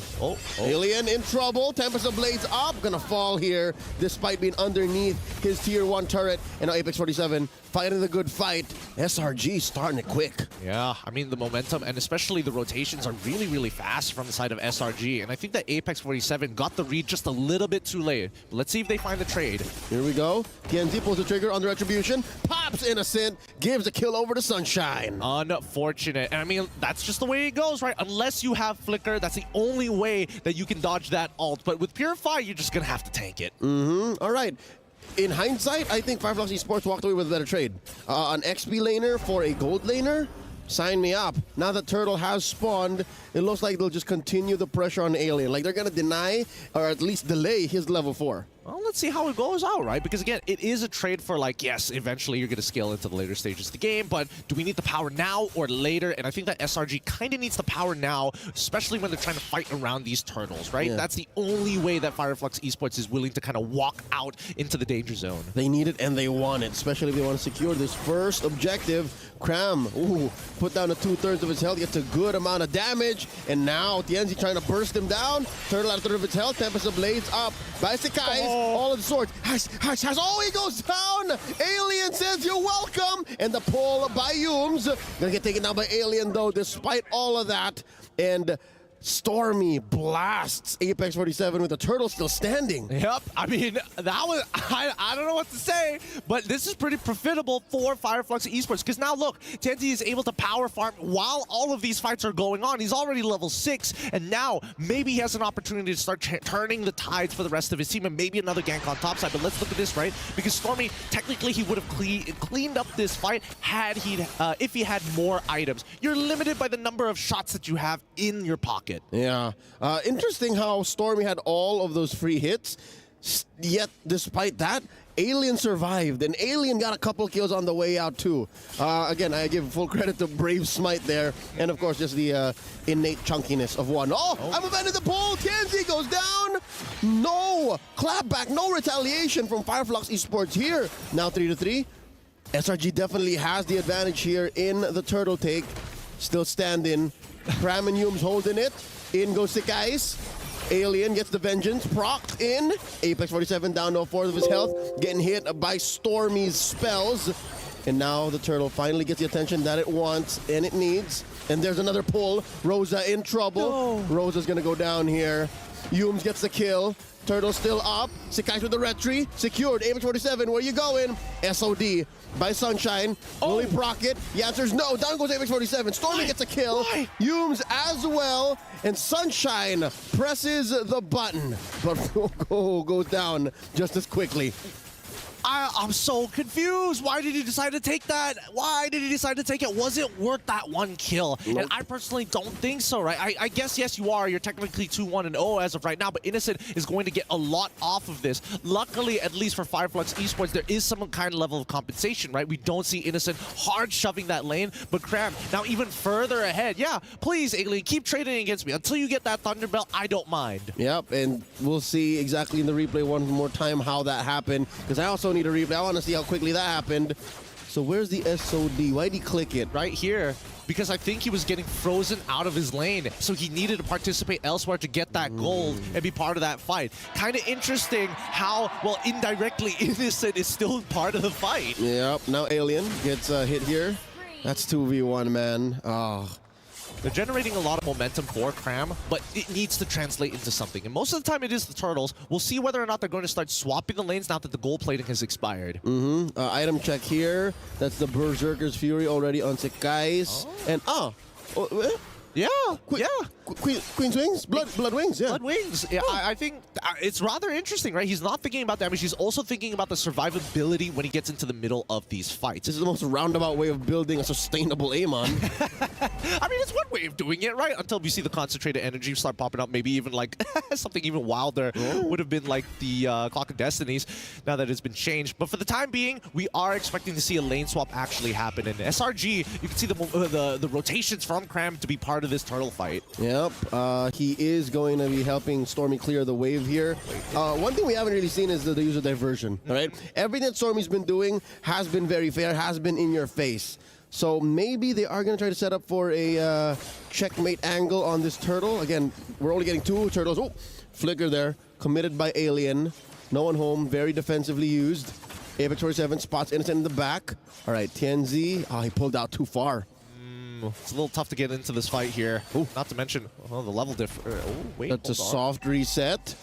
Turtle, barely out of range, gets the pull in and the implosion. Both tanks pulling no punches. Tempest Blades up. Sunshine gets the SOD. Still no one home. Yums goes down. Tianzi served up a kill from Alien's final slash. Down goes Sekai's. That's a double for Tianzi. And then another one falls. Cram, 3 for 1, traded for Rosa. And Tianzi keeps going. Stormy. Oh, he gets it. That is a maniac. That's huge. That is so very huge. But now, I mean, Innocent, he's going to have to try here. Uh-oh. Alien tracks him, finds the final slash, serves it up to Sunshine. He's not going anywhere. The Thunderbelt makes him real tough to get through. Let's look at the replay one more time in this fight because honestly, Apex saved the entire situation. He caught both Sekai's as well as Yums, and both of them were on top of TNZ. Had they, well, I guess maybe if just the Ruby got pulled away, I'm pretty sure the Ling would have been able to take care of TNZ. But now look at that, the momentum switches back. Here we go. Tempest Blades up. The implosion saves Sunshine, but only for a second longer, turning it into a trade. It's not bad, but they're still trading effectively from the side of Fireflux as they continue forward. Tianzi now reading out even more with a Holy Crystal. Look at that build. He's full of damage. Apologize to him now. Okay, I'm sorry, Tianzi. I don't know your game, but now I do. 3-1 and 3. All right, he's done good work to use that shield to its most efficient. Oh no, Innocent gets bursted down. That's what we were talking about him. It's unlucky. It's unlucky. It's like Power Spike just achieved. Innocent is like, yes, I got the Berserker's Fury. Maybe I can clear this wave fast. Gets one shot instantaneously, right? And now you're seeing how Fireflux Esports have adapted from game number 1. Instead of like, oh, we're going to crush down on the mid lane. We're going to keep on trading proactively. We're going to play around our mid laner, and that should be enough. But no, we're attacking your gold laner. Innocent is punishable. He is human. And that's what our analysts mentioned. Fireflux Esports perform the best when they play with a little bit of their own flavor, right? When you force out the Amon and you play it up against public enemy number 1, Ling, beautiful things happen. Apex 47 taking this amazing bush. And now the implosion catches Innocent, but only for a second longer. Final slash by Alien. I wonder if this is enough. Oh, no. I'm offended. In comes the Kais. Down goes Alien. Apex 47 might be up next. The diversion set up by Stormy. He goes through. Cram takes out Apex 47. It's a disaster for Turkey. Wait a minute, TNZ. They have no idea he's there. They have no idea he's there. Rosa just needs to get some more information. Here they go. SOD, and in the back line, TNZ bursting down Cram. Turtle still standing. No Lord, way! that is Innocent, scores it. And now TNZ's gonna go down. Sekai's get taken out by Rosa. But here comes Stormy, the forward flicker. The gambit from Flux Esports doesn't pay off the way that they want to. They took 2 on the way out, but the Lord still goes over to the Giants. Man, what a tough decision to make there. Do you continue to put Innocent behind, or do you look to maybe get something off by killing Sekai's? At the end of it all, SRG still walk away with the Lord, which is the biggest problem, right? Despite trading upwards, Flux Esports can defend this, don't worry. But I think that Sunshine, he needs to scale up fast. Oh my God. Rosa with a stolen up, offended the implosion from Apex 47. Yume's down here as well. And all SRG was thinking was, we're going to stand behind the Lord, go in and push. They didn't expect to lose 2 so quickly. I mean, I wasn't expecting them to lose 2 so quickly, but even more, that could have been 3. That honestly could have been 4. Let's look at this replay. Hopefully they catch it right at the moment. Look at Innocent here. We see the implosion, canceled straight away, right on the frame. Innocent skedaddled, as he should have. And then, again, damage control. SRG knows that, hey, this is a losing fight. They make nothing of that Lord. They didn't even get to push top lane tier 1. I mean, that's the whole story between Flux Esports and Selangor Red Giants. They're just nullifying each other's proactive moves with their own moves. This is a Yu-Gi-Oh matchup that you wouldn't have expected, man. Oh, here we go. The diversion play into that pixel brush. They try to spot out TNZ, but he knows better. Oh, wow, you're right. It's like one of those... You've fallen into my trap card moment. Yeah, or like a 2 equally matched dojo masters, you know? Like they both own their schools of martial arts, and then they just like this 2-minute long fight sequence where nobody gets hit in. I think let's take it a step further. I think they're 2 very, very young prodigies of their times in martial arts masters. I mean, let's look at the game facts here. As of now, of MSC 2024, I did not catch that in time. All right, but there was a fact. There was a fact there. You guys can scrub back. Yeah, we'll scrub back just a little bit, but let's look at the in-game items and see whether or not anything is a little different. We see the full Trinity build come out from the side of Sunshine at this point of time, but even so, we do see the Alien. He's 5-3-3, and honestly, he's pretty sustainable now that he has the Queen's Wings and the Thunderbelt. Oh yeah, that's good. He is, I believe, on his way to an Oracle, not mistaken, and... Yeah. But then why would he need to? Never mind. I think at this point, whatever he gets is going to be of value, right? He could opt to go for a little bit more magic resist if you really wanted to. I think the best one by far, the most cost-efficient item that you could go for at this point is probably just the blade armor, right? Because Innocent, he's scaling up pretty quickly. Just mad chunk.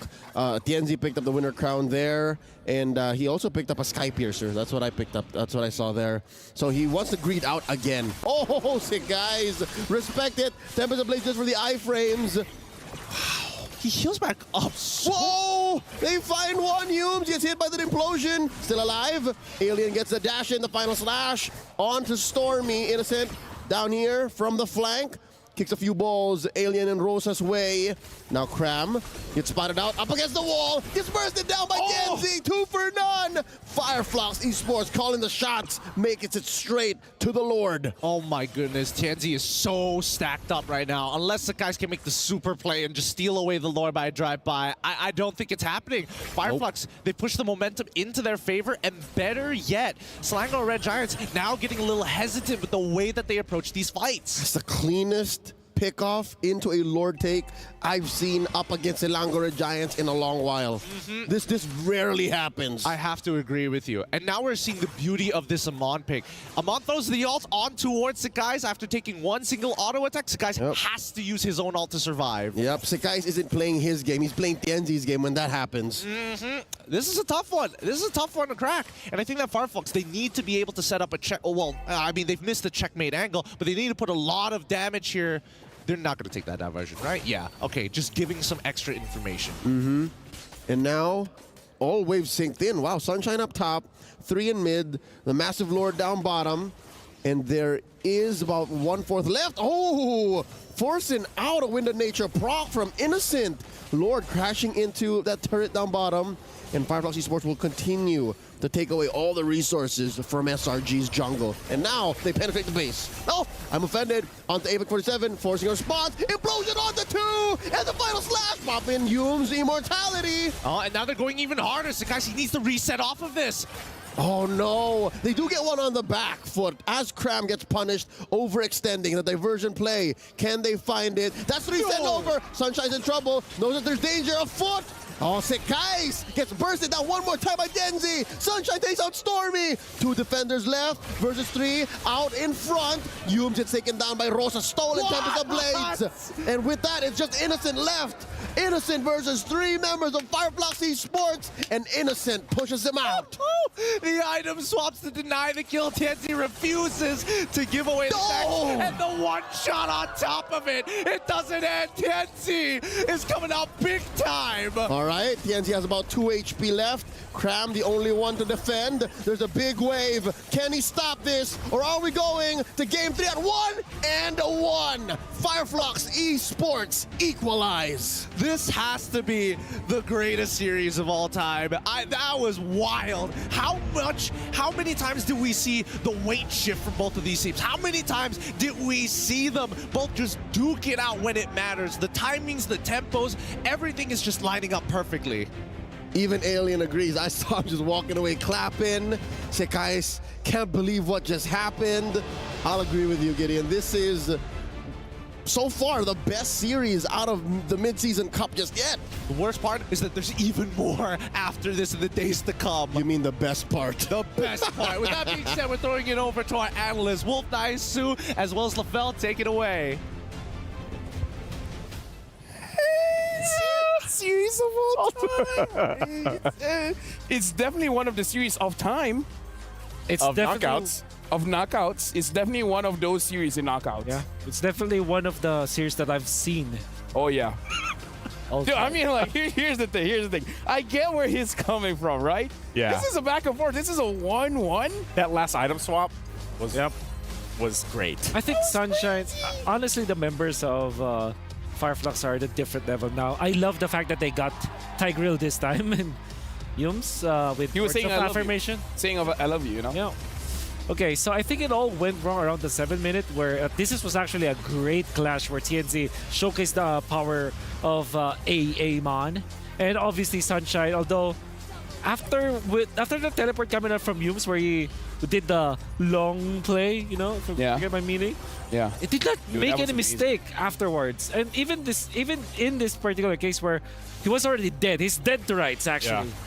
But because of this right here, destruction, he managed to do it. And then there's the item swap. Well done. And then they're going to punish him afterwards. I mean, Innocent will be punished afterwards. Honestly, if I want to nerd out a bit, the thing that I love about this draft is that you pick up a Tigreal, forcing out any kind of hero that has to use a Purify in the goal lane. Yeah. And then you pick up the Amon. Like, how are you going to avoid the Amon's damage? The Amon, in terms of Brutal, he just basic attacks you until you're forced to slide away. And once the slide's out, then you can just use your ult. Yeah. There's no outplaying that if you don't have a flicker. All you got is Purify, you know, at that point. And that was 7. So I believe it was 77 unique heroes now that we've seen for MSC 2024. And yeah, I think Apex 47 on this Tigreal, man, on point, really providing just a lot of that crowd control alone for the lineup here. Dude, Sunshine on a Moskov, 51,000 damage dealt, TNZ 916 gold per minute that he was able to earn. I feel like both teams are gonna ramp up the numbers in terms of unique heroes picked, because what's next, a Hanabi for the Deceit of Rage skin? Maybe Maybe they got both vessels. Yeah. Oh yeah, Hanabi. But I can tell that Wolf doesn't like that one. He's like, how do I rebut this? No. How do I make sense of this? Yeah, but who knows? Maybe Innocent picks it up. Innocent can play Chang'e. I'm sure he can play Hanabi, right? Maybe. I can't reveal that. But anyways, honestly, looking at the matchup here, really, like, we got to talk about Rosa. Like, no matter who eventually becomes the Sony MVP, Rosa in this matchup, both games, really show up as a playmaker. It's difficult to explain, but yes, definitely. I think that he managed to get the right ultimates at the right time, obviously with the IMU. And then he managed to get out of sticky situations with the Ling ultimate, for example. And his targeting with the second skill, first skill, second skill. I mean, if you look at the Valentina, you're always thinking about the ultimate, right? But sometimes it's just much about how you manage to find the right opening so you can one-shot people. Because Valentina with skill 1 and 2 combo, skill 1, 2, 2, 1, technically speaking. No, I get that. If you land that combo correctly, that's a ton of damage. As Nice would say, that's big damn. Big damn. Big damn coming in from the Valentina. And again, amazing showcase here. Right now, in case you guys just tune in, it's a 1-1 where Selangor Giants won the very first game. However, the second one, Flux was able to pick up that one. And again, we heard from Sanji that it could go 5 games, but he said Flux might win this one. And I got to say, for both games, even though Selangor Giant won the first one, Flux looks like they're mostly controlling the game. Yeah, what is it? 21 minutes of the 22 minutes for the first game. That Fireflux was pretty much controlling. There was a couple question. I even heard the casters mention it, like with Sunshine using the Spirit Destruction and then following through with it. There was a couple mistakes that they made, but one thing's for sure: Fireflux Esports, they know how to adapt on the fly and adjust the play from there. With that being said, we got to look at our Sony MVP, and it's going to be TNZ on that AA mod. And be careful when you're going up in rank. Because the draft pick, you might see a few Amons. That was the winning play. TNZ getting into the orange buff, even after there were already 2 members down.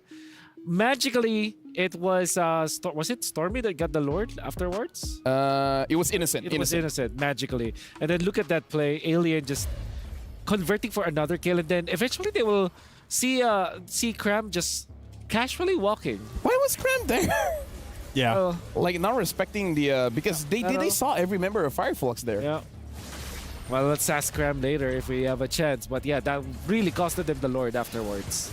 And again, Apex 47 is coming in with the engage with the implosions. Like I would say, Fireflux, they look much more brave because of the engagements coming in from Alien as well as Apex 47. Again, TNZ, 7.5 KDA, 916 gold per minute, 65% kill participation. But again, if you want to ramp up that goal, he was able to farm out while I would say the rest of the players, they were all screaming against each other.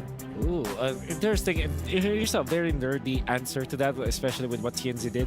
There was one time where, naturally, when you are a roamer, there is a sweet spot where you want to take the mid lane minions, right? So you can get to level 4 come the first turn of the fight. TNZ timed that perfectly, and that is when he went to Innocent's lane and got the kill because it was a 2v1. And that really tells us how TNZ really, how his mind operates when he's playing these assassins. He wants it to go for the right timing all the time. Honestly, while you're telling that, can you actually show us using Bob as your Bob helper now? Yeah, this will be a little bit different because this is the first turtle fight, which we could see the strength of TNZ and the way that they are trying to really fight against the second turtle, because the second turtles usually, this is where you're going to see a lot of like information gathering first before they are able to really just spell it out. So there will be that initiation coming out from Mr. Apex 47. You're going to see him catch 2 members, but Innocent is just holding his ground. He knows that Innocent and Sekai's, all they need to do is to wait for the implosion to happen and then enter afterwards. So let's play out the clip and they will eventually get it. But TNZ already used this burst. Now, what's gonna happen here is that Rosa as well as Apex 47 are gonna do the best things, and which is they allowed TNZ as well as eventually Sunshine in here to get in and out of the fights, right? So look at the kiting coming out from Fireflux. You flicker out with Apex 47, in comes Alien, and then in comes TNZ. They get out again. Sunshine comes into the fight.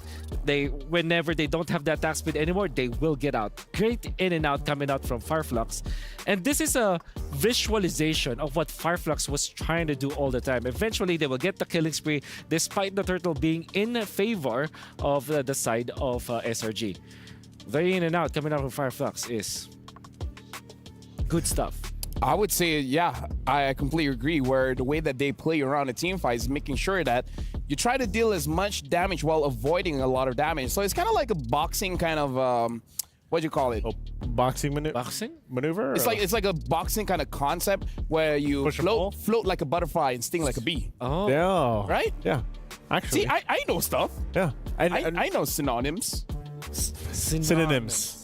I think he means synonyms. Okay. You know, but when you watch that clip, Lafel, part of that too, you get to see how I get what you're saying, because they usually, if someone is low for Flux Esports, they set up a wall to kind of protect them, cut them off, and then they re-engage. Yeah. And that's a great, what do you call it? Synonym? Synonyms. I don't see the problem here. Potato, potato, tomato, tomato, same. Synonyms. Synonyms. They're similar because they're synonyms. Thank you very much. And with that, we got to focus on the second game now. It's still 1-1. Why are you guys laughing? No, dude. We're just happy. Just be yourself. Just be yourself. Just be yourself, my friend. No. I've made that mistake before. Never again. I'm never being myself ever again. Yeah. I'll always be fake in the eyes of the world. Either ways, SRG, we got to talk about this a little bit. SRG currently has the highest Lord secure rate with 90%. Wow. Is that right?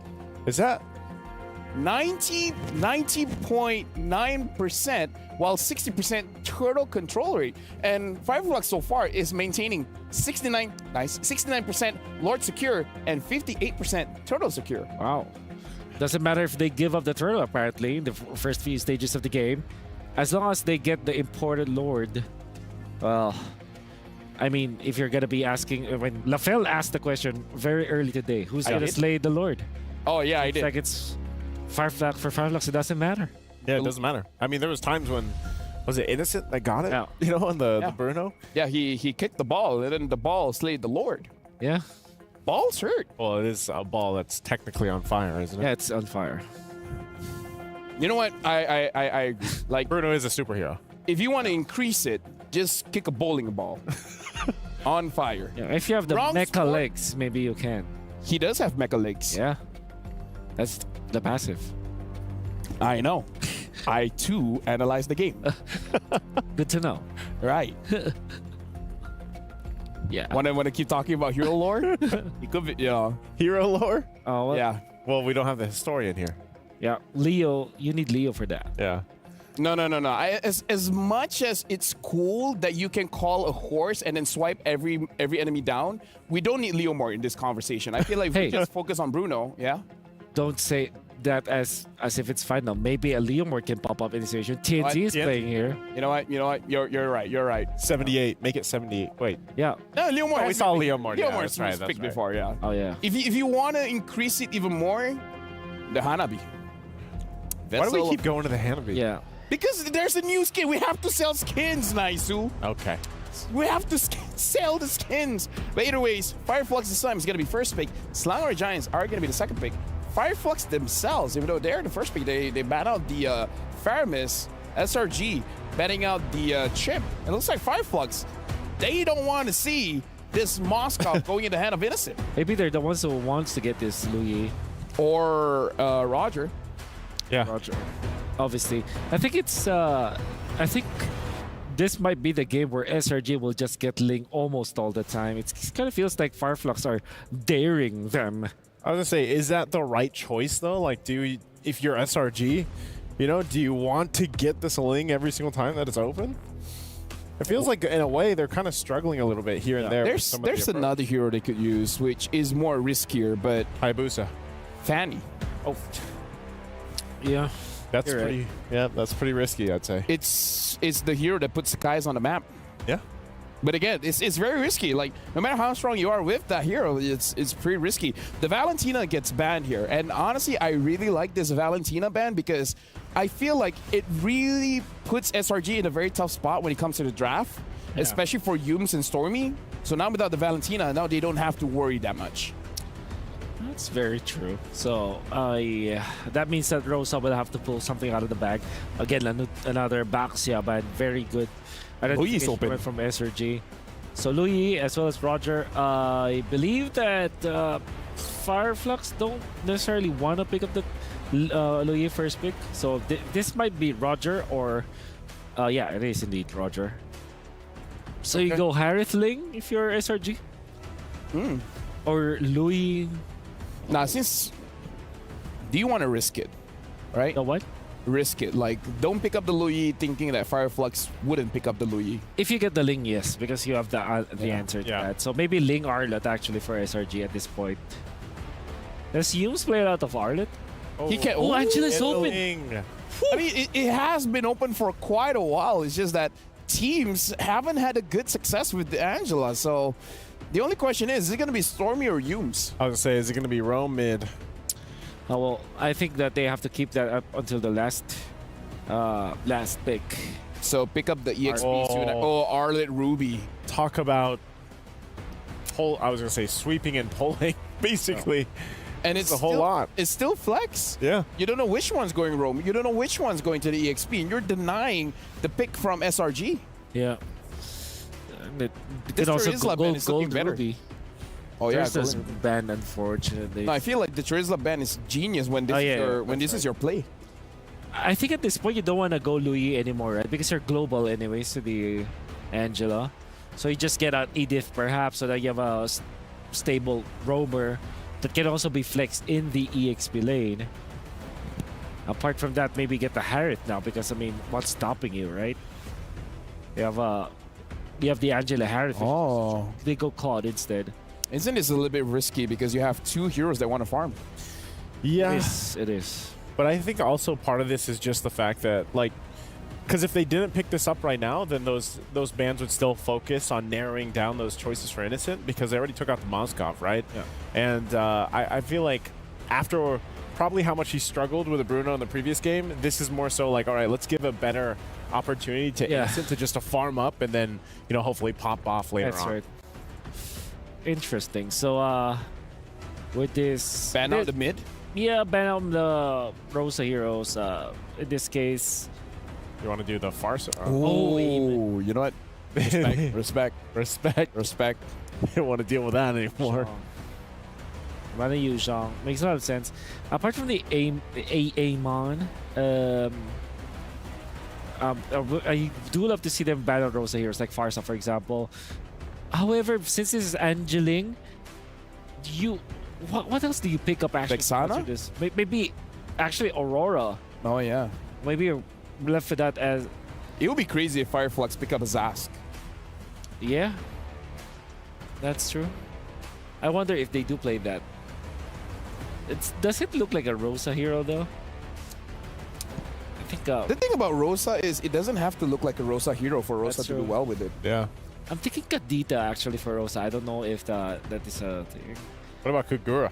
Oh. Against Angeling. Oh, Julian. Okay.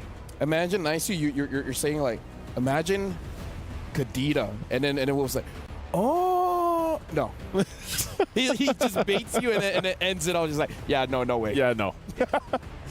Xborg getting banned out. So it looks like for SRG still respecting the jungler pick, and for Fireflux making sure that Cram doesn't have a good hero to play. Yeah. You know what? I think this is nearing the Leomord zone now for Fireflux. If this is not a lockdown hero for SRG, because they banned out both Xbox plus Yuzhong, right? So you're forced to like Edith perhaps for SRG in this case. That means that the Leomord will have a great time. There it is, Edith. Oh man. This is Leomord and Gord perhaps? No way.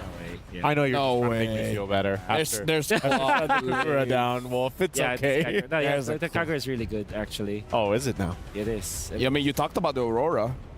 Yep. Leomord. TNZ, you've been playing it before it was meta. And now that you have the chance, boom, okay, pick it up. Yeah, that would be like, actually like Fredrin, you know? Yeah, I'm thinking Fredrin. End of the day, it's like, yeah, like Fredrin the Varia. Just become something super normal? Yeah, so something super normal. Like Vexana Fredrin, yeah, right? Vexana Fredrin. Oh, God. I mean, it's a good pick. Florin Farsa, okay. Florin Farsa. It looks like it's going to be a Roger jungle. Gold Ruby. Okay. So they're all in on TNZ now.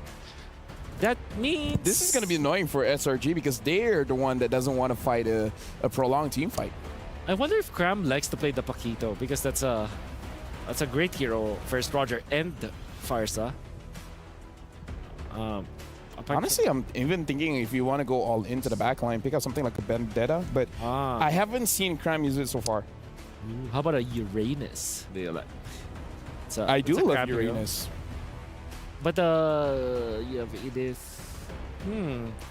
Wait, what about the Minotaur? What if Grok? what if they are the ones to pick up Kadira? But they need a little bit of front line.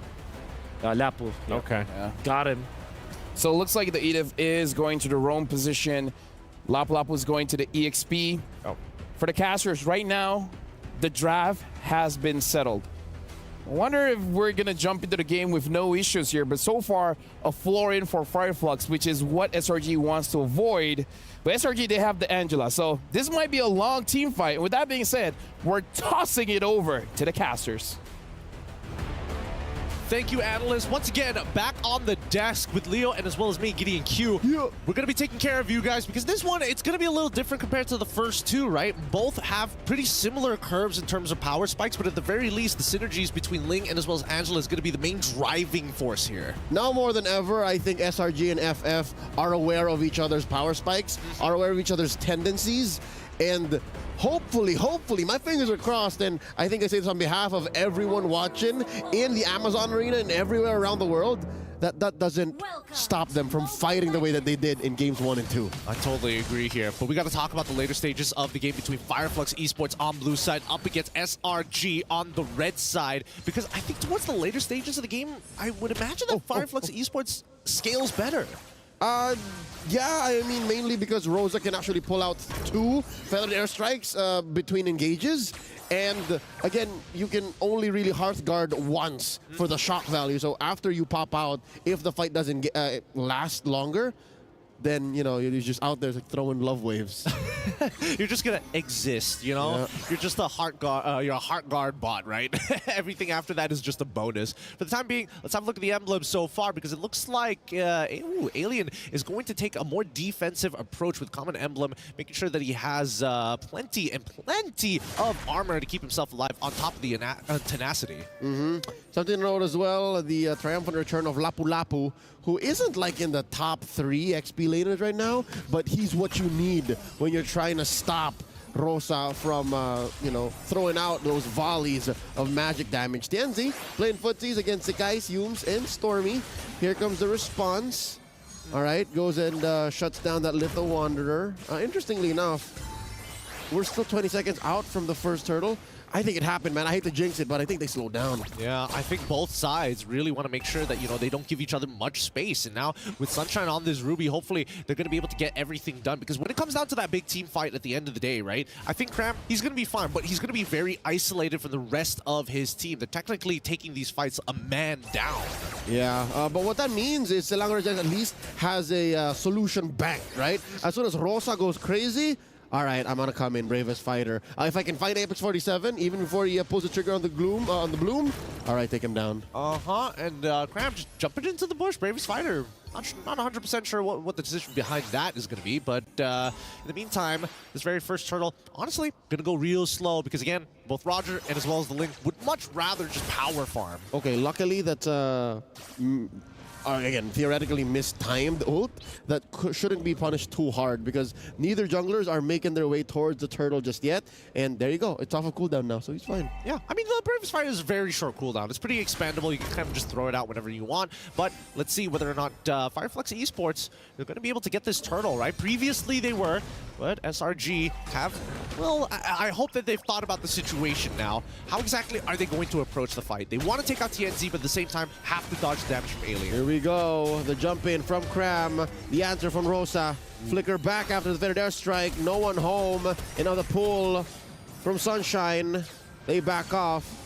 Again, folks, note that this is indeed a side lane Ruby. So the true cores for Fireflux Esports now is, again, in true rope-a-dope fashion, as Fireflux likes to do it. Now TNZ and Rosa. It's not Sunshine and Rosa. They're taking their time with this, both sides. Hopefully, good reaction time from TNZ. Whoa! All right. Interestingly enough, they want to commit hard on that, and that's 4 sent over to take down TNZ. The response from Flux Esports is a better airstrike, but Selangor just lean hard into the aggression, taking down Rosa. One more time, maybe even able 47, and they indeed do. 3-4 none straight into that plate in mid lane. And Alien trying to do some damage control, stop the bleeding. Yums gets pulled in. I'm offended. The onward, the takedown. Alien gets a kill, keeps going. The vengeance. All right, Flux Esports out of their breath here. Oh, another one! Stormy solo!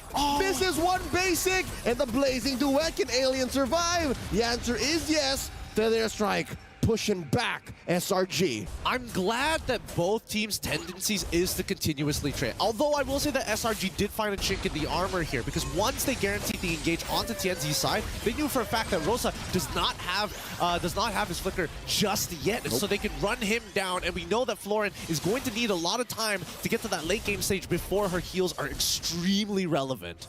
All right, it's true that these teams have taken it slow, but when the fight can begin, when the fight happens, they will not let go. They are not shy to lean hard into it. But with that said, Selangor Giants now up by about 2,000 gold, 5 minutes in. Turtles spawning in the upper quarter.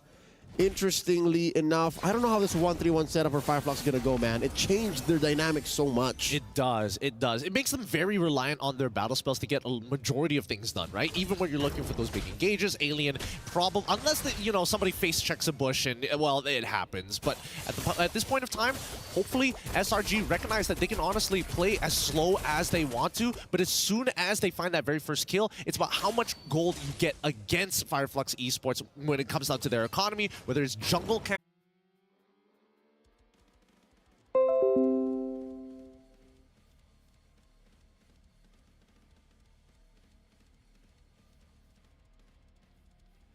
Their economy, whether it's jungle camps, ideally when it comes down to neutral objectives. Luckily, Flux Esports, despite, stepping up to get into these fights, aren't letting go of that prime objective, that prime priority.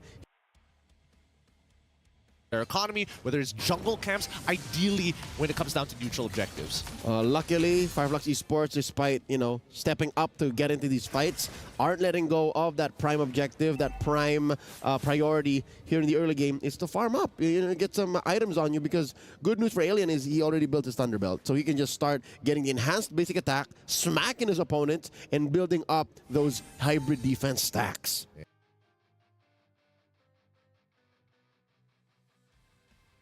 Yeah, I think that I'm pretty sure that Alien is going to go with the same build that he did in the previous game. Thunderbelt into the Queen's Wings, and then eventually maybe even into the Oracle. But for now, let's see whether or not Yomes is going to find that engage. All right, Turtle secured here.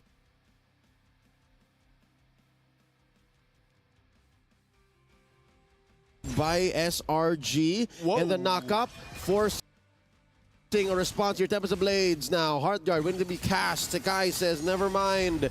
I am safe. SRG happy with the major objective pickup. Now approaching 3K ahead. Yeah, no disrespect from both of these teams, right? Really playing it slow. Okay, it's just a small objective, not the end of the world. As long as our structures are up, maybe we can do something with that. Because these rotations are basically man-to-man defense from both sides, right? If somebody leaves the lane, we have to follow. Which is, again, despite it sounding counterintuitive, the man-to-man defense against a 4v5 with the Angela inside one of them is actually the winning combination. Up top, Alien going 1v3. Yume, Stormy, and Cram want to fight, forcing out a flicker from Alien for his own good. Okay, that's not too bad. Down bottom. The stun on Innocent. How far can they dive? In goes TNZ. Tempest of Blaze knocking up TNZ. He's taken down. Sunshine takes a few hits. In comes Sakai from the back.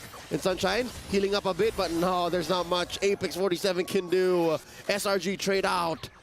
Man, I love it. I love the micro mechanics there, because Stormy, he knows who exactly he wants to give that heart card to, but he doesn't want to put the indicator on top of the person, right? Which is very visible to everybody on the map. So you can see that even TNZ is like, oh, they probably have it, but there's a good chance that it might be able to get the execute before that happens. They're weaponizing the information. They don't want to give Flux Esports that level of a tell. And here we go. Sakais goes for the Grand Theft Orange. Pushing in mid. That was just Cram and Yumes. Yumes and Cram. Now the answer. Their strike. I think Rosa needs a little bit more firepower. Yeah, I mean, Rosa's been taking the brunt of the punishment here, always having to use his flicker every time he gets compromised on the position of his feathered airstrike. And Stormy, on the other hand, is like, I don't have to worry about any of these things. I just have to be a good team player. However, I will say that Cram quite ahead in the game. He may have lost his tier 1 on top side, but so far, he's been winning out these trades against Alien as soon as he uses that Bravest Fighter. All right, let's see again, another 3v1. Stormy throws out a Love Waves. From the back line, in comes Rosa. Tempest Blades, taking down Alien. Now here comes the Cavalry, and by Cavalry, I mean the rest of Flux Esports. All right, deterring any further aggression. All this while, SRG was just bursting down the Lord. They got even us distracted. Oh man, great diversion here. It's like, I'm gonna dive, I'm gonna look maybe to take this tier 1, but at the same time, oh wait. I'm offended. Cram, can he survive? Damage reduction and iframes in check. Yes, the answer. Continue, Gideon. Yes, these diversion plays, it's great because now it's like SRG saying, we've learned from the previous game, you gave us 2-prong attacks, and worst yet, our draft didn't exactly give us answers. Oh my goodness, where did he go? Wait, how far ahead is Innocent? Got the 2-man onward Earth Shatter, and then the rest was history. Tempest Blaze defensively out. That's just how far ahead SRG is, man. 6K ahead, 6K gold. That's what? 2 items on each core. But that's what I was thinking. It was coming from Sakai's, not Innocent specifically. I guess he was max stack on top of it. We'll see in the item list in just a little bit, but hopefully, Fireflux are able to defend their inhibitors. They can't just give away these for free. This is uncharacteristic. I am not comfortable with the way SRG is dominating Fireflux Esports. Given how games 1 and 2 went, it's as if SRG is a whole nother team. It's as if Fireflux Esports forgot everything that happened in 1 and 2, because those were very close. This is far from it. Yeah, and a majority of the lead is actually coming from Innocent. He's got 8,000, he's 3,000 ahead of Sunshine at this point of time with the full Trinity build. Huge. I mean, oh, here we go. We'll talk about it later. The fight happens. Yubes gets taken out, and suddenly in the back line, they die. AMX47, Sekais, and Stormy, and Sekais. Tempest Blaze in the back looking for TNZ. Alien has already fallen. A 1-4-3. Massive gains for SRG. Huge gains, 2-10 so far is the kill score. 8,000 gold lead, damage dealt, Claude as well as Lapu Lapu, both of the side lanes right at the brink. All right, so we were saying how that's a huge 3K, 3,500 between Sunshine and Innocent, mainly because you're a fighter, right? You can afford to build semi-built items or halfway built items compared to Innocent, who has to build his Trinity, which he now has. Hence why he's dealt so much damage. I think that Fireflux Esports, if anything, they need Apex 47 to scale up quicker right now. Like, TNZ, he's struggling to get the farm, and yes, the dude is gonna, it's helping, right? His auto attacks really make the difference in these fights, but you're getting stat checked by people who are 9,000 gold ahead of you at this point in time. Yep, and here you'll see it again. Yeah, across the board, the only closest one we got is Rosa and Stormy. And that's a support mid laner on Stormy. So that's how far ahead SRG is now from Fireflux. It's kind of wild, though. Maybe there is an I don't know. Maybe going for a safe build, getting it like an early Winds of Nature, just to kind of protect yourself to drag this game out. But then again, you're deviating from getting it like your core items, which is too important to give up. All right. That is a definite possibility, and I think it's worth the money, right? The Wind of Nature, because really, what's the only thing that goes through your Wind of Nature proc? Quick Lord take here by SRG. Stormy skills. That's it, Stormy skills, and the CC on Yumes. But that aside, if the goal is to just stay alive, then the Wind of Nature is the answer. I mean, it's more manageable compared to like I'll take like 5 love taps compared to like getting 1 crit by Sakai's. Like, that's how much of a difference it's going to be. At this point in time, both teams still looking very calm, but calm before the storm. We'll see how they're going to try and pry open these inhibitors, and I think that Rosa, he's gonna be so careful with how they approach this. You mean calm before the storm? Me. Oh. This is very similar to his MVP performance in game number 1, when he was very low-key, very quiet, and he's the one that really tilted the scales, tipped it over to SRG, and now he's doing the same. Again, as you mentioned, he doesn't want to reveal where the heart guard's going. So that just makes it all the worse. Instead of it being a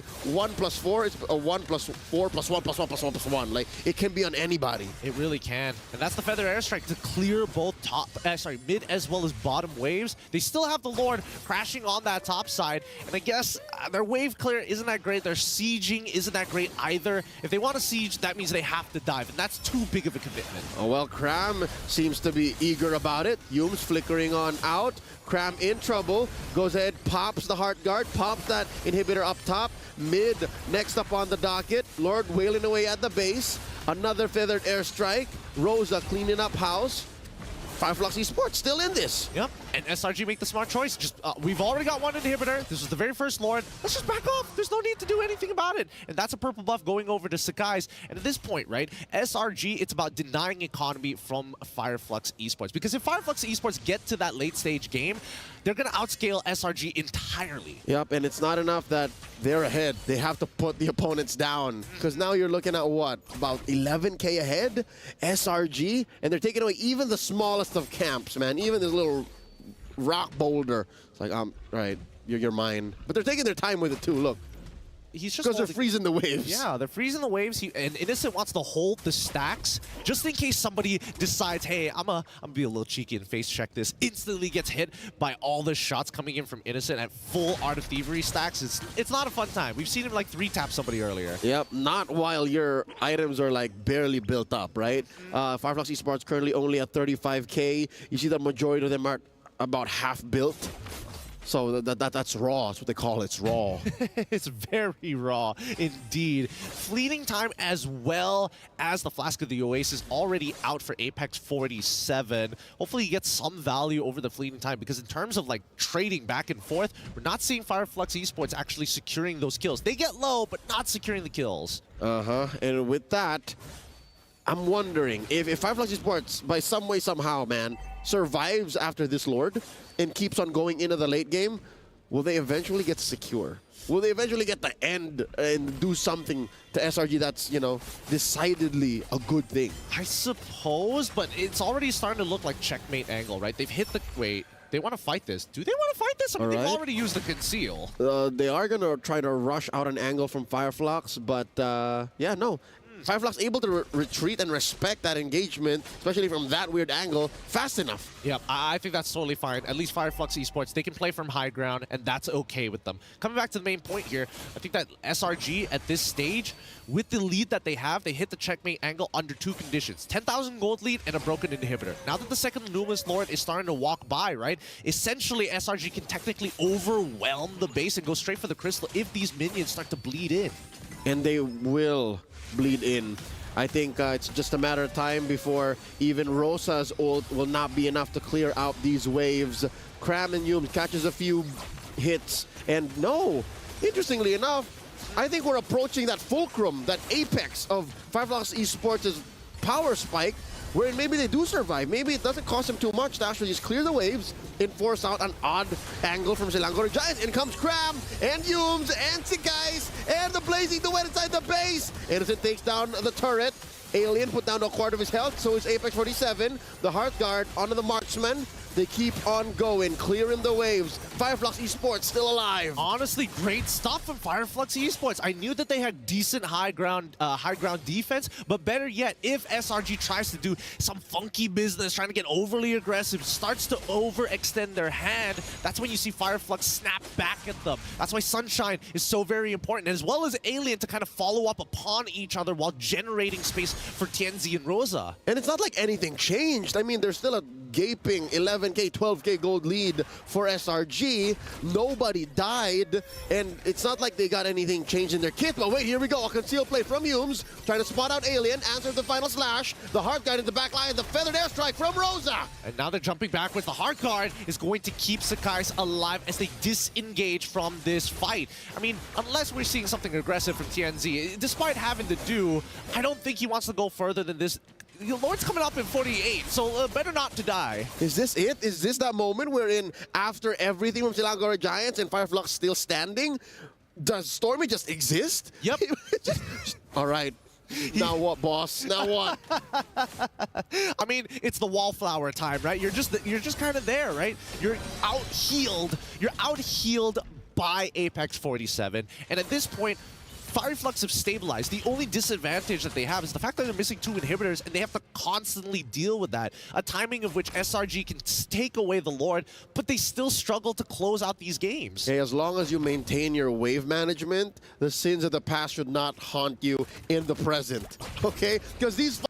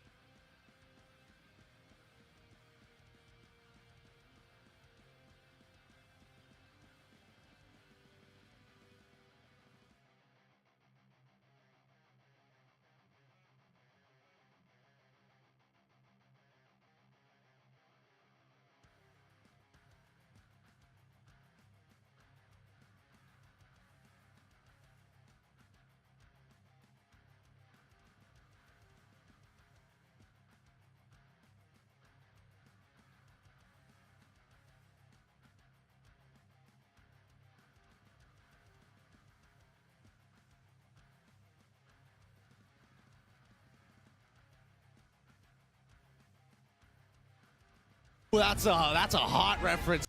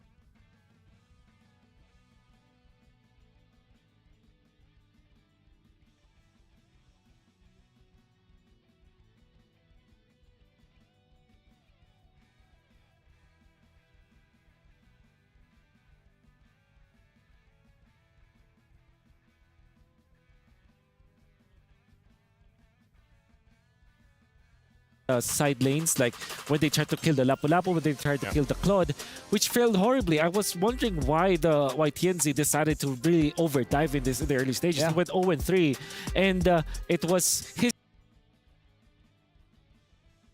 mistake trying to take out the members of SRG early on, especially when the heart guard is up. I think it was the wrong decision to go for that. To be fair, Fireflux, they have great defense. Imagine if they hadn't faced the disasters of the early stages when they didn't overdive. Maybe this game could get totally different. Honestly, like, personally for me, I don't like it when carry-oriented mid laners are forced to use something like an Angela that supports your team. But honestly, with Selangor Giants,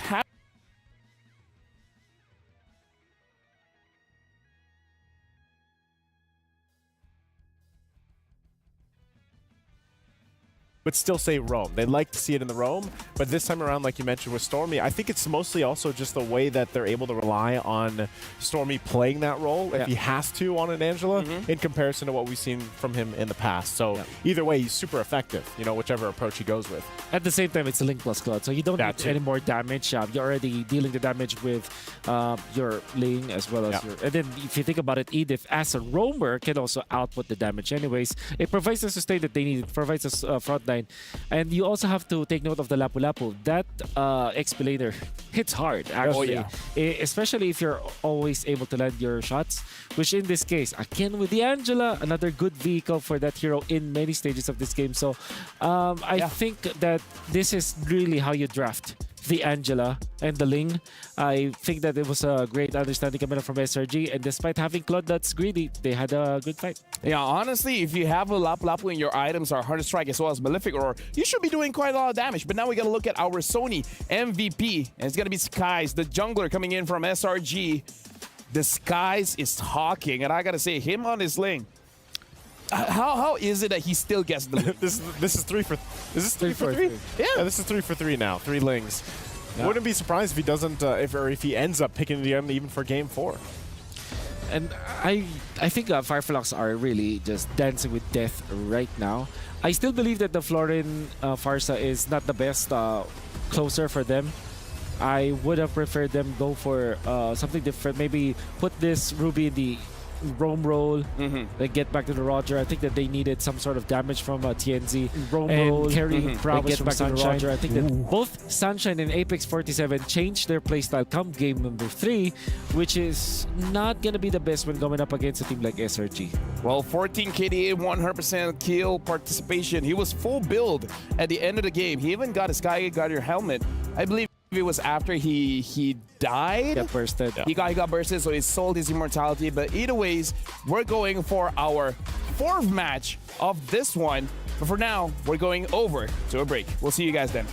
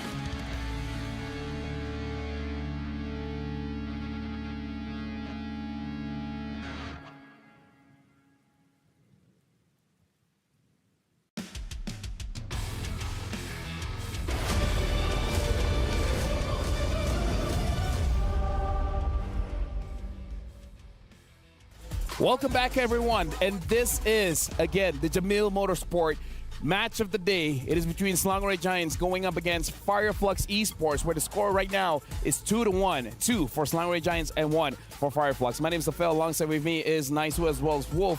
What are we looking at game number 4 here? Do you guys feel like, just like in a previous matchup, it's going to be a 3-1, or are we looking at a 3-2 situation? Man, I still... Okay, now that I've seen through the series up to this point, I think there's a possibility for a Game 5 to happen here. The only way this doesn't, and this ends up being SRG 3-1, is I think one, they get the Ling again, and somehow they just snowball out of it. Maybe the Angela again. Yeah. So there's got to be an answer there. Yeah. I think I have to agree with Naisu. I think the only way it goes. Yeah. Sorry to cut you off there, but we have a content piece with Apex 47, so let's check it out.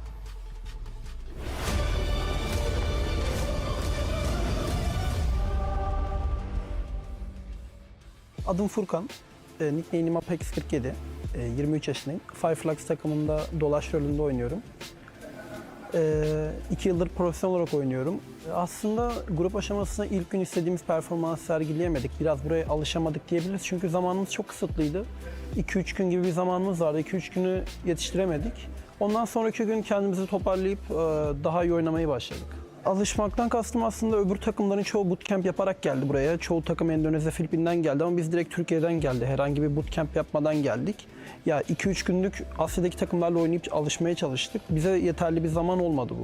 Ya biraz daha fazla zamanımız olsaydı ilk gün belki bizim için daha farklı olabilirdi. Bu sorunu nasıl aştık? Bu sorunu aslında güncelleme biraz bizim işimize yaradı. Bence EVOS takımı güncelleme tam olarak alışamadı. Yeni gelen güncelleme biraz işimize yaradı. Disiplinli bir şekilde oynayarak EVOS'u yenmeyi başardık diyebilirim. Biraz güncelleme sayesinde de diyebilirim. Bence Endonezya takımları güncellemeye tam olarak alışamadı. Ya aslında çok heyecan vesaire yapmıyoruz çünkü kaybedecek bir şeyimiz olmuyor. Bir takımlar dediğim gibi çok gelişmiş yerlerden geliyorlar Mobile Legends konusunda. Biz Türkiye'de çok fazla pratik yapmadan geliyoruz, yapamıyoruz daha doğrusu. Orada yapabileceğimiz takımlar yok. Maçları kaybedecek bir şey olmama korkusuyla çıkıyoruz biz. Hani SRG rakibini çok tanıyoruz. Geldiğimiz günden beri de sık sık pratik atma vaktimiz oldu. Bana göre de SRG Malezya'nın bugüne kadar en iyi takımı. Onlara karşı bazı planlarımız var. İyi hazırlandık. Yani yenebileceğimizi düşünüyorum SRG'yi. Bence en önemli faktör bizim takım 2 senedir hiç kadro değişmeden beraber oynuyoruz. Birbirimizi daha iyi tanıyoruz. SRG rakibi takımı öyle çok uzun zamandır beraber oynayan oyuncular değil. 1-0 öndeyiz o konuda.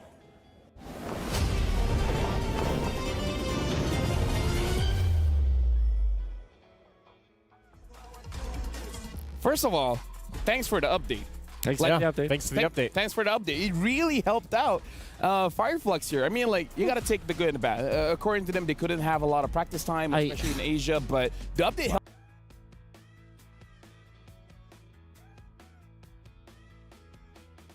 helped them a lot. Imagine if they had the chance to actually bootcamp together and play together. How strong will Fireflux be? The fact that they are not practicing as much as the Asian teams, they didn't even get a chance to get to the Philippines for bootcamping, unlike other teams that actually went to Asia just to bootcamp. This team is phenomenal despite them not having the advantage. So I'm scared if Fireflux eventually, decides to bootcamp in Asia and get ready for the actual tournament. I mean, again, next tournament, M6, who knows, right? Who knows? But we're now in the pick and ban phase. SRG is going to be first pick. Fireflux is going to be on the second pick. And yeah, I was going to say something as well about them not having the practice time. Yeah. Maybe with how good they're looking, perhaps Turkey is actually a pretty competitive region because without training, they're this good, right? Maybe their own region, like, don't talk down your own region. It might be an amazing region. I think that's why part of really what stuck out with me from the video there was that they've stuck together for 2 years, right? Oh, yeah. I think that's a lesson that teams around the world that might not even be in these developed regions for Mobile Legends can take note of. Stay together even if you don't have the ability to go and practice against everyone else, but learn to play together, get that synergy down. And that's what we see so far from Fireflux Esports against, again, a team who right now stands undefeated for 100 days. I guess the argument there is that Ling Ban by individually the members of Fireflux are actually pretty good. Like I think that's if you stay together as a team and some of you are already struggling, maybe that's when you can break up. But this team, they're actually individually really good. So that's what really excites me about Fireflux. And eventually that is going to be the Ling ban. This is the draft configuration that SRG, I believe, will take the Luyi.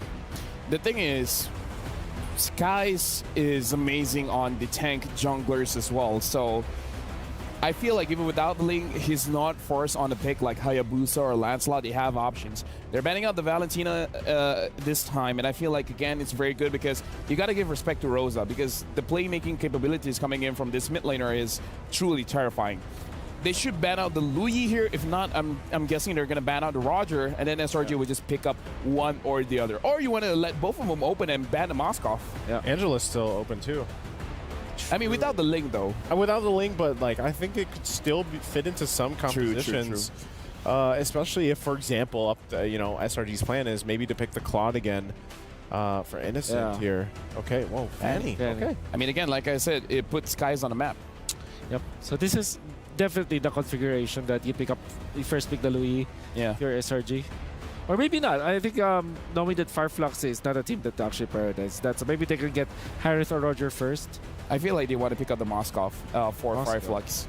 Oh yeah. I agree. Especially if Roger was the first. Actually, in both scenarios, Moskov looks good. So it should be in that. I mean, they could go greedy and pick up Roger and Moskov, right? Forcing Innocent on the Harith, and then eventually picking out something like Aurora to fight back. Yeah. SRG is thinking hard about this one. Yeah, as they should. But I believe, if I were to guess, this will be Harith. Oh, I mean Harith or Roger. It's going to be Roger this time. Flux, they're not going to be picking up the Luyi, so this could probably be Terizla Harith. Or Angela Terizla. Oh. Ooh. So they want to go with the Angela this time. Okay, I love it. In this scenario, with no Valentina, no Faramis, you go Edith instead of the Terizla. Makes a lot of sense. So now having the Angela as well as the Edith here, does it make a lot of sense just for Fireflux to just pick up their, say, a Fredrin early so that they can actually put together as a team and then eventually pick up something? Actually, no. If they don't pick up the Moskov is definitely going to get banned. Yeah. I think they're the third pick Moskov in this scenario. Or maybe just the Claude. Good combo with the Angela as well. Yeah. Right? And so is the Claude. So this is what? Terizla and Arlet perhaps for SRG?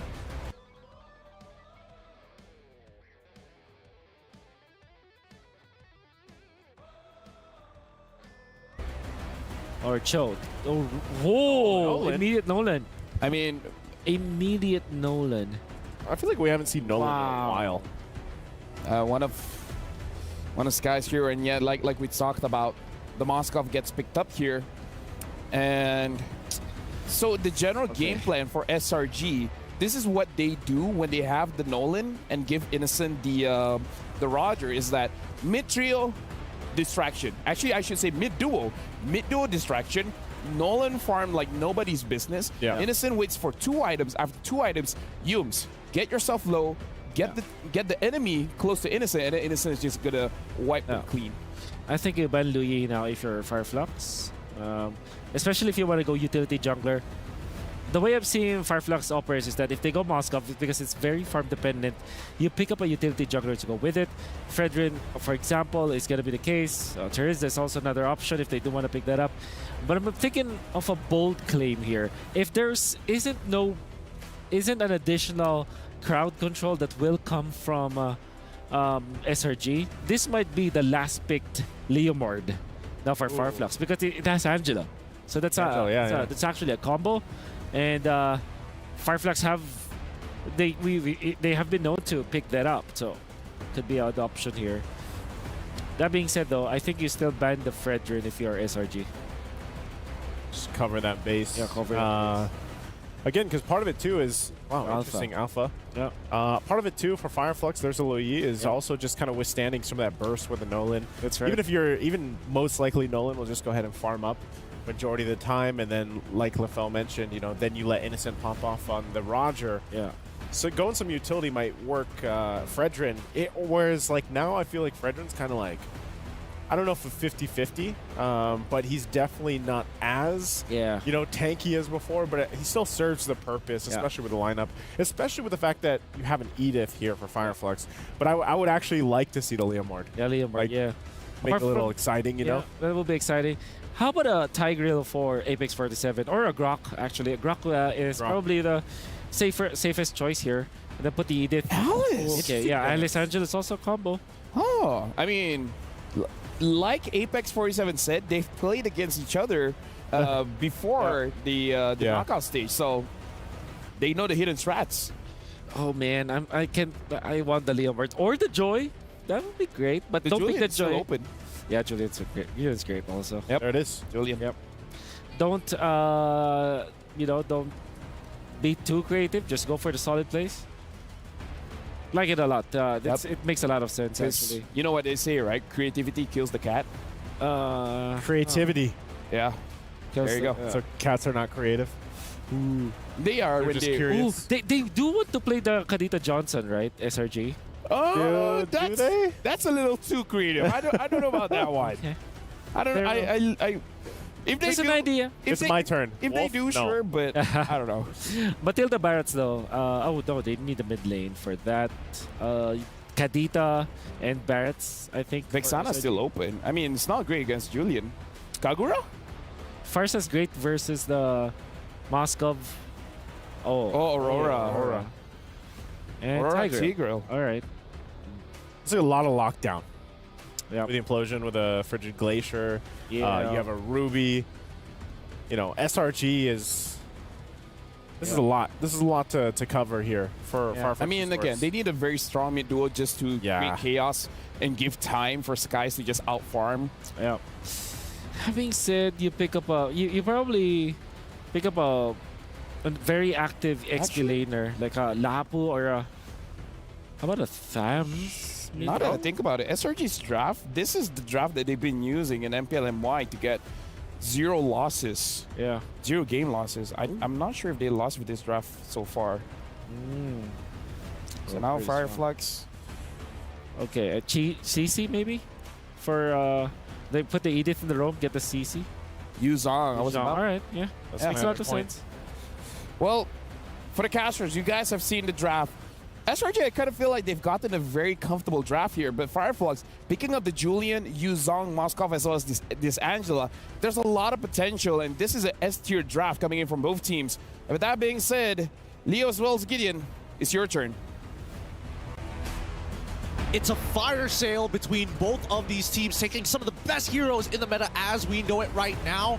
But with Julian and the way that Fireflux have designed this composition, they could potentially bait SRG into unfavorable fights. Especially how on fire TNZ was on the Amon. This is just a more in-your-face type of mage that can burst down SRG. Can they take it down the wire? Can we see this series go 2-2?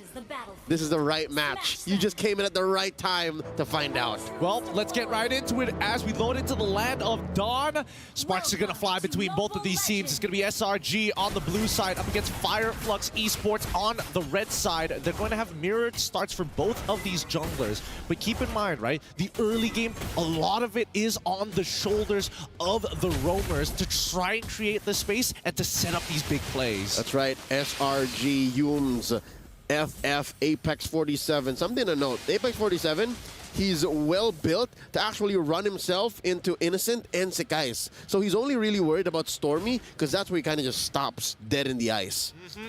All puns intended. All puns intended, of course. Let's look at the emblems to see if there's anything interesting here. It looks like it's going to be Common Emblem into Master Assassin for both of the gold laners. So it's going to be pretty stale for them considering how they've been playing the game thus far. But really, we're looking at, as LaFell mentioned, the mid trios of both teams, right? They're going to be going back and forth. And I want to see how creative Fireflux Esports are going to be against SRG to maybe bait them into a full combo by TNZ, or maybe we could see the big setup from Apex 47. More than creativity, I'm looking forward to SRG's execution. They have to be very succinct. They have to be very sick guys going in, trying to steal away that small camp, and they jump onto him. Again, execution. It has to be on point. all of these flickers is essentially what made me say, hey, they have to be very careful. But no, even their vision, how did they not see that? They didn't spot out Apex 47 walking into the tri-brush of blue side, and immediately they were making the call. And even Rosa flickering forward just to guarantee Puppet on a String to slow them down, to get the chain CC. No matter what, there was going to be a kill. But at this point, it just means that SRG aren't going to be contesting for this very first turtle. And that was possibly worst case scenario, right? An assassin jungler gets drawn first blood on with relatively low stakes. And TNZ didn't even need to use Retribution. That means he can speed up his jungling rotation from elsewhere. At this point of time, I would imagine if Fireflux wanted to contest for the purple buff, it is a possibility, but they need to take their time with this, right? They also understand that they need time to scale, and really the person who wants to push the agenda is Alien and Apex 47. Everybody else kind of has to wait for those two to really do something. Talking about Alien, this is a classic Yu Zhong. He's been playing this hero ever since we were introduced to him back in M3. Yeah, years actually. Yeah. Years of gameplay from this guy. And now we look at the items and we see, honestly, not much of a difference here for the most part of it, right? The only person who got the kill was TNC, and he wants to scale up fast. Wait. Oh, look at this. An early Thunderbelt on Innocent. Like, I don't even need boots, man.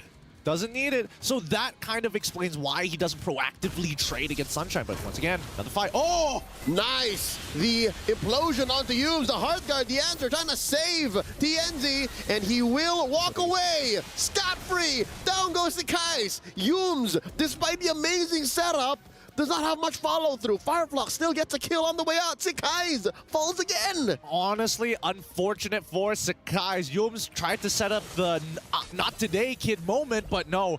Great response, and not to forget the SOD coming in from Sunshine. The assist is always appreciated.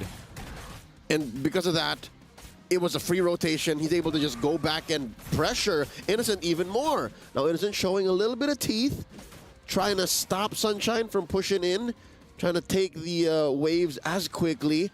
Wow, because of the rotations and because of the previous 2 kills on Sekais, Fireflux Esports now about 1,000 ahead. And I mean, that's great, right? Being 1,000 ahead, but a majority of it is on this Julian, I would assume, and I would hope that it continues to snowball out of control for them, right? But that's under the assumption that it keeps going, all these interactions go in their favor. And until we see TNC actually get that Holy Crystal, maybe even the Blood Wings, we don't know just yet, but we'll find out because that's Black Dragon form from Alien. That's an early ult coming in. Now he's in Dragonoid form. One more implosion from Yumes. There's a lot of damage though, forcing out a passive pop from Stormy. Sakai stealing it from underneath Fireflux Esports knows. And now Alien down at 5th of his health, healed up by Rose's Love Waves, but just the same, Selangor Red Giants able to breathe here, walking away with a major objective that they had no business taking. Yeah, really no business taking, honestly. And even from maybe there is a lot of similarities between Gold and EXP laners. No boots coming in from Alien, just to rush down this War Axe. But now, as we start transitioning from early towards that mid game, you just notice that SRG, they're getting a little bit more proactive on their trades. The way that they're approaching these fights, trying to sneak as many objectives as they can, but more importantly, Innocent knows that he can win this matchup now. Oh, Alien gets checked in for the Hearthguard, cancelled there by Rosa. There's a turtle coming up in about a minute. I guess SRG now understand the tempo Fireflux is playing at. Like, nothing comes for free. Nothing comes as easy anymore compared to the first 5 minutes. Oh, the flicker implosion underneath tier 1. Shoving them out through the ult from Stormy. And now they shut down TNZ. Double kill for Innocent. Alien a little too late to save the show. But at least he saves the tier 1. What a combination! Yumes just walks up, flicker implosion. Let's look at the replay one more time, because once we see the pushback from Yumes straight into the glacier, there's just nothing you can do. It was a Euro step. Like forward and to the side, forward and to the side. That was amazing. Look at that. Oveki even freaking out. Is like, yes, that was a huge combination. And Apex 47, to a certain degree, he's probably thinking, oh man, I might have let that happen. I can't believe he got me like that. Right? In Turkish. In Turkish. But man, let's look at the goal difference right now, and we're starting to see slight differentials here and there. Jungle, in terms of jungle gold, we see that TNZ is on top. But in every other lane, we see a slight lead in favor of SRG. And that's slowly going to equalize. Slowly but surely you're going to see that again, SRG now approaching a 2K gold lead. It won't matter that TNZ currently has a Holy Crystal. It won't matter that TNZ started with such a hot streak. Because eventually, if you shut down that Julian or you block him from what he needs to do, and you pop Alien early, you pop Rosa early, you pop Sunshine early, he'll be left alone. There's very little he can do by himself, especially from an honest angle when you see him coming. For sure, for sure. That's why Yums is kind of like running at him and running at the Julian. It's like, come on, try me one more time. Do something about it. Comes the Black Dragon form, though. And that is Alien running himself into 3. Popping the ult, the Purify. Ahead here, still on Sunshine. He's good. Alien gets taken down. I hate to say it, but I did. And because of that, Sunshine's not even thinking of the SODs. Like, that's a lost cause in mid. The Frigid Breath is just, it's so good, right? It forces everybody to just back away. Wait, hold on. Cram? Hey, is he trying to steal it? I'm offended. Pulling them in. TNZ gets the ult on him, looking to take advantage of all these low HP members of SRG. Double kill for Sunshine. And they're going to keep going. Apex 47 traded out already. Could have gotten even more, but again, beggars can't be choosers. Flux Esports was fighting for their buff, fighting for their lives inside their own jungle. Let's look at the replay one more time here, because again, so very close. The combo was clean. The hand size was so very good, chunking out every single member of SRG's side. They should have been able to walk away with more kills, but this Aurora is just stopping them, just gatekeeping them from getting more. Yeah, and I understand how TNZ did not force the issue, because again, his team has already suffered a lot in the past 3 or 4 minutes, so he doesn't want to be another member that they have to worry about. And he's a core here. If I'm not mistaken, Rosa's now taking the backseat. It's now all about TNZ and Sunshine. They're the ones who need to fly. Well, let's see, because now the tier 1 turrets are starting to fall here. And tempo falling into the hands of SRG is a dangerous thing for both. If I learned anything from this game, tempo is so important for both of these teams. Yeah, tempo and momentum. Especially he can break it down. Apex 47, despite getting the ult in, gets popped by Sekai's Heart Guard and ult on the Alien, knocking him up. The tail whip, able to keep Innocent down, but not stop the implosion coming in from Yums. He gets popped by Rosa. Just the same, Sunshine trying to protect himself from Cram in the front lines, though Alien still going, gets a double melt Stormy down. And Cram, can he save himself? Can he get out of here? The answer is no, not around 3 members of Flux Esports. And this puts the Turkish in such a great position to just burst down the Lord. And now the momentum falls back into the side of Flux Esports. They can recover so much off of this first Lord alone. The combination of Black Dragon form as well as the Heart Guard just being so devastating. And I think that Selangor Red Giants, they got to be real careful, right? Their battle spells is such a valuable resource. They cannot just keep forcing it. If they haven't learned anything from the previous games, Fireflux always bounces back. All right, because of that shutdown on Innocent, suddenly the gold lead has swung back. There's about 2,000 ahead for Flux Esports. And what does that translate into on items? Well, number 1, everyone is mostly ahead, right? Except for Sunshine and Innocent. Like you said, Innocent started hot, but Sunshine not dying yet, and about, 30 seconds away from Purify? Fireflux can just time that well alongside this Lord to maybe even start knocking down Holy Shields. Yep, I mean, that's why they're doing this slow push. SRG, of course, they're prioritizing the mid-tier ones, but I don't think they recognize that that Fireflux are just taking their time with this nice and slow. They don't really need these outer turrets. They just need SRG to be caught slacking. Yep, and trapped inside their own base. Deny them the resources in their own jungle. Lord makes contact with that tier 2 in mid. Sekai's cutting the waves, proxying it down bottom. And that is tier 1 cut through. And the flicker onward or shatter combo, forcing Cram to back out of there. Flickering backwards, Stormy in trouble. Alien gets him. That is a dangerous dragon moving through the back lines, popping that tier 2 up top. And with that, all that stands are these Holy Shields and that tier 2 in bot. That's a lot of momentum generated by Flux Esports off of one singular Lord. But now, Sakai, he's on the run. And I think they made the smart choice by sending him over to split push to be able to just focus on 2 lanes. It's a 4v5 situation, and it's not much if Sakai was around. It's not like he can engage anyways. Yeah, and he did what he did to save that tier 2 down bottom, which might be the last bastion for Innocent to try and get some farm. And now he's in trouble. Oh, wow! Despite his... Oh! The shot The shot got him on his way away. The shot got him on his way down. I thought Alien for a moment had Warcry with how much damage that he was pulling out there. Look at it. Replay one more time. Because I really beamed him down, right? You see him get hit by the onwards. The proc happens here, and it's already too late. And the projectile for the shot didn't even really show because it was right on his tail. And now Cram is in trouble. Apex 47 taken out. Oh, the wrath of that turret. Holy Shield still standing. Keeps Selangor Red Giants base alive. Fireflux Esports out of there. All right. So now the back and forth continues on between these two teams. 7-10, but SRG are pushed all the way into their inhibitor turrets. It can be a little dangerous. Wait, conceal play coming out here. Who are they looking for exactly? What is the call? As they make their way towards the bottom side, maybe they were looking to catch the Moscow, but they have no idea where he is. I guess they were just willing to throw it out there because there was no other play in the near future. In the next 60 to 90 seconds, if they were willing to, you know, put it on the line and say, conceal into whatever we bump into, maybe that's what it was. They knew that Lord was going to come through. And it's a bit of a coin flip, but I would have preferred if they just held on to the conceal for when they want to actually approach this Lord. Yep. Again, Apex 47 face checking right there. The Heart Guard gets the onward, finds Cram, SOD on the Stormy. Sunshine repositions. Oh, that's the implosion from Zooms. And now they try to stay in. The tail whip coming through. The ult from Apex 47 spent up. That's a lot of resources, both for the offense and the defensive retreat. Yeah, but I think that SRG lost a little more here. Uh-oh. Cram with the I'm offended, forcing Sunshine to get that Purify out of there. And I'll agree with you, but I need to see some conversion. I want to know eventually where this lands, both of these teams. Man. Honestly, it's between Cram and Apex 47 who are just generating these plays, right? Like, Apex 47 is already difficult to kill, and he's almost on his way to an Athena shield. Arguably could even go for the Radiant armor, and I think at that point, it's going to be really tough to play. But at the same time, right? Oh, you talked about Apex. All right, he's still alive. Heart Guard as well? Oh! Here we go! The front lines brought itself to your face! That's Alien versus 2 or 3 members.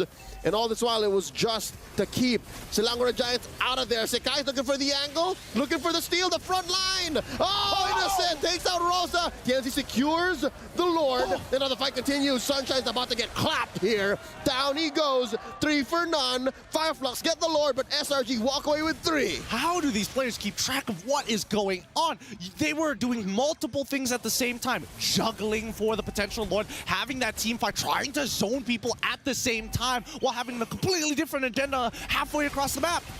Cooking some eggs, why not? Yeah. This Lord spawning is not going to help much. They are going to take this inhibitor, and they are going to melt it down. There's a huge wave up top.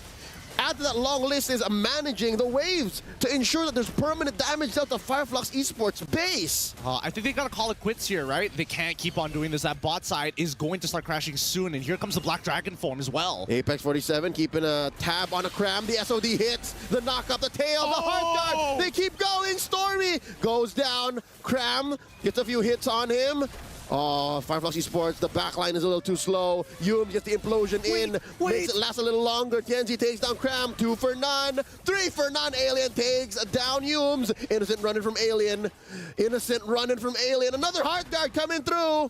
Can he get him with the love waves? Can he get him with the puppet on the strings? Sekai's on another part of the map completely. Innocent jumping through, but Rosa gets the puppet on the strings, and down goes Innocent, but only for a second longer lasting. Kenzie secures the kill. 4 for none. I think it's 5 because they bought so much time that Stormy is back up. Yum's in 8, Crab in 5. All right, Stormy in the back line here, forced out of there. Cannot defend against this push.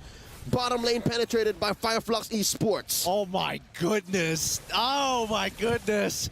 I would have loved to see this for a grand finals match because this is high octane action here as both teams refusing to give up. I think that SRG earlier probably should have made the call to just give it up. Give it up. Top wave was already about to be cleared. There was a huge Lord and Power wave down on bot side at the same time. They should have known that the death timers are coming up and they're going to get chased down. But right now, Alien as well as Apex 47 making one hell of an argument for MVP of this game. That's what makes this series and every game in it so far so entertaining. Oh, wait.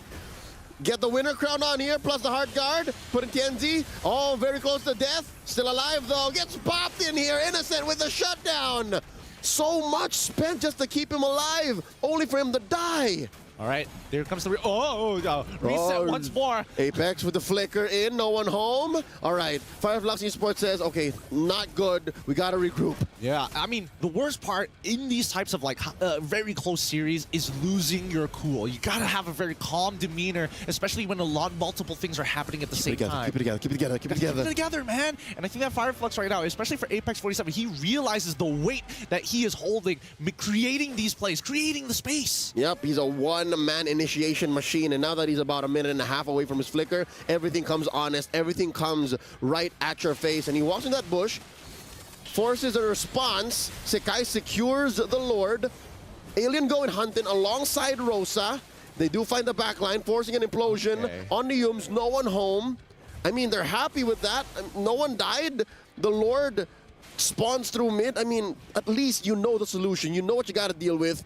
Defend first, and then start from neutral. Absolutely. And I think that SRG, at the very least, they had a wave pushing from that mid lane, something that Flux Esports was caught, well, unfortunately, slacking here as soon as they heard that the Lord was getting blitzed down. But here we go. This could be the beginning of the end here for both of these teams. All right, massive wave in mid. Another one up top. Stormy flickering on forward, popping the ult, and they're all set in place. Sunshine working on the Lord, SRG on the rest of Flux Esports, and Flux send them out. Sekai is with an immortality at about a tenth of his health. Yum's taken down by Sunshine. Stormy in trouble. Proc in that passive. Gets hit by the tail whip on the back end. 360 Dragon move by Alien. And now Cram gets hit by the puppet on a string. Knocked up and taken down. Alien on a double kill. And now they've got a wave down mid as well as bottom side as well. Sakai's will secure his purple buff, but at this point of time, Flux may have an angle to end this game, and you can see them rushing for at least an inhibitor. It's almost unnecessary, but that's all he could have done to at least stand a chance in defending. Flux Esports pushing through mid, pushing through top, and there's only two of them here. Mid lane gonna go down. Pushing forward. Oh, I can't find the words because we're about to go to game 5. Sekai's taken down. There's a wave. Yum's looking to push it out of here, but it's not going to happen. 2-2. The Turkish take us to 2-2. We're going to game 5. It's a full match point here between both of these regions. You can see the relief coming out from Flux as well. Both of these teams fighting tooth and nail for every single moment. What an absolute banger of a game. 103. 103. Does it end at 103, or do we go at 104? We'll find out in the next game. Oh my goodness, all of that because Stormy flickered forward and didn't hit his abilities. One simple mistake. With that being said, we'll throw it over to our analyst. Break it down for us. You know what, Gideon, we'll give this one to you. This is, so far in MSC, so far, definitely the best match. I agree. Yeah, okay, yeah. For 4 games now, and we're going to a 5th one. Guys, like, what do we talk about this one? Well, we've seen Flicker Implosion into Frigid Glacier, and then countered by Display afterwards. Wonderful usage of the enhanced range, and Rosa was so much on point with activating the hard guard, getting out of the hard guard, flickering in, going in for the ropes, for the... I mean, the skill level of Rosa on this Angela is phenomenal. But my personal MVP, Alien, my guy, I don't know how he's able to land all of these spells and how he's able to make an impact, but without him, this would be totally SRG's game. Dude, Angela is mad annoying, man. Yes. like teams have not been able to use it to success, but give it to someone like Stormy, give it someone to like Rosa. Oh, they S-tier heroes. And speaking of Stormy, like Gideon said, I was like, no. Yeah. Same thing. I saw that later on once we get towards the end of the game here, where, you know, Stormy goes in Flicker and is just off by a little bit with that Frigid Glacier and misses that. But this overall was just a great kind of back and forth between both these teams. And, you know, it's amazing because now that we have this and we're going through this best of 5, you're down to 1 game where you have to just leave everything on the line for it. It's crazy because even our caster said it's going to be the beginning of the end for either of the teams. And at that moment, just like, it doesn't even look like that big of a mistake, but it was game ending. Yeah. Right? 3 people got knocked out, only Living Innocent as well as Skies. Whew, but going back to the game, we got to talk about the initial part. And Alien is actually the highest damage in this game, which rarely do we see coming in from the EXP. Yuzhong. I mean, Yuzhong, man. Usually you're utility based, like you're a role player if you're playing Yuzhong. But Alien was more than just a role player. It's actually the great equalizer. I think he dealt the most damage in this game. Imagine coming from Yuzhong. He's super on point with his skill 1. Actually, all of his spells, like the Dragon Tail, the way that he uses it, the knockups, the Furious Dive, Furious Drive as well, and then the way that he handled the upgraded versions of those spells when you are in Dragonite form, like hitting 3 members with his Dragon Tail, right?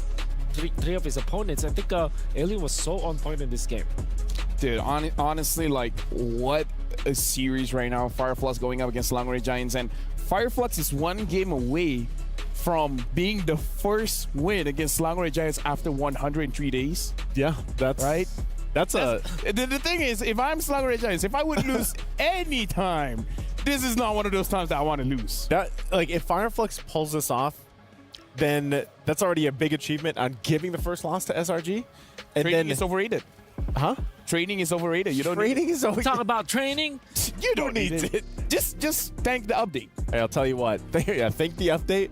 But they did mention that they scrimmed a lot, you know, when their preparation up to this, and that they had a couple things planned. Yeah. And it shows, you know, as the games go on. And most importantly, discipline. I think I will really have to agree with what was Alien, right? That we was able to, or was it Apex? It was Apex 47. He said that the main driver for them is their discipline, and which we saw even in the games that they've lost. Even in game number 1, you saw how disciplined they were. Even in game number 3, where they had a really bad draft for defending, but they managed to still defend. I think that's one thing that Fireflux have developed, maybe because they have been playing so for 2 years. For 2 years. I wonder who's the leader here that's keeping them resilient, or are they just really just determined kids that wanted to really prove themselves in the international stage, you know?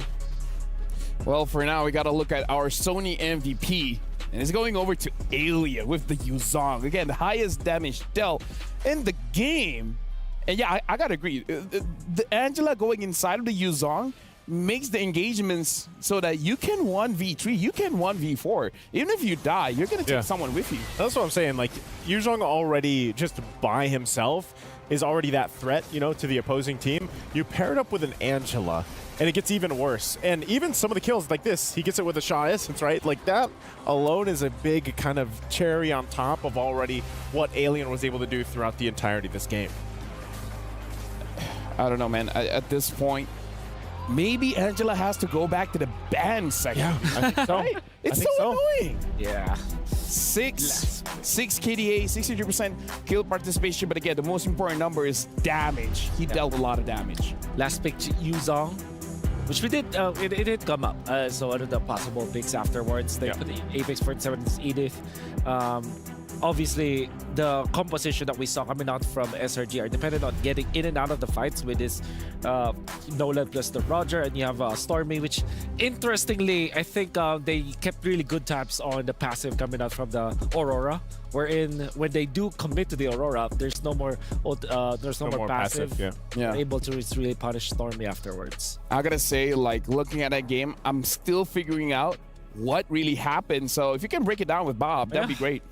Yeah, there are so many things that happened in that game, but this is I guess this is the final clash, where it all matters. Oh, this is man. All right, so Lord crashing down mid, and we can see that it's actually important to see that Rosa was spotted already up top. Yep. So he is in the line of vision, and I don't know if Rosa actually intended this to happen, that he purposely showed himself out there. But yeah, Bob unfortunately didn't have any more power. But basically what happened here was that Rosa revealed himself to Innocent as well as Humes, which prompted Stormy to go and flicker in. And unfortunately, that was the case. In Alien, look at his positioning. He also doesn't have the ultimate yet up until this point, right? So they're very confident. And one thing that maybe people don't realize as much is you have to look at the time during these sieges, this last Lord push. So this is 17:38. Yeah, minion times. Minion timing. And minions will appear around this time. Yep. It will... 44 seconds, right? 44 seconds, it will move out. So that is very important because that actually allowed Fireflux to not mind the Lord anymore. Not mind the minions because the thing is, if I can just walk here, if you just point here, there's a base out there, yeah. So what happens is, all of the 3 minion waves will attack the Lord because it's very close. So that's actually what will happen here. So they don't have to think about clearing the minion waves. They can go on to heroes now. That is what Fireflux can do. So not only did Stormy kind of, I don't think it's a blunder per se, but you know, it led to one thing led to another. But the fact that the minion waves saved Fireflux as well in this game, that also we also need to talk about that too. This is very intense. Like I can say, I have a lot of my friends in Malaysia. They're texting me. They have their socks up their nose. Huh. Yeah. As in, like, from you just pull it up and then it's because they're worried. Yeah, they're At this worried. point, they're worried. Is that Very worried. Like, that what you do when you're worried? Oh, you guys don't do that? I guess we don't. Not in our part I mean, of the we world. don't have socks in Yeah. the Philippines. We were Chanellas. You know, that makes sense. But now, honestly, like, we got to get inside the head of the players here. And we have a video prepared with you, so let's check it out.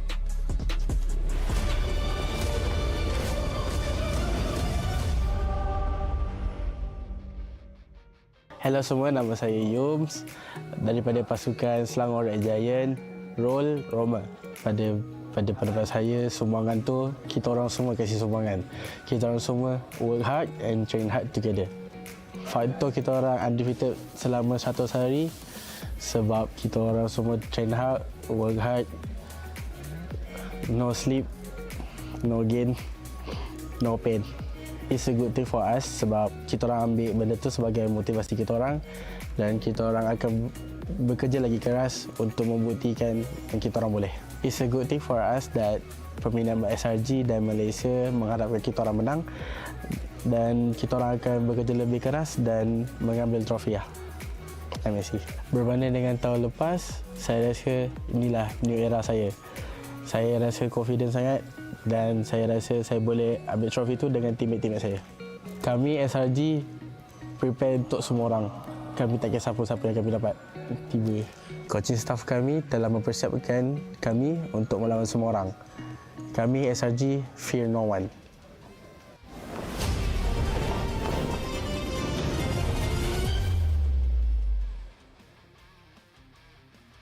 Well, you said their coaching staff prepared them to fight against anyone. I hope they prepared them from going into a best of 5, now becoming a best of 1. Yeah. Like, this is very intense. It's very stressful. I do not envy anyone in this position.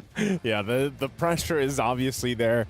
And again, because of the fact that this is just a single elimination bracket, you know, this is it's down to the one game here.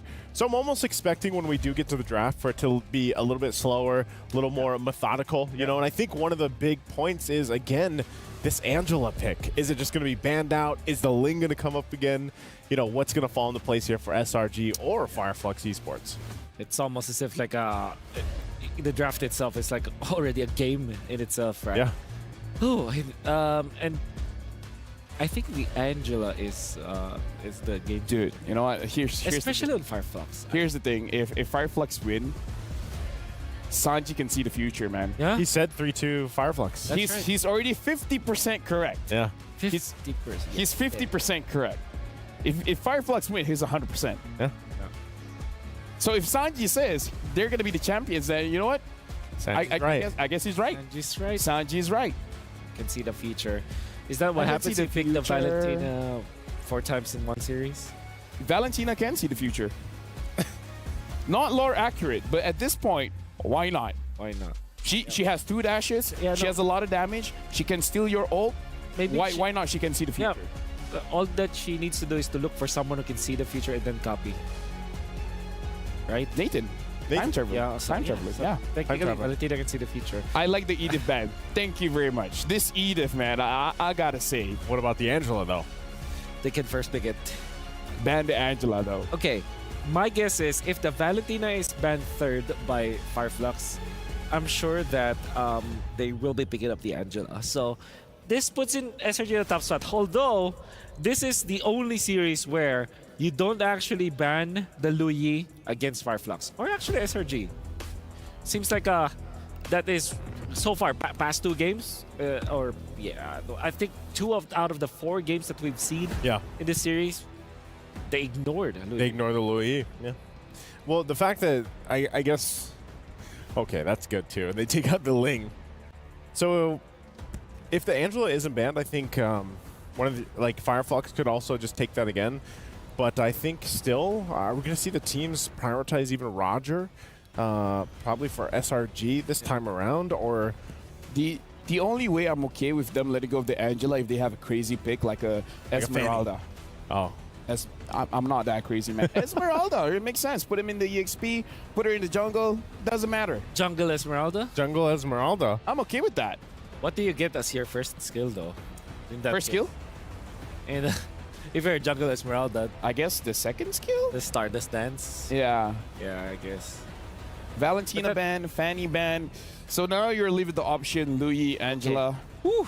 I would say Angela. Angela ban. Angela. SRG hero cry. Dude! Especially because the Valentina is banned already. No, Stormy's already getting tired. Lack of oxygen going to the brain.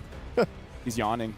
Same thing. Same thing. Oxygen is oxygen is transported through blood. So either your body is not circulating the blood well enough, or your ability to inhale the oxygen is not good. See? Because of conditions of the weather, perhaps the temperature.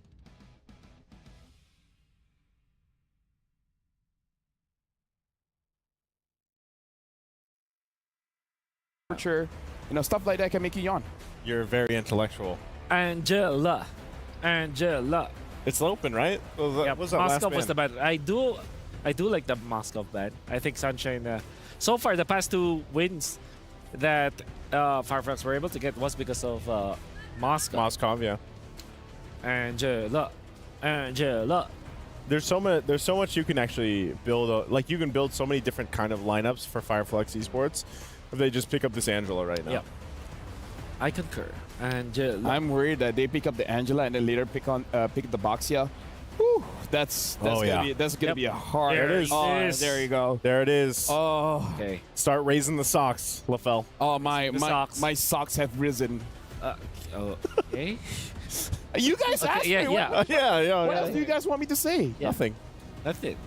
You go Harith Ruby. Harith Ruby? Yeah, if you're SRG, I believe.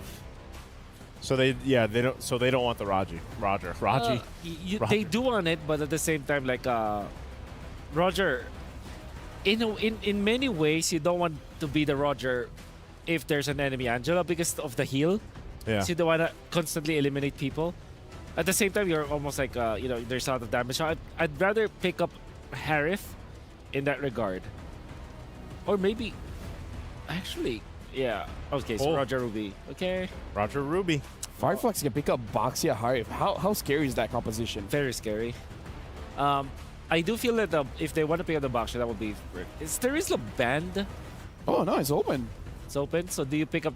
I think Terizla... Unless they go Yuzhong again. Ooh. With the Angela. Same concept. Yeah. No, I agree. Same concept. Oh, that's Imagine Boxia Yuzhong.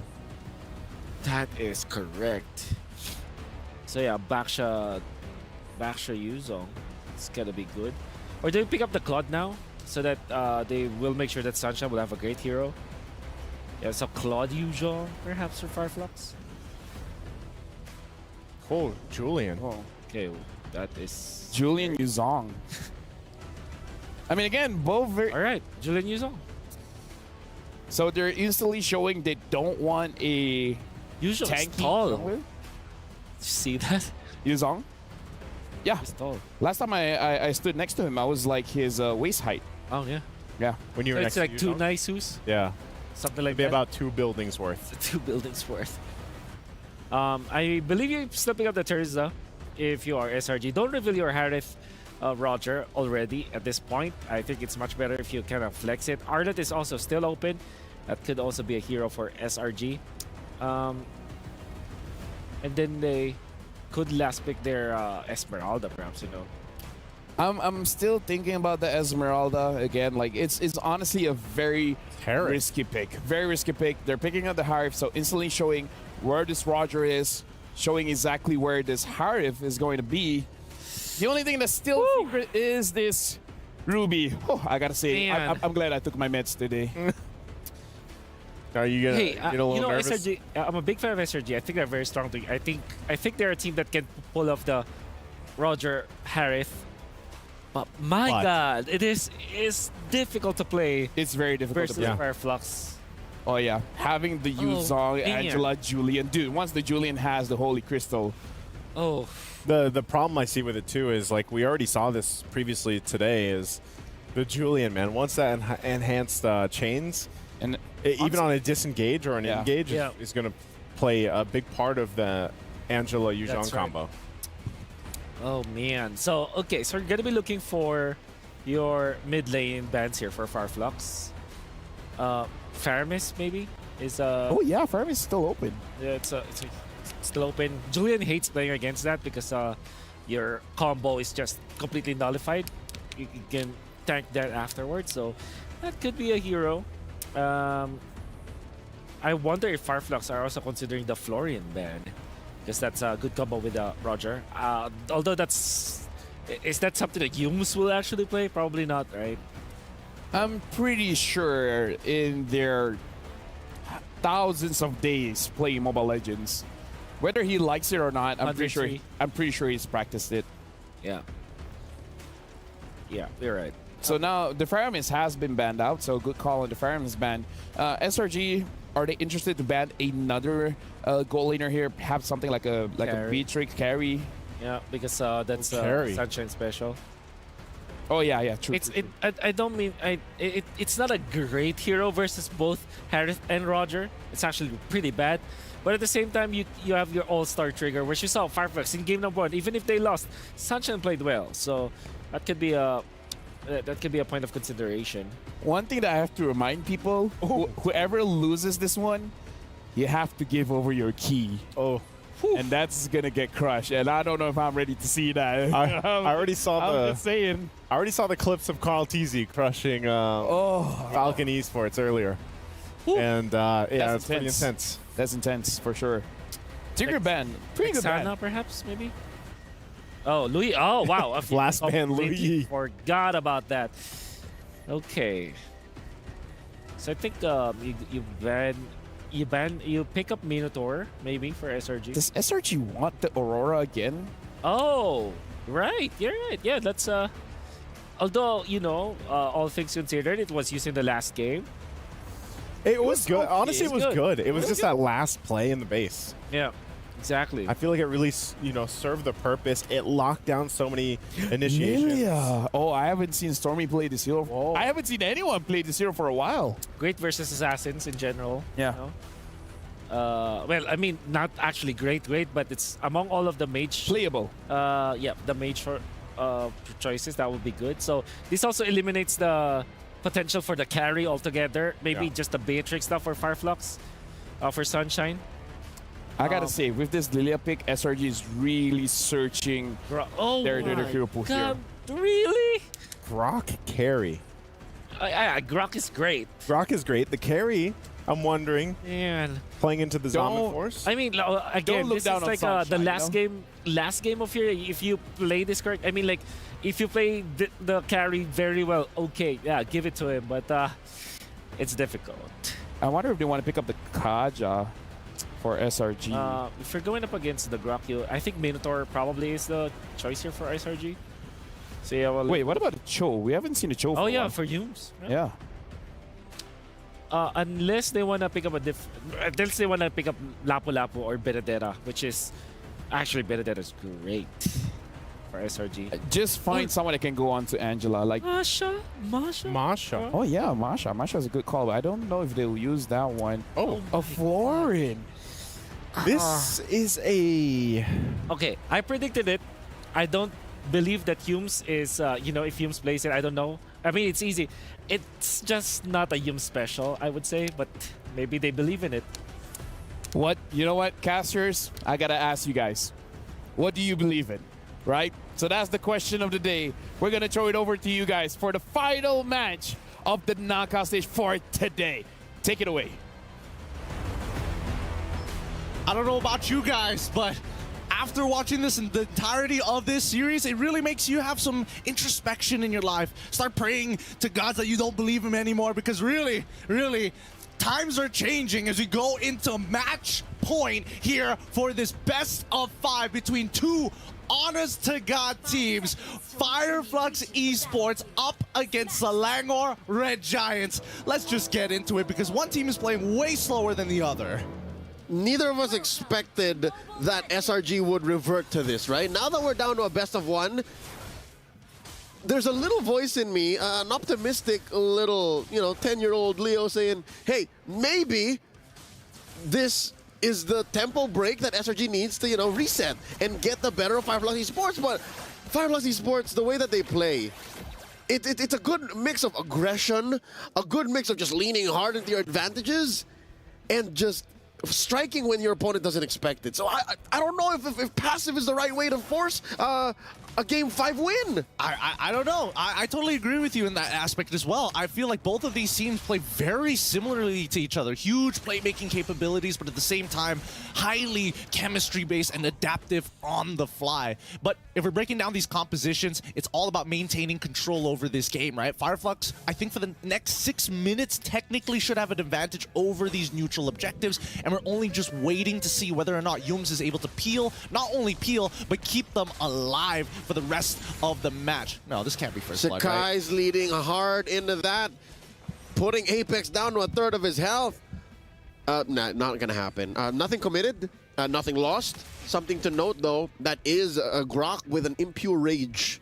Oh. Been a while since I saw that. Maybe never. Kind of wild, I'm not going to lie, but it looks like they're trying to bait this out, and well, Alien, he ain't falling for it. Great game sense coming in from him, but at the same time, 10 more seconds until we do see the very first turtle spawn. Yep, they're denying Alien the stacks on his EXP, so that's gonna be first blood drawn. Sakai's means business. Wow, utilizing that tempo, and all of this because they chunked out Apex 47.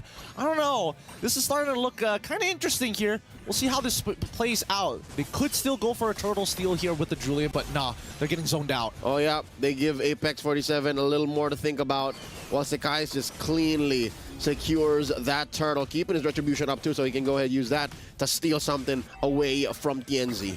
Well, in the meantime, right, we're seeing that Selangor Red Giants are utilizing like the small bit of momentum just to stay on top of Flux Esports, constantly making that first move, constantly forcing Flux to respond to them accordingly to man-to-man defense. Yeah, who's passive now? They're saying. Yeah. In Malay. In Malay. But it's surprising to see, right? At the end of it all, I do think that the most important matchup here at this point of time is to make sure that Sunshine is able to get to the later stages of the game, right? It's not the most favorable against the Harith, but at the same time, if they get left on an island, I think it's totally fine for Sunshine too, right? Just wait for the waves to come to you. If anything, that's what Sunshine wants. While the rest of Flux Esports fights. Here we go. Alien taking that small fence brush and then going for the Black Dragon form. The pull, I am offended by Cram. I think Flux Esports knows now that they can't fight Selangor Red Giants. Not with the way that they've clumped up, not like this. Yeah, and more importantly, once they see TNZ use a majority of his abilities, all 3 of his abilities as a matter of fact, that's when SRG has a short window to punish. And at the very least, they got the wild charge out, but there's nothing really to fight for at this point in time. Oh, wow, look at this. Sakai is going to steal away even the small camps from TNZ. And that's going to lead to this lead growing even bigger. Look at this now, 1,000 and change. And now look, they're cornering Apex 47 and Sunshine. Am I correct or something that they're just cornering Apex? Like they just want to take Apex down. Zaman Force committed already.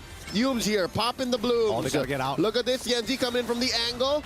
Apex still alive, the knockup. Stormy taken out. Didn't even get to use his black shoes or his Purify. He wasn't ready for that. He wasn't ready for the counter engage coming in from TNZ's side. As soon as I saw him walking up, and especially considering that Yums was getting chunked out pretty heavily, just look at this, right? As soon as Stormy gets knocked up, instantly gets taken out. So, well done once again. Got to be very careful here. Stormy, he didn't use any of his resources. He still had Black Shoes. He still had Purify. So that means this next turtle could be still 50-50. Better shape now Flux Esports is than they were in the first one. as TNZ goes contemplating, maybe I should get the orange first and then make a beeline.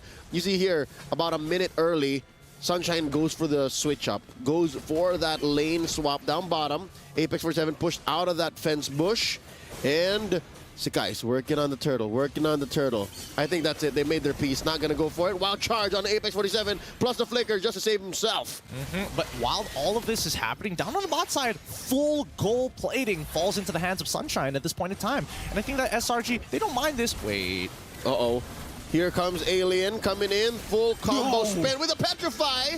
No one home, gets Yums. Alien draws blood, and they continue.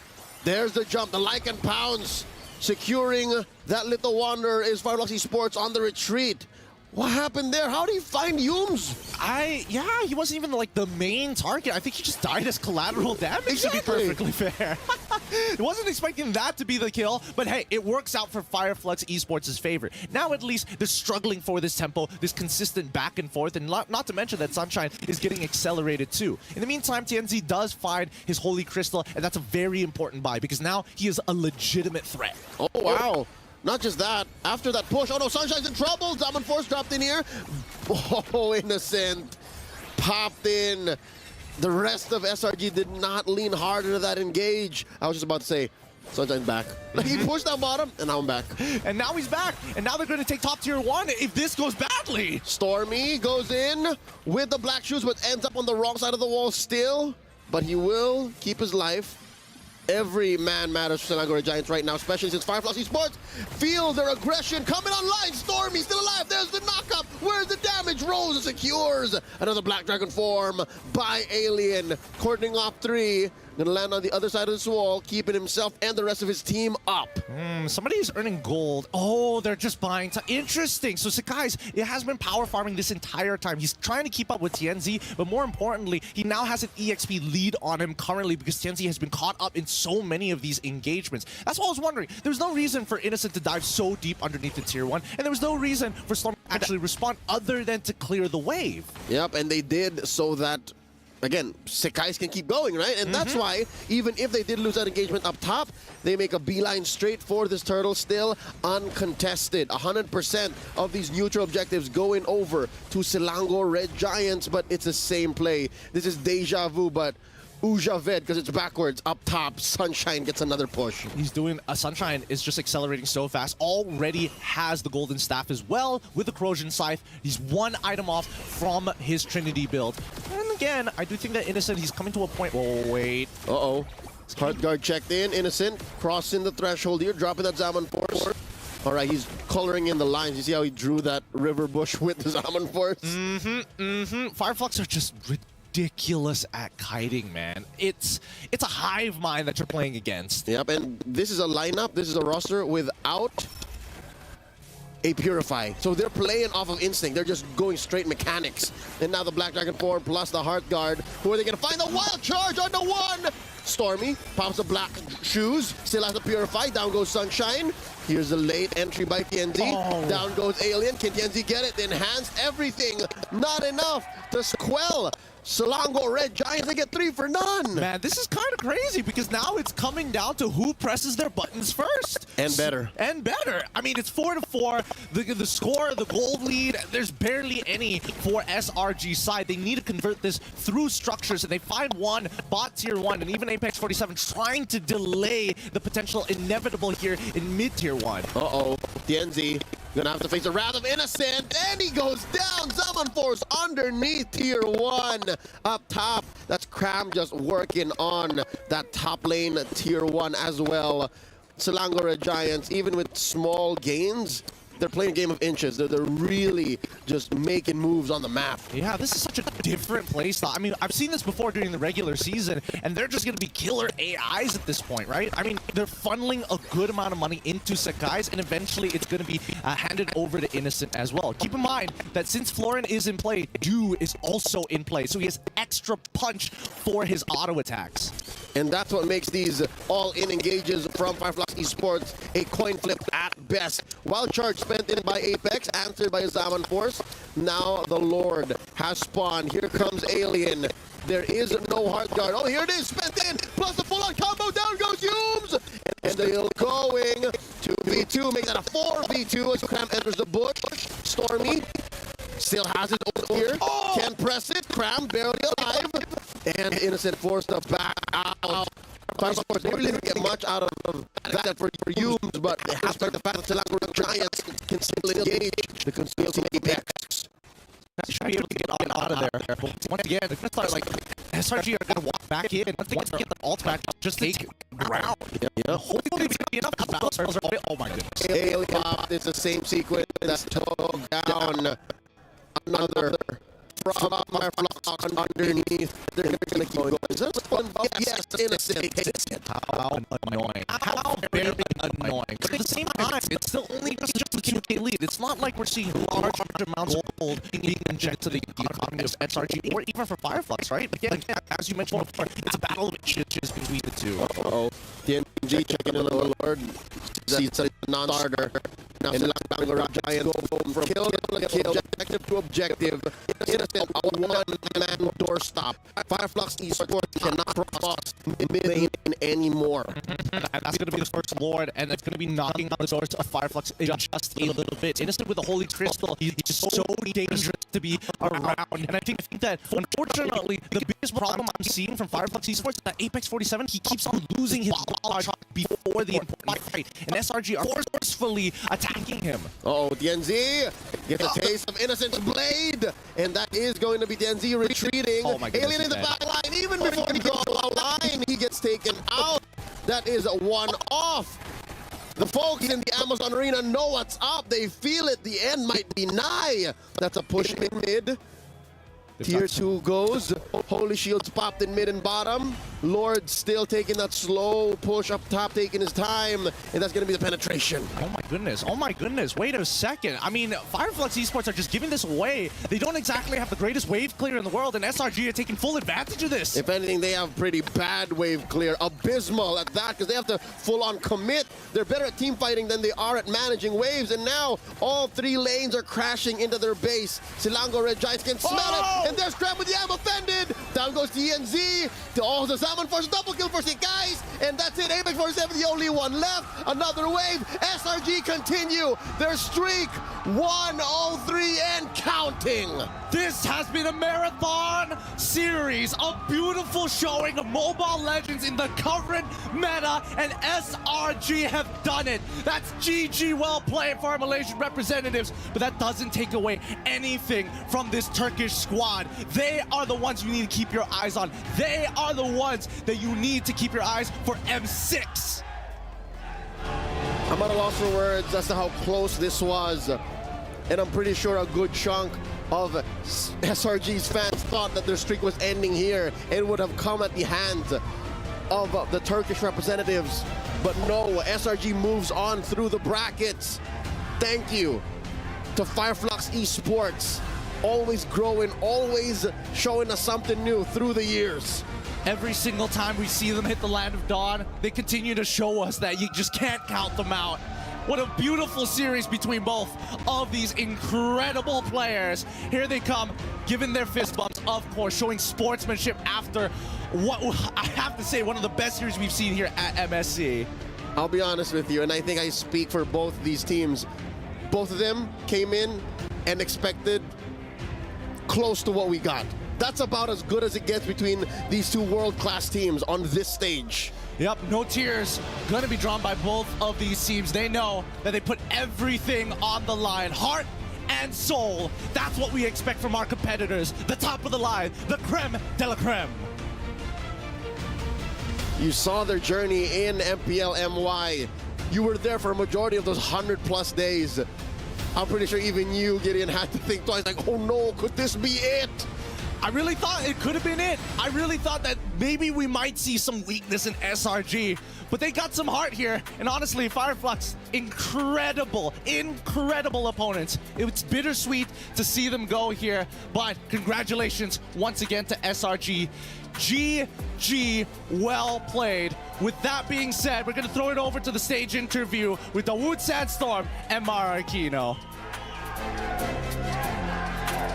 Ladies and gentlemen, after 5 grueling matches in this best of 5 of the knockout stage, Selangor Red Giants keep their hopes and dreams alive, and they keep their undefeated streak alive as they take down Flux Esports. And we are now joined by Coach Becky as he manages to claim victory. That was an incredible series, Mara. Becky, that was absolutely incredible. Coach, congratulations. Sakai's, congratulations. All of your fans are cheering for you right now. You've made it to the semifinals. How does it feel going through 101 days undefeated in a match? First thing first, I'm really grateful that our supporters came all the way to Riyadh to support us. So round of applause to them. Thank you, guys. It must be incredible, especially with the crowd, having the crowd on your side, I have to say. Yeah, so we really miss being cheered every time we play something, because in MPL Malaysia, every time we make a play, there are drums, the environment usually very loud. So having them here really boosts our morale a lot. Yeah. I mean, definitely, I'm seeing like a little bit of your hand shaking as well. Like the jitters must be there, Mara. It's insane. And what does it mean for you to go through all this way with your record unscathed? No one has been able to defeat you in about 4 months. So, firstly, we did not expect that we will have such a strong, long win streak, right? So, really, I think this is the only way we could win MSC as well, because there's no lower bracket. So if we were to win MSC, we will be the only team that win MSC without dropping any single game. Yeah. You have that. Will now hand over their keys to you, Sakai's. Now you can hold it proudly. Show everybody the key that you are about to crush.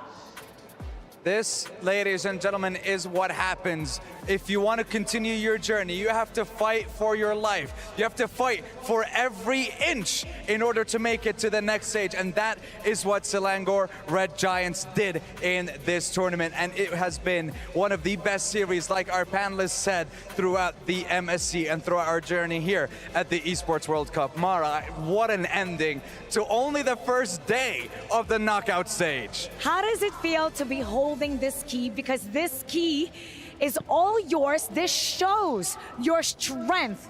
You will crush this later on. It wasn't your key that's going to be destroyed. It's your opponent. How does this feel? Actually, I feel really grateful because it is not our that gonna be broke. So yeah, we're grateful.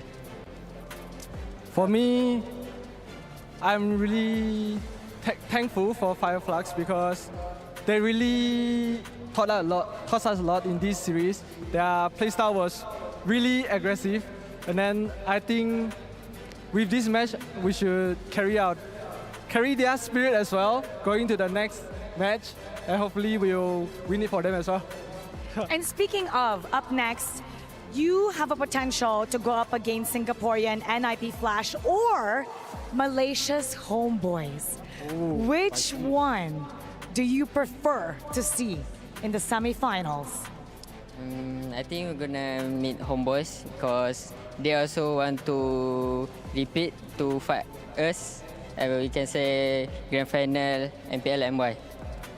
Let's see how that will go. Representing MPL Malaysia, congratulations, job well done. Yeah, it was a very job well done indeed. And now you get to have yourself some rest and prepare yourself for the semifinals. And now, ladies and gentlemen, we have wrapped it up on the Amazon stage here for the Esports World Cup for the MSC, where we're gonna head on over to our panelists to break down the grueling best of 5 series. Boys and girls, take it away. I think you guys got to take this one. Like, I don't know how much my heart can take. Hey, I saw you take your medicine in the middle of it, man. Yeah. You know? This was a turning point. 8 minutes in, already Flux have been getting all the good stuff. Then there was a counterplay that Flux was able to do. Then for some reason, Instant just says, all right. It's over. It's over. I get to decide, take matters to my own hands. I think he was able to get, what, 3 consecutive solo kills? Yeah. on almost everyone, and Fireflux really not prepared for that, for whatever Innocent is doing. Honestly, it's crazy. Looking at how the early game turned out, Fireflux got kills. Fireflux was able to get the first 2 turrets of the game. Yeah. And yet when you look at the goal lead, SRG is still holding on to that goal lead. And then once they were able to crack mid, that was game. They just controlled the game the entire time. It's like Yums went down a couple times too, but I think part of this is just really highlighting Innocent, man. Like, he's playing this Harith like he is the tank, he is the damage dealer, he is up front and everything else. He's hungry. He's hungry, but also Stormy on the Lilia pick, and you guys mentioned it, we haven't seen this often, but it still plays a part of getting these resources, these spells out, and then just, you know, black shoes to safety. Yeah, it's... Oh, look at the reaction of the players, man. That's why I felt like a very... I mean... You see 2 sides, right? Roller coaster, yeah. One's going to be happy, one's going to be sad, and one thing that I like what Coach Becky said is that they're going to bring the spirit of Fireflux throughout their entire tournament. Because that was definitely one of the series of all time. Yeah, definitely. And unfortunately, this carry pick is one of the picks of all time, man. I unfortunately don't like it. First game and last game, I decided against it, and then they still picked it up, and you see the results. Game 1 went a little bit closer. The Sunshine was just phenomenal. Even in this game, I thought that he was amazing because there was one time that he was already getting pummeled up top lane. He actually missed 1 lane, and then he still managed to even up the gold versus Innocent. But fundamentally speaking and execution-wise, you saw how difficult it was for Fireflux to utilize this kind of marksman. If they had a hero that they can utilize in these team fights, it will be different. But unfortunately, it's just this carry that's gonna struggle in the end. I mean, looking at the game style here, it looks like for SRG, their plan was get out of laning phase as immediately as you can. And they start out with the ganker on the EXP, making sure they get to kill Alien first, win the turtle, and then they really focus on mid, right? Like Innocent abandoned his lane, Karam abandoned his lane, go for mid, and it's like no matter what happens, we can't let Rosa do whatever he wants, and maybe that's how they won. And I think part of that too, and I hope, you know, we get to dive into this a little bit more, is the Florin pick, I think, also was a big part of that. Like allowing you to have that confidence. Maybe that was part of the confidence from Innocent as well. We know that we have the healing. Yeah, I wanna get to that point as well. I think it was a genius last pick. During the bans, I recommended it should be a ban coming out from Fireflux because that's what I saw. I think the only reason why Fireflux did not ban that is because probably they haven't seen Yums play it. Yeah. It looks very basic, however. And they had a way to kind of dive it with Yu Zhang. But you see, yes, you can kill the Florid with 1 combo from the Yu Zhang plus the Angela, but that's 2 ultimates that you have to burn just so you can deal with Roamer that once he pops his ultimate, it's okay. He can actually die afterwards. Yeah, it's like, oh, Yums, have you used your ult? Yeah. Just my time. See ya. Like, See ya. what's that from Kung Fu Panda? My time has come. That meme. Yeah. Basically. Either ways, dude, like, there's a lot. Like, this game went all 5 games. This sets up for tomorrow. Right? Oh, yeah. We saw today it was a 3-1 and then a 3-2. Yeah. What is up with this? Sanji was 50-50, by the way. Sanji is 50-50. You know what? You know what, Sanji? You get 50% right. I'm glad you're half wrong. Does this mean I'm 100% now? Because I did say SRG 5 games, right? You did. Yeah. Hey. I'm not cursing SRG. Hey. At this point, I'm not cursing Malaysia anymore, right? Hey, he did. What? No, hold on. Oh, wait, okay. They did just release the talent predictions. Yeah, I did I predicted SRG, bro. Trex almost got it right. Trex predicted that Fireflux could be the champion, and that was such a close game. I feel like Selangor Giants having this undefeated run, almost getting defeated, that shows, like, if they had, like, I don't know, 2 weeks of training time, right? Yeah. 2 weeks, that might have been enough. Imagine if they had a chance to train in Asia, what they could have achieved. Imagine if they had a chance to train in Asia, what they could have achieved. Maybe they can for the next one. Yeah, hopefully. Maybe. I think now teams or regions out there, or sponsors or organizers should look into Fireflux and see the value of this. Most definitely. Of this team. You know, they're really, really good.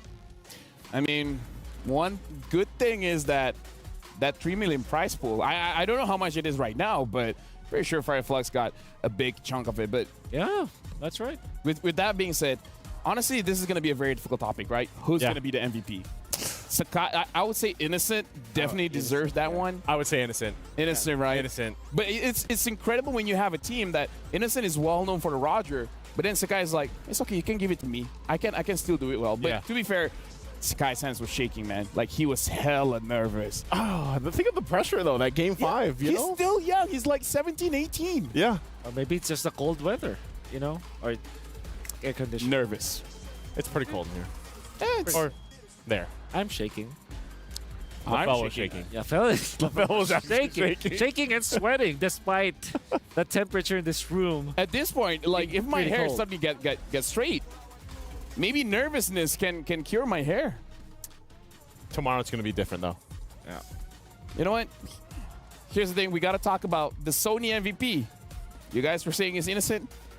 And it's a guys. We got to look at the MVP here. And again, KDA 8, 73% kill participation. This is amazing coming in from Innocence. Like, you know what? Just because Innocence Hero is Roger doesn't mean Sakai can do it well, you know? Yeah. That's great.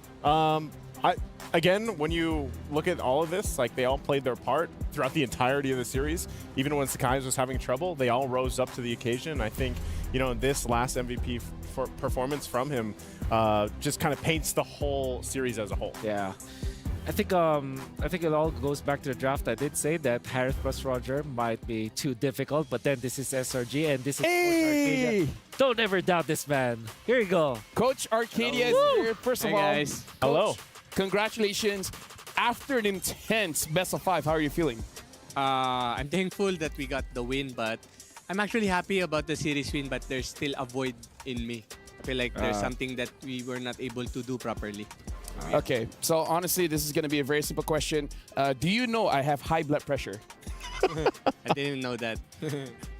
Well, I He do. was worried. That was okay. Let me just say, I feel like all Malaysians watching, they gotta know, because for SRG over 100 days, 103. I guess right now it's 104 days of win streak. This is the closest you guys got to losing a series. Like, does this shake up the team? Like, I would say the coaching staff, management. Does this make you guys worried? Not really worried, because going to the game 5, I was really confident that we will still take the series. I just had to do a really wake-up call after we lose the game 4, because I believe the game 4 could have been an easy win for us. There were just lapses that I believe that it's because of us. It's us who made the mistake. That's why they were able to make a play. But I really felt that I had to wake the team up. Hey, game 4 was not that good. We could have ended it already. We could go 3-1 and then rest. But it is what it is. We just needed to reset. Yeah, right now we're looking at the reactions of Fireflux as well as SRG. Can you give us a little bit of insight? After the Game 5 win, how was the players' reaction? For sure, they were happy. They were happy that we were moving on to the next round. And it's just, but our mindset still, the mission is not over. We want to win it all. So for now, we will celebrate the win, but tomorrow we go back to the drawing board. So what's the strategy right now? Because tomorrow you guys aren't playing.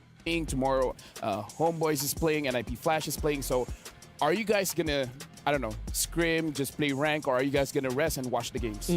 For sure, we're gonna train. I'm just not sure if we can scream anymore because because most of the teams, right, there were teams that get eliminated. So might be hard for us, but for sure we're gonna train because we don't want to rest. We just want to improve every day. Coach, I have a question. What was the hardest thing about Fireflux Esports? Because this is the team that has really brought you guys to the distance. So what was the most difficult thing about this squad here from Turkey? I believe this team, the Fireflux, they're very aggressive. They're every time that they have, they know the conditions that they will take the war and take the team fight. But if you would ask me who's the standout, I believe Rosa is kind of good. Oh yeah. And speaking of standouts, I wonder who stepped up in your team right now for MSC, and of course the 103 days now, the streak that you have. Who from your team, or maybe your coaching staff, maybe from management or whoever, who actually stepped up and that allowed the SRG to dominate like this? In my opinion, I think it's everybody's effort, everybody's collective effort. Okay. Because after losing the game, we talk as a team and we try to correct what are the things that we can correct as a team. So I think it's really a collective effort of the team. Yep. Beautiful. Now, I do have to say, at least for now, Malaysia is already top 4. Tomorrow, if Homeboys wins, then Malaysia is going to be top 2. It has been a while since Malaysia has had this achievement. How would you feel bringing this huge victory over to Malaysia, which they have not felt for a very, very long time? I think for sure it's gonna be it's a great pride to bring our Selangor Red Giants in getting this trophy.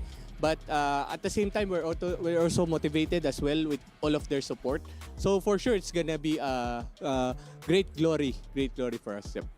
Now, honestly, I feel like the question that everyone really wants to know, if you guys are gonna end up going to the grand finals, fighting against either TLPH, Falcons, AP Brand, or See You Soon, how confident are you guys, especially after the game today? How confident are you guys going into that best of 7?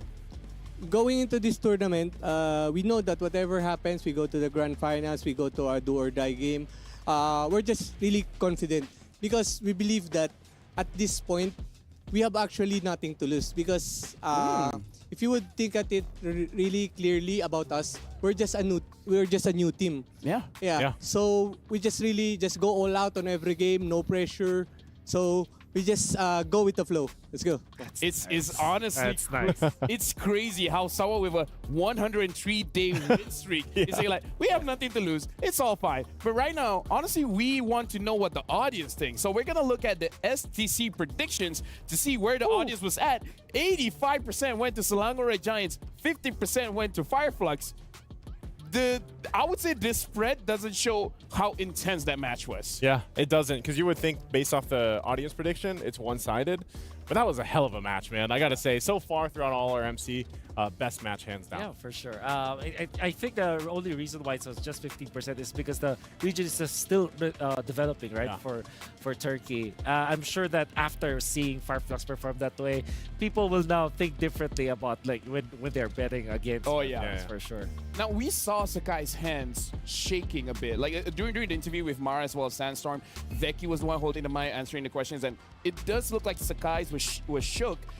Besides Sakai's, is there any other players that after the game, even though they're happy, they're celebrating, but they're like, oh my god, I was so close? Oh, I didn't notice the body language that much, but I expect it that we will have some jitters going into the stage because it's most of our players first international major experience. Yeah. So I just talked to them that just try to make sure that this experience is really good for us. Yeah. Speaking of good experiences, how about we see a few keys getting crushed? Oh. I don't know about there we that go. segue, but we got the key crushing video here. It's not just for Flux. Oh, it's from earlier too. It's from earlier as well. Oh, man. Oh, So we're gonna start with Carl Teasy crushing Falcon's key. And I don't know, Coach, what do you think about the losing team handing over their keys to the winning team? Like, that's pretty brutal. I'm not sure if I can say this word.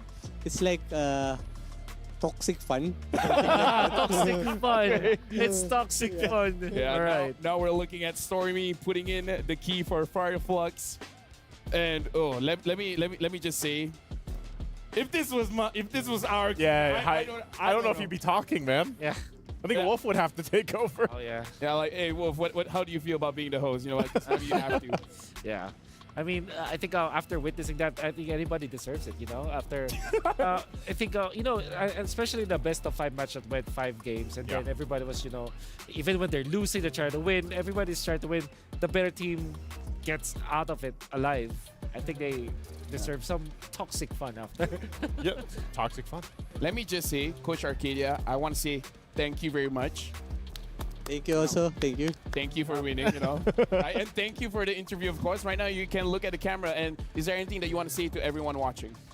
Okay, I just want to say thank you to all of our fans, to all of our family and loved ones, and to all of our bosses and management. So thank you for supporting us, and we will do our best in this tournament. Thank you. All right, thank you very much. There you go. That's Coach Arcadia. And after this, we're going to be looking at the brackets as well because we got to look at the movement coming in. Now we're looking at the brackets, and as you guys see, Liquid Echo has proceeded to the semifinals. The same can be said with Selangor Red Giants. And tomorrow, we'll see who will be matching up against Liquid Echo and who will be matching up against Selangor Red Giants. I'm going to ask you real quick, Lafell. Jumping to the second, I believe it is the second match. Are you worried for Homeboys tomorrow? I'd be lying if I said I'm confident. Okay. That doesn't answer. Good, man. That doesn't answer the question. I will read your expression right now to all of the people watching us right now. Yes, Lafell is scared. He's worried. Yes, we're looking at tomorrow's schedule. We're going to start with Falcon CP Brand going up against See You Soon. Afterwards, it is going to be NIP Flash going up against Homeboys. And if anything that happens for today is going to translate for tomorrow, there's not going to be a sweep. I don't, at this point, I don't believe it's sweep. And we got to look at the club championship ranking as well. Team Falcons is up there, #1, as well as T1, both with, oh wait, actually Team Falcons has 1,060 points and T1 has 1,000. Okay. Unfortunately, so like Team Liquid could jump up there. If, exactly. Team Liquid as well as Team Falcons. How much is a championship? Championship is 1,000, I believe. 1,000? I think it's 1,000 points for a... Wow. Well. Because Team Falcons won... won a different game. Yeah. Man. Here's the thing. I also just want to say, like, we're going to talk about Battle Within because you saw the AA-Mon with the Soul Vessel Skin series, AA-Mon and Vessel of Deceit, as well as, you guys didn't see it, but Hanabi Vessel of Rage skins are now available. Make sure you guys grab them because they're only going to be available until the August 5th. So make sure you guys get these awesome skins now. For the first draw, it's 50% off every single day. And a permanent Soul Vessel series item is guaranteed in the first 10 draws. So make sure you guys grab them now. Speaking of which as well, we got to talk about the MSC project. Project Next Update is live. Discover the fresh excitement of equipment evolution and enjoy a revitalized, thrilling gameplay. Jump in now for a more dynamic and fun battle experience. And let me just say that last series was a fun battle experience. It was. And, you know, I think more and more as we kind of get through these knockout stages, I hope to see more of these games where we have these 5-game full series that are neck and neck. And now for you guys at home, we got to ask, what do you guys think about our broadcast? Because this is going to be the QR code. Make sure you guys give me your thoughts because your opinion matters. Let us know how else we can improve the broadcast to make sure that you guys are having fun from the knockout stage all the way to the grand finals. And for now, I do have to say, Naisu, thank you very much for your service for today. Wolf, thank you very much for your service. And our casters as well. Leo, as well as Gideon, you guys did an amazing job. My name is Afel. That's it for us for today. Join us for tomorrow. But for now, enjoy the Kidia Play of the Day. Let's talk.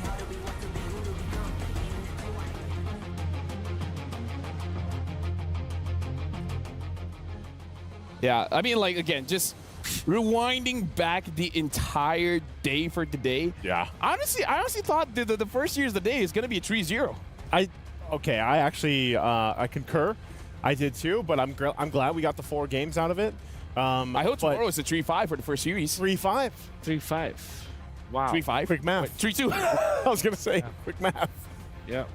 And then obviously the second match, it's a lot of hype surrounding around that. I'm very excited about that as well, knowing that it is it's going to be close as versus Fireflux. But today, interestingly, we've seen like 3 games in the Valentina, 3 games in the Akai. Yeah. And the Ling. So I would say for Team Liquid PH, I think their idea is to not reveal our hand too much. This will be a long tournament. It's a marathon. You know what I'm happy about, though, guys? What are you happy about? Is that we're here in the knockouts, and we're still seeing unique heroes picked up. Oh, yeah. Like, that's still happening. I wonder what we're going to end at by the grand final. Hanabi. Honestly, I feel like we can hit that 80. Yeah, I think so. Right? 80 unique hero picks. Just 3 more. Maybe something crazy in the jungle. Yeah. But anyways, you guys are watching the Kadia Play of the Day. And again, this is a roller coaster of emotions. Selangor Giants going up against Fireflux. This is going down as one of the games of all time. For sure. absolutely going to be remembered. This is canon. You can see that Angela plus Yuzhong, super duper strong. You see SRG with Innocent, with that Harith gameplay. For sure, you will remember that. There's always this highlight play that for every tournament that you will never forget. And I think that the chain of events that led to this, especially with what Innocent was able to do with the Harith, I think that will stick, that will live in my head rent-free for quite a while. Again, I think the theme of the day, the rising regions here, this was definitely from Fireflux. Well, with that being said, thank you everyone for today. We're gonna see each other tomorrow. Bye-bye. Assalamualaikum.